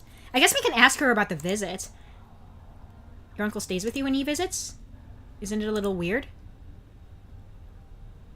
Yeah, I guess so. Dropped a conversation. Okay, what time is it? It's 10. I guess we can talk about games. Simply watch her play in silence. Dang. Okay. Are we again dating an eldritch creature with a penchant for murder this one? We are not, thankfully. Also, hello, GNS. Good to see ya. We're playing the uncle who works for Nintendo. We're hanging out with our friend. And, her uncle is... let's just say he's very demonic. He's going to eat us. We're kind of stuck in a time loop right now. Trying to figure out how to get out of it. Okay. So, yeah, rip. Okay. I don't know what else to ask Jessica about. Because we already brought up her brother, like I said. We already brought up the fact that her parents are being weird tonight. We asked a little bit about her uncle. I don't know what else to actually bring up. Now you have to go to the bathroom. Oh, let's go to the bathroom real quick. Let's go to the toilet. You realize there's something wrong with the toilet. Oh, okay. What would you do for Metroid 4 info? You realize there's something wrong with the toilet. The water in the bowl looks so solid, like glass. When you attempt to turn the handle, nothing happens. But the toilet emits the sound of flushing anyway. You suddenly don't feel like having to go anymore. What is going on here? Okay, I think that was the bit of weirdness that we also had to see there. Okay. But yeah, we still have to try to leave. I guess we can watch her play for a little bit. You don't feel like playing games or watching anyone play games. Yeah, I guess we're too uneasy to kind of think about the rest of the night. It's 11:30. Okay, Uncle's coming at midnight. Can we eat some popcorn? It's buttery and delicious. I guess we can go to the kitchen again. And go to the fridge. And get some pizza. Yeah. Alright, go back to the den. The clock chimes. It's time. I don't want to play games anymore. That's him. Okay, again, if I follow, then I'm gonna fucking die. So we gotta not follow. We can't go into the kitchen because passage does not exist. Kitchen. We gotta go to the bathroom. Okay, so we gotta go into the shower. You slip into the plain white box that is about the size of a shower. From the front of the house, you can hear the front door slam open. No. So he eats you and you have to wake up like Groundhog Day? It's pretty much just like that, yeah. We gotta break out of the loop. He's gonna... Hold your breath. Yep. Okay. And he found us. I might have to look up the guide for the other endings, because I'm just like, I'm honestly at a loss for what to do. Because the first 3 endings are pretty easy to nab. So, I gotta figure out how to get the other endings. Because once you get the other endings, then you can unlock the true endings. I gotta look that up. Okay. Because, yeah, no. Because for ending 4, learn what you can, ask questions, have a serious talk, don't be mean, but still get out of there. I wonder if I have to call my mom to pick me up. But then that'll bring up... I feel like that'll bring out ending 3. You left early and Jessica moved away. You weren't interested in being friends with her anymore anyway. I don't know. I feel like... I'm gonna look up a fucking walkthrough. Because I actually have no idea how to get endings 4 and 5. Let's see. The uncle who works for Nintendo. Ending guide. Because I have no idea how to get endings 4 and 5. Yeah, how do we get the other endings, please?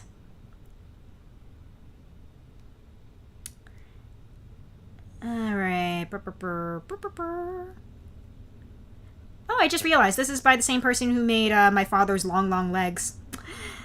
I forgot about that, actually. Anyway,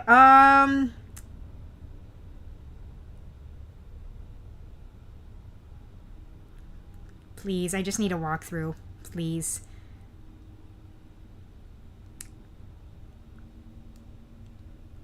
Let's see. No comments here, so no one has said anything.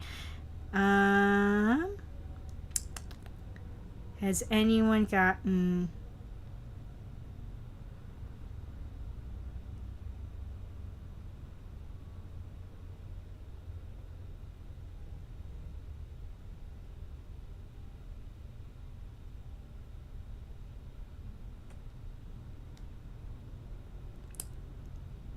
Come on, I just want something with an ending guide.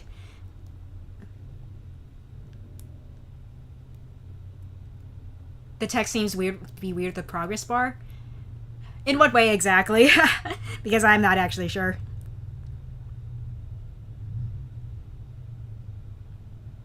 Okay. Is there anyone? Okay.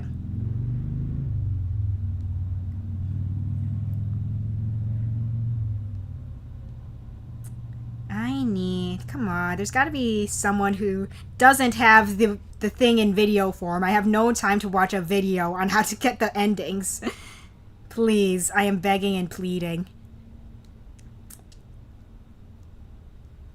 Okay, let's say walkthrough instead of ending guide. Maybe that'll help. Walkthrough.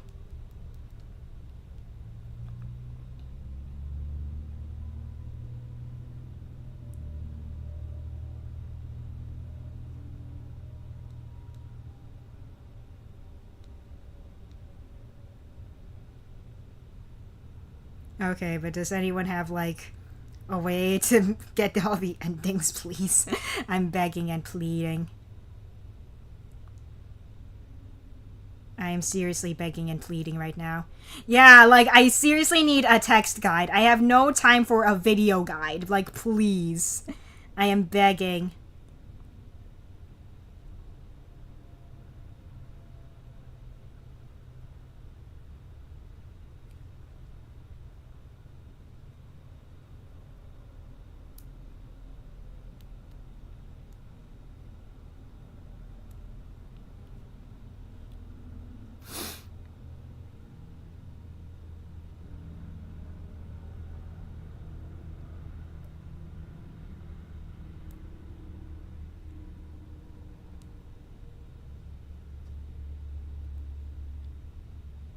Yes, please. I really just need a text. Because I really have no idea. I'm gonna probably be... I feel like I'm probably gonna be fumbling around trying to find the other endings. And that's something I really don't want for this if I can help it. You know what? Fuck it. You know what? We're looking together, everyone. I'm gonna send this tab from my phone to my lappy. And then we can look together. We can look together for a tutorial. Not a tutorial, a walkthrough. I tried J.is Games before to see if there was one. It didn't seem like there was a, It just says, play it for yourself. But I'm just like, I'm not seeing... Oh, there it is! I just had to scroll down a little more. Okay, some people have said... Okay, ending 4. How does one get ending 4? Okay. So, remember your friend's Mew. Click on all the red text paragraphs, the long memories of the storm, and the fact that your friend lives next door to you. Next, talk to your friend about games. Be supportive of them throughout the conversation. Tell them you should have stood up for them. This will make them remember that you care about them. Once their mother tells you about their uncle arriving, ask your friend about the uncle and get confrontational. Tell them you don't believe... Okay. Alright. Talk to your friend about the storm. They'll admit the truth about the uncle. Follow the conversation paths until you get the prod to punch them, or just say you want to go home. Pick either one, doesn't matter. Call your mom better. Okay. Alright. Okay. I'm gonna put this on my other monitor here real quick. That way I can kind of see it as well. Alright. Where is it? Oh, it's right there, kind of vibe. It is, though! It really was. I'm just like, dang! It was right there in front of me this entire time. Okay, let's get back into the game, everyone. Alright. Let's see, where's the full screen? Okay. Let's restart from 7 o'clock in the den. I'm not sure what I saw. Okay, so we have to reminisce about Jessica's uncle and think about that ultra-powerful Mew that he gave her. No one else got it. Yep. We managed to get it. Yep. There was a bad storm. There was something nice about being neighbors with her, except she moved away, except we don't remember when she moved away. You snap out of your reflections. Remember our own Mew that we cheated into our game. It looked different. Yep. You asked her why. And... let's see, got jealous. Okay. Remembered her brother. Okay. You are in the den. Okay, so we're gonna talk to Jessica about games. Talk about how much you like games. Chance to be a sort of different person. Yeah, it's nice. You okay? Yeah. Do you think it's weird that it's weird to play games? Weird for a girl to play games? Let's see. I know what you mean. They say the same stuff about me. Girls don't play video games. Why do you play girl games? Blah, yeah. What you really need to do is you're just taking your brother's games. She isn't Zelda, you're lying. Girls don't play video games. Yeah. Sorry they're like that, I really am. I'm sorry, I'm sorry I don't stand up for you. Girl living in the 90s, yeah. Jessica looks surprised, as if she never considered this a possibility before. No, she says, no, you wouldn't have to do that. But I should. Why? Because I'm your friend, because they're jerks. No one should be treated like that, because they shouldn't treat people like that, because they won't stop unless people live, because I'm sick of it and I want to be able to be your friend and play video games and not have people to be terrible about it. Yes! Oh, she says. And then, thank you. Jessica returns her attention to the Nintendo, leaving you alone with your thoughts. The clock chimes in. Alright, and then we got some popcorn. Thanks. Alright, thank you for popcorn, Jessica's mom. Alright, and she's gone. Okay. Once the mother comes and tells you about the uncle, ask your friend about your uncle and get confrontational. Okay. Ask about uncle. So, your uncle stays with you when he visits? Yeah, isn't it a little weird? Yeah, I guess so. Ask about uncle's visit. So why is your uncle coming? But I thought he worked for Nintendo. Does Nintendo have a lot of business here? What sort of business? I'm not sure if I believe you about your uncle. I don't believe your uncle works for Nintendo. Let's see. Okay, so you clench your teeth and wait. Yeah, no, don't fight back against your friend. It's fine. It's fine. It's not their fault. It's fine. You lie there, expecting another punch or a kick, but to your surprise, nothing happens. Slowly, you sit up to see Jessica standing there, arms still stiff at her sides, breathing heavily. You realize she's close to crying.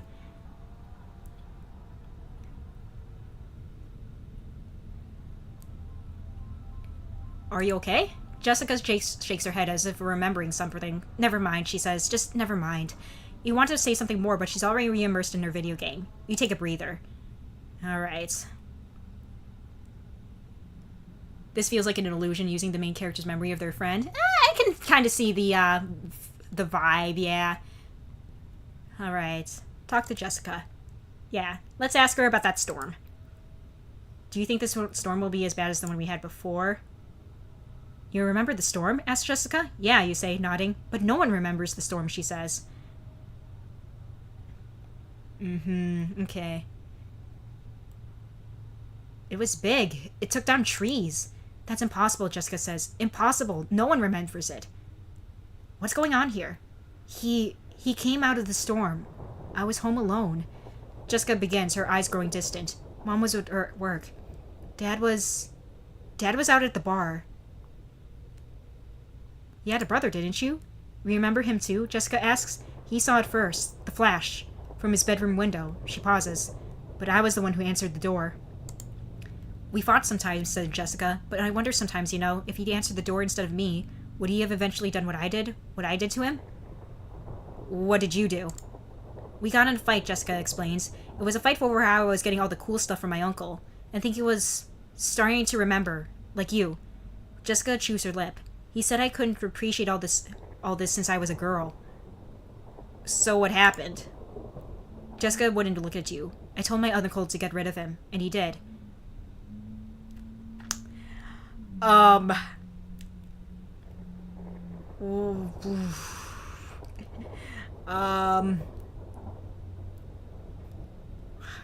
want to go home. No, Jessica says, you can't. You can't. He's already on his way. Bad expression. No. There it is, like a voice. Not something you hear exactly, but still somewhere in the back of your head. Jessica heard it too. See? She asks, see? He's almost here. I'm calling my mom. This is some Stephen King type shit. Yeah. Passing through the empty dining room, you enter the kitchen, where the phone sits in the corner. Call Mom. You dial your mom's work number and wait. She picks up after 3 rings. Mom, I want to go home. Really, honey? Please?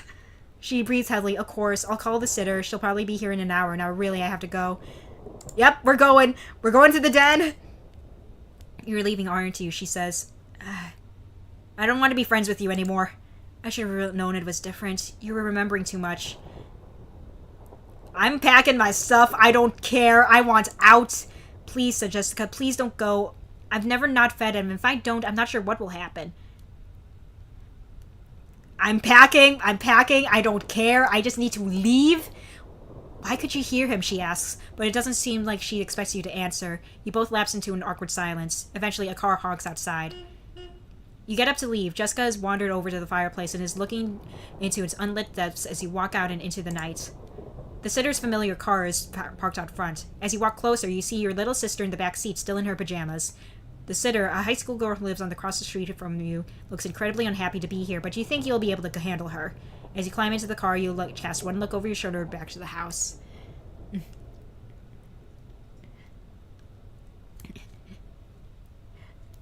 So the uncle's like an evil genie? Yeah, pretty much. The front door is closed. You suddenly can't remember if you did that yourself. The lights in the den are still burning. As the sitter pulls away from the house, you stare at the window in Jessica's house. The lights blurred and magnified by the rain streaming down the glass. Eventually, it all slides out of view. You found out the next afternoon about the fire. It started in the den, says the papers, where there was known to be a fireplace. Apparently, it was left smoldering in the night. There were no survivors. Arson is expected, since an accelerant would have helped the flames overcome the night's heavy rains, but nothing definitive was ever publicly released on this account. One day after school, you ride your bike by to check it out. Parts of the houses still stand, walls and beams blackened by the flames. Yellow caution tape has been looped around the outside, and the rubble hasn't been totally cleared out by the city. You decide to investigate. The second floor has either mostly burned away or fallen through, but standing in what used to be the den, you look up to the hole in what could have been Jessica's room. The broken glass and charred drywall crunch beneath your feet. Until you step on something that isn't glass. You look down. There in the mess is what looks like a Game Boy. It's a Game Boy Color, not at all scuffed or damaged. In the back is a single cartridge, a copy of Pokemon Blue. That's sus. That's very sus. They're called Jins, right? Is that genies that fuck you over? I'm pretty sure. Yeah, that sounds about right. We're gonna take it. What's the worst thing that could possibly happen? Looking at from side to side as if anyone might actually be watching, you pick up the Game Boy and flick on the power switch. After clicking through the Pokemon intro screens, you find there's no saved game on the cart. It's like a brand new copy. You turn off the Game Boy and stuffing it in your pocket, return home. Your mom is sitting in the kitchen when you arrive doing dishes, and your little sister is watching some annoying cartoon.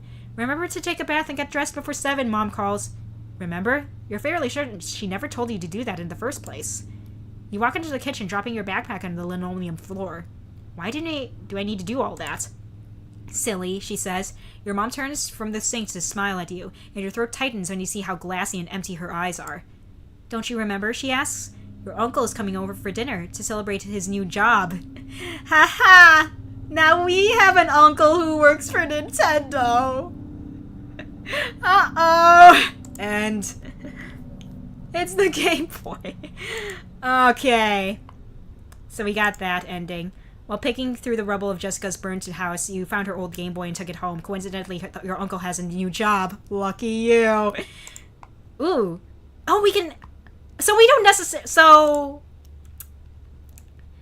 endings 4 and 5 pretty much hinge on whether or not you pick up the Game Boy at the end or not. You don't necessarily have to. So I guess I don't necessarily have to get ending 4 because I have and I really don't want to go through all that again.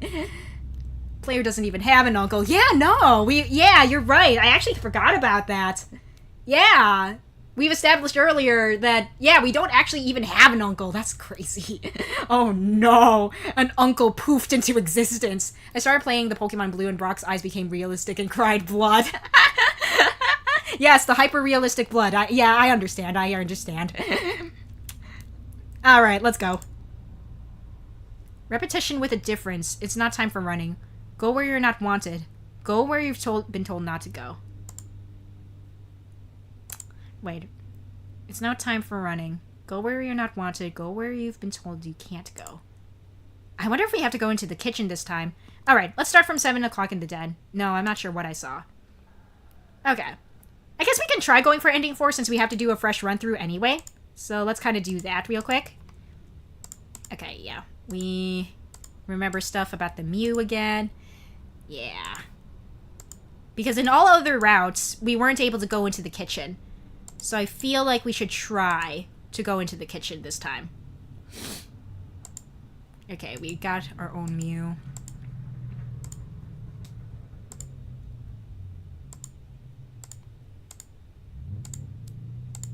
Okay, we remember her brother. Okay. And then we talk to our friend. Talk about games. And then... You okay? Yeah, I know what you mean. It's, girls...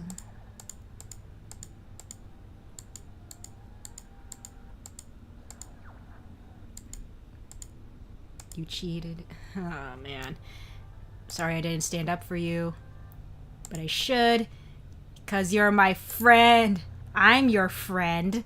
And then, thank you. Okay, leaving you alone with your thoughts. Okay. Alright, thank you. Okay. Okay. Again, I feel like we should go for ending 4 just for completion's sake. So I think we'll do that. Uncle's coming, but I thought he worked for Nintendo. Does he have a lot of business there? What sort of business? I'm not sure if I believe you about your uncle who... And then we just take a moment to be dazed. Can you just destroy the Game Boy if you're stuck in a loop? What's the harm? True! Let's see, are you okay? You take a breather. Alright. And then we talk to Jessica about the storm. This big. What's going on? I remember you were alone a lot. Yeah, I was alone. Alone all the time. When the storm started, I thought I'd run over to your house. But it was late, and then he knocked. Who? I answered the door when the knocking started. He said he was lost and hungry. He said he could help me. All I had to do was promise to feed him. Feed he. Who are you feeding? It's my uncle, Jessica says. Or that's what he told me to call him. I don't really know. I don't know what it is. Yeah, I want to go home. I'm calling my mom. Mom, help. I want to go home. Please. Thank you. The joke you're playing is really mean. Nope, I am leaving. Okay, we are going through that ending again, and this time we don't pick up the Game Boy. Yeah. Out of view. Fire. Uncle is the Game Boy Color Demon. Alright, and then we check out, we decide to investigate, and we found the Game Boy. We leave the Game Boy this time. You leave the ruined house and hop back on your bike, pedaling back home. Your mom doesn't have to work tonight, since she knows you're taking the recent events hard. She'd promised to take you and your little sister to the movies. You don't think about Jessica at all. And, oh, that was really short. Alright, cool. All unsaved data will be lost. You went home early, and it was lucky you did. Jessica and her family died in a house fire that night. Undefined error. You met the uncle who works for Nintendo. What was run? You tried to hide, but the uncle who works for Nintendo found you. Okay. Okay. So now... Okay, now let's go... and get the good... Let's get the true end. So, I think for this one, we just kind of do the same stuff we did in the first 3 endings, where we just kind of sit around and just shoot the shit with Jessica for a little bit, until the uncle comes by. So, let's just do that. Let's play solo this time. You decide to figure out the unfamiliar control scheme while Jessica sits by, giving you a few commands every so often. The game seems very familiar to you, but you've never played it before. The colors are a lot brighter and clearer than any other game you've ever seen. You play for a while. But yeah, we're just gonna sit around and play games. Actually, no. Let's talk about school. Jessica tells you that you're the teacher from both of that. No, we already talked about that before. Let's see, we got some popcorn and extra butter. Okay. Yep, Uncle's coming around midnight. And she's gone. Talk to Jessica. About school again. You begin by talking about a mutual acquaintance who moved away, but Jessica quickly changes the topic. Who, quote-unquote, moved away. Why is Jessica changing the topic? She's been at this for a while. She must have been at this for, like, a while. She's been feeding that uncle a lot of people. She at least fed her brother to him, and probably this mutual acquaintance. Who else has she fed to the uncle? Oh, no. Oh, no. Let's keep talking to her about school.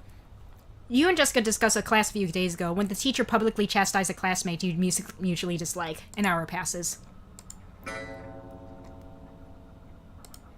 What did you like to talk about? Let's talk more about school. Okay. I don't think there's much else we can really talk about. It's time. Is your uncle here? He's definitely here! Okay. We be scarce, run to the kitchen. Go anyway. Let's see. What? You go into the kitchen. That expression. No, child. There's not much of a... This is not allowed, child. Ignore. It falls silent for a moment. It has grown weak since you haven't been feeding it. Take out the Game Boy!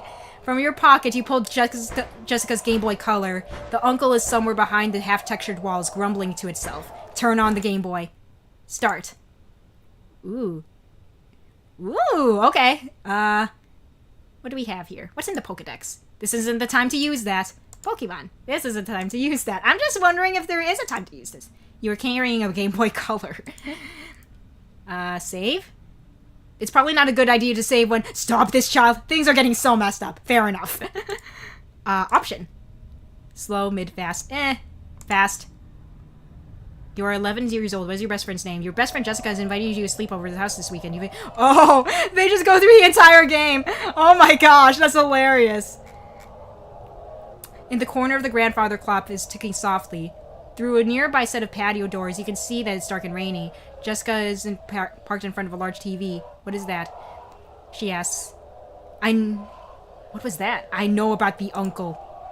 Jessica blinks uneasily at you. I don't know what... Do not listen! You mean, what are you talking about? I used it to come back here. Stop this, stop. Jessica looks around uneasily. It's alright. How is this happening? Jessica asks. I'm starving it to death. No. I'm starving it to death. Jessica shakes her head in disbelief.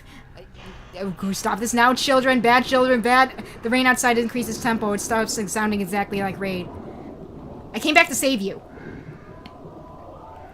Oh, God. Jessica takes a step towards you. How did you do that? It's weak. But it changed so much, says Jessica. I am not really. But all the others, they're gone. I ate them all up. They're gone. It doesn't eat all at once. It's slow. It takes years, maybe even forever.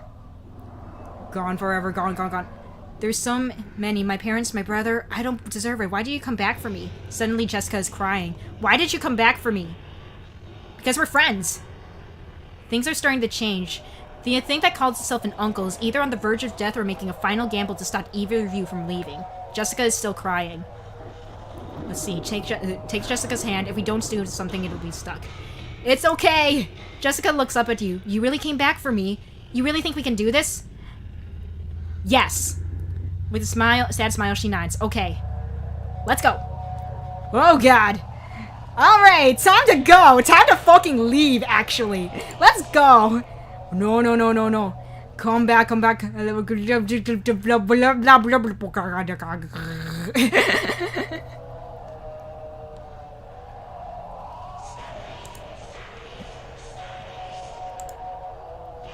You don't understand games offering me something I didn't have, anything give me a sense of a place, who I was and who I could be. Sold. I'm sorry for all this.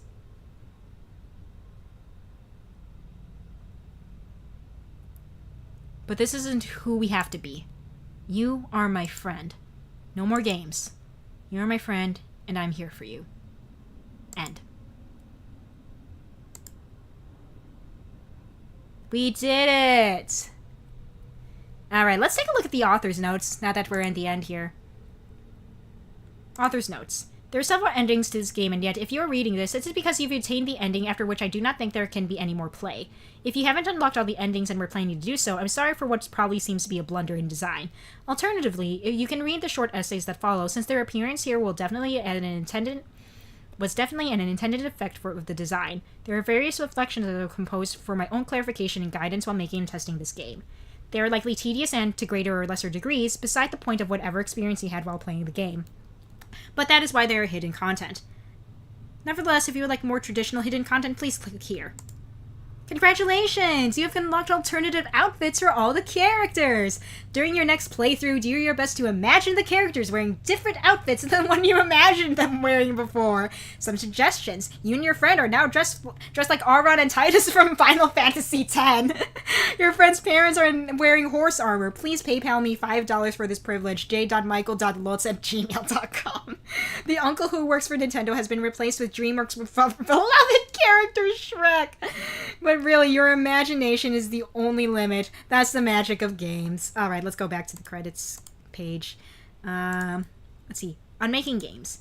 Every game I make has the same starting point, which is a question I ask myself. How is this project different from the last one?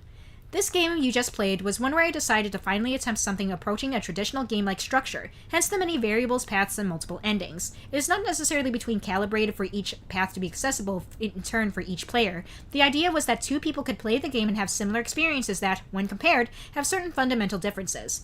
I feel the demand for a variety is made more often of interactive fiction, despite most graphical games having very little in the way of non-linear plots, or at least plots that changes beyond the cosmetic.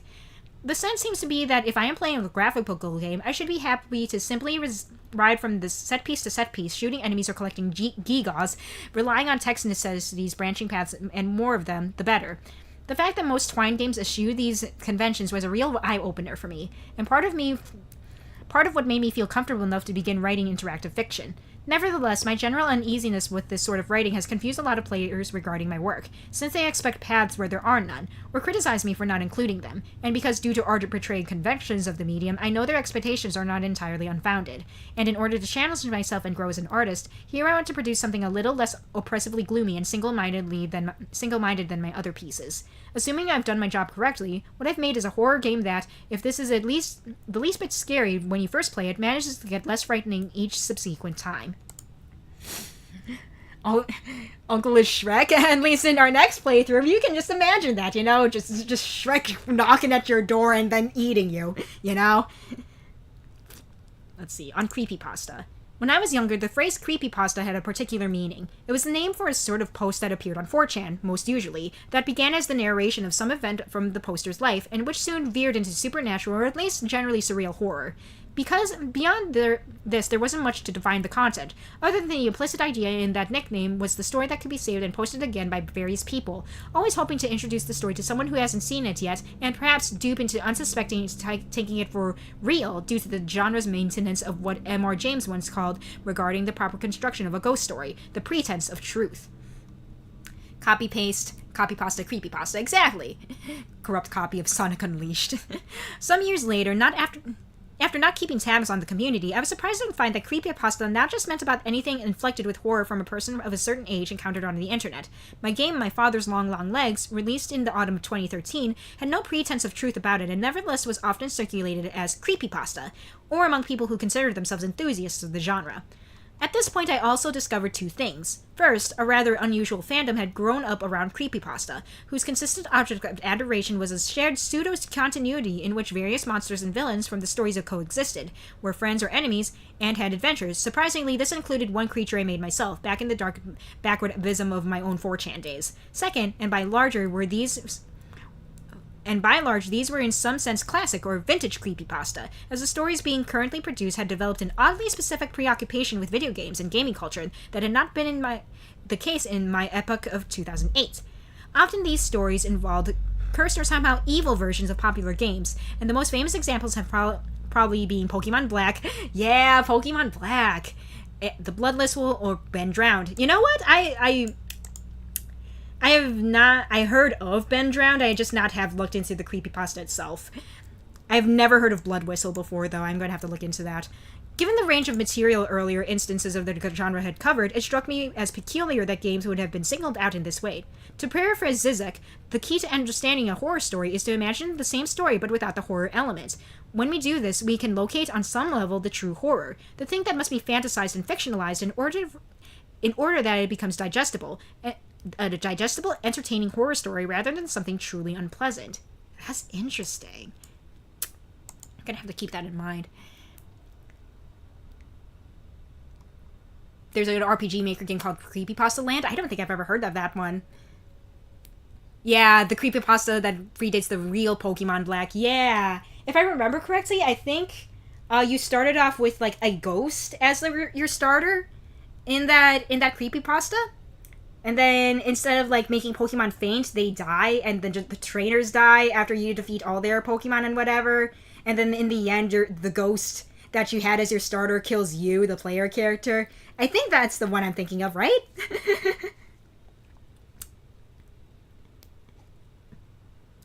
Let's see. If we perform this deconstruction on many permutations of the video game creepypasta genre, what happens? The story we end up with, time and time again: I bought a game and I played it. I received the game as a gift and I played it. I found a used game for sale and I played it. I picked up an old game from our childhood and I played it. Yeah. Didn't John do that one? He might have, actually. I don't remember. What these stories reveal, I think, is an underlying anxiety we have about games in general, that beneath their smiling faces and heroic poses, Mario and Link are somehow hostile to us. That if these emblems of childhood and adolescent pleasure had their way, we would keep playing with them until it killed us. Perhaps here we can find the pretense of truth that seemed to otherwise go missing. There is something about games culture, its particular awareness of itself in its own moment of history, that facilitates the experience of horror at the industry's own promises of endless and repetitive play. Games, in this perspective, both loathe us and need us.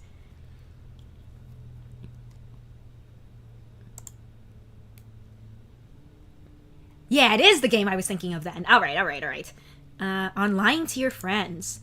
I don't believe I ever had a friend who claimed they had an uncle who worked for Nintendo, and yet, nevertheless, the trope had always made sense to me in its deployment as a punchline for unsubstantiated gaming gossip. Certainly I had conversations with friends that turned on similar structural logics, one of us claiming dubious knowledge about the secret workings of a game, or the future moves of a particular developer, or the games industry in general. The uncle who works for Nintendo on a very basic level is interesting because of how well it encapsulates the frank bullshittery of such conversations. I have an uncle who works for Nintendo and he says, let's break this down. This just reminds me of like quote-unquote leakers who leak things about like upcoming Nintendo Directs. This gives off the same vibe. That's the uncle who works for Nintendo.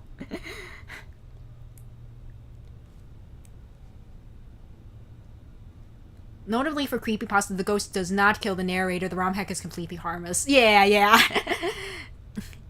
Let's see. The uncle who works at Nintendo is a lie I heard about after I saw this game. Let's see.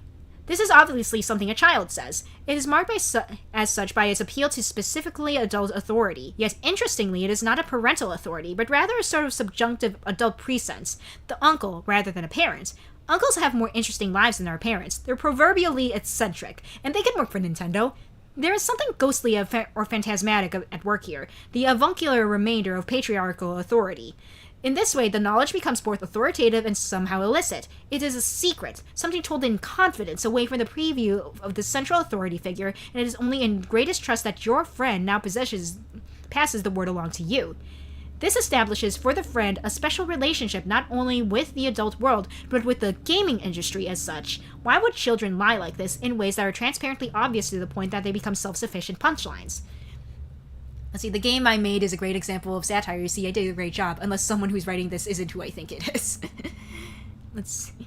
On one level, it works or worked because it reproduces to some extent the language of gaming's enthusiast press and the fantasy of exclusive access. Our Nintendo powers and Game Informers want us to think this way about game development. It was Willy Wonka's chocolate factory, filled with incredible secrets, only to be glimpsed by a lucky few.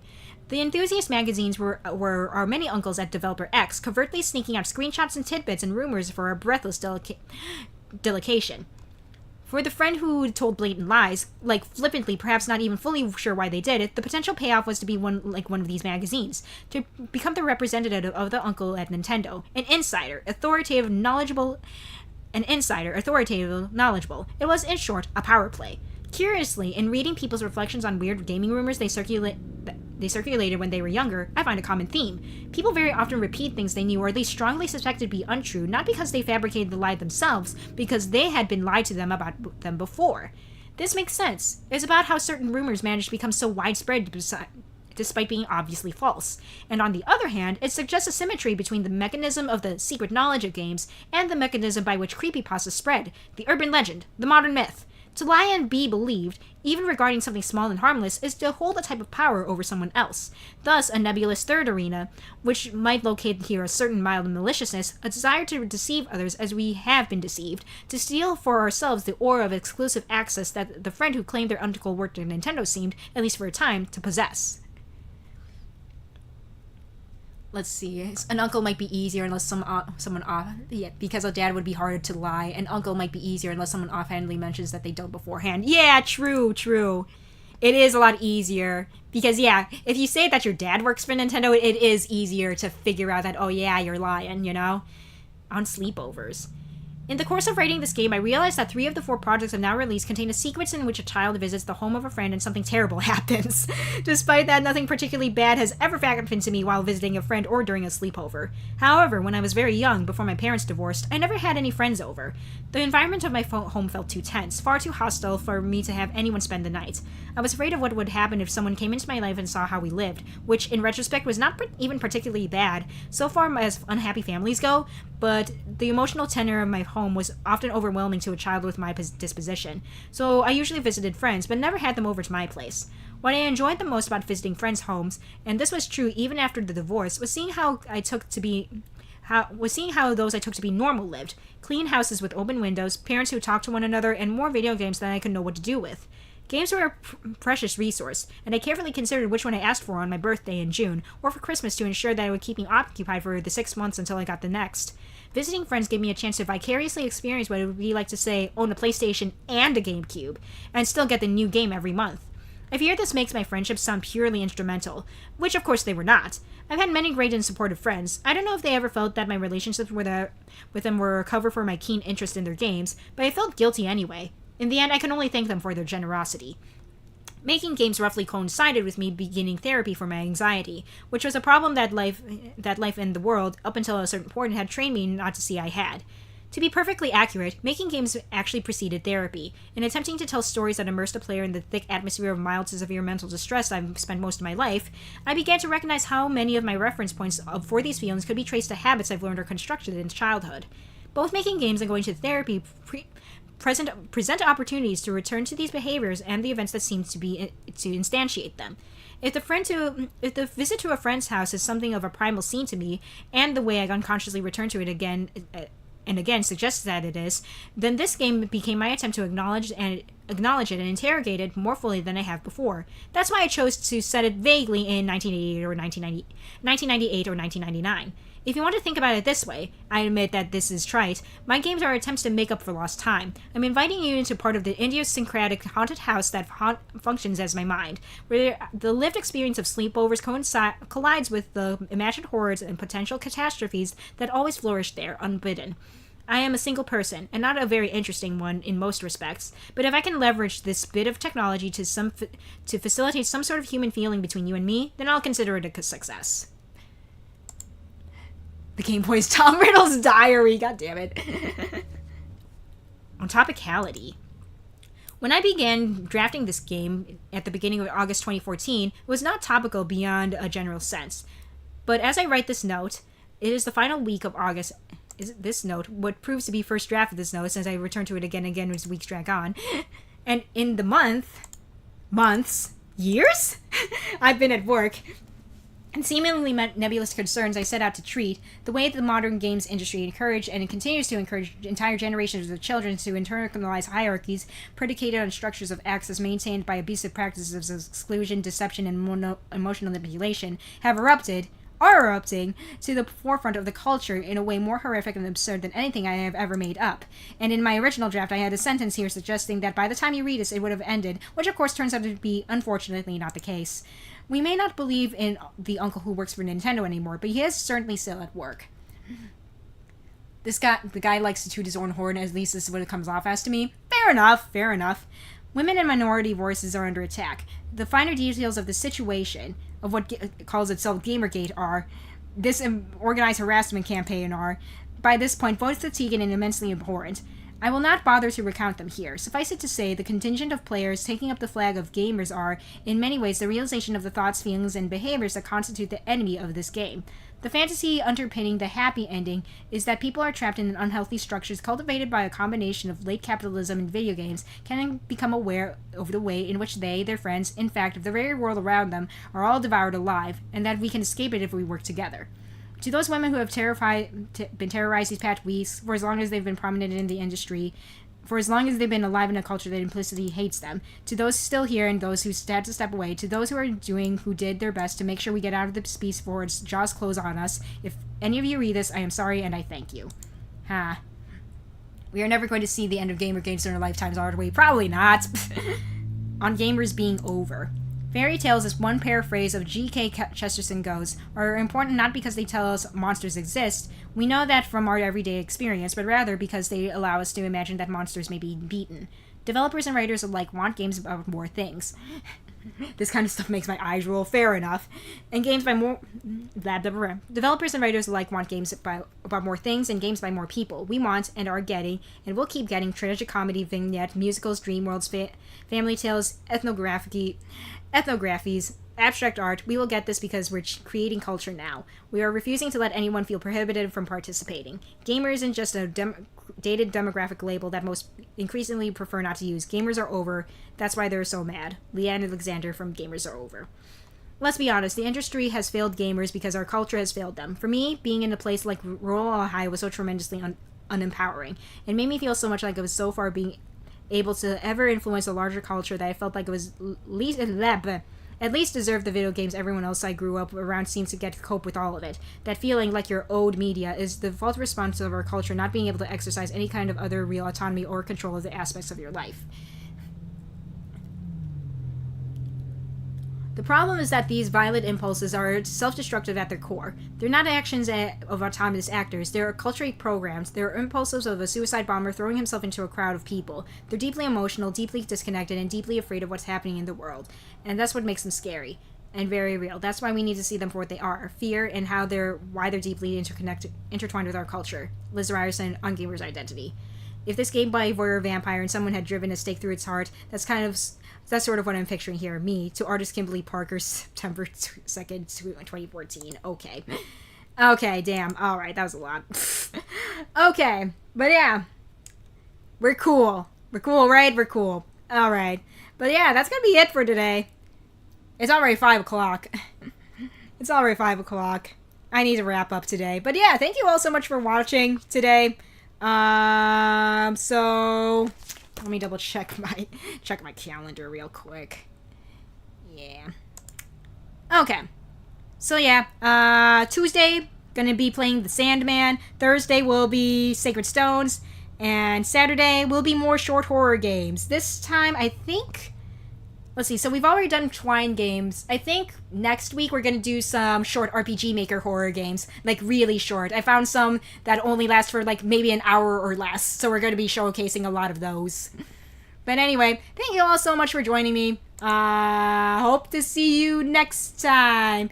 Oh, before I forget, I don't know if Sam is planning on doing a stream on Monday with me. I don't know. We haven't really fully decided. I don't think we are, but who knows. Anyway, bye guys. Bye bye bye. Bye bye bye. Bye bye bye.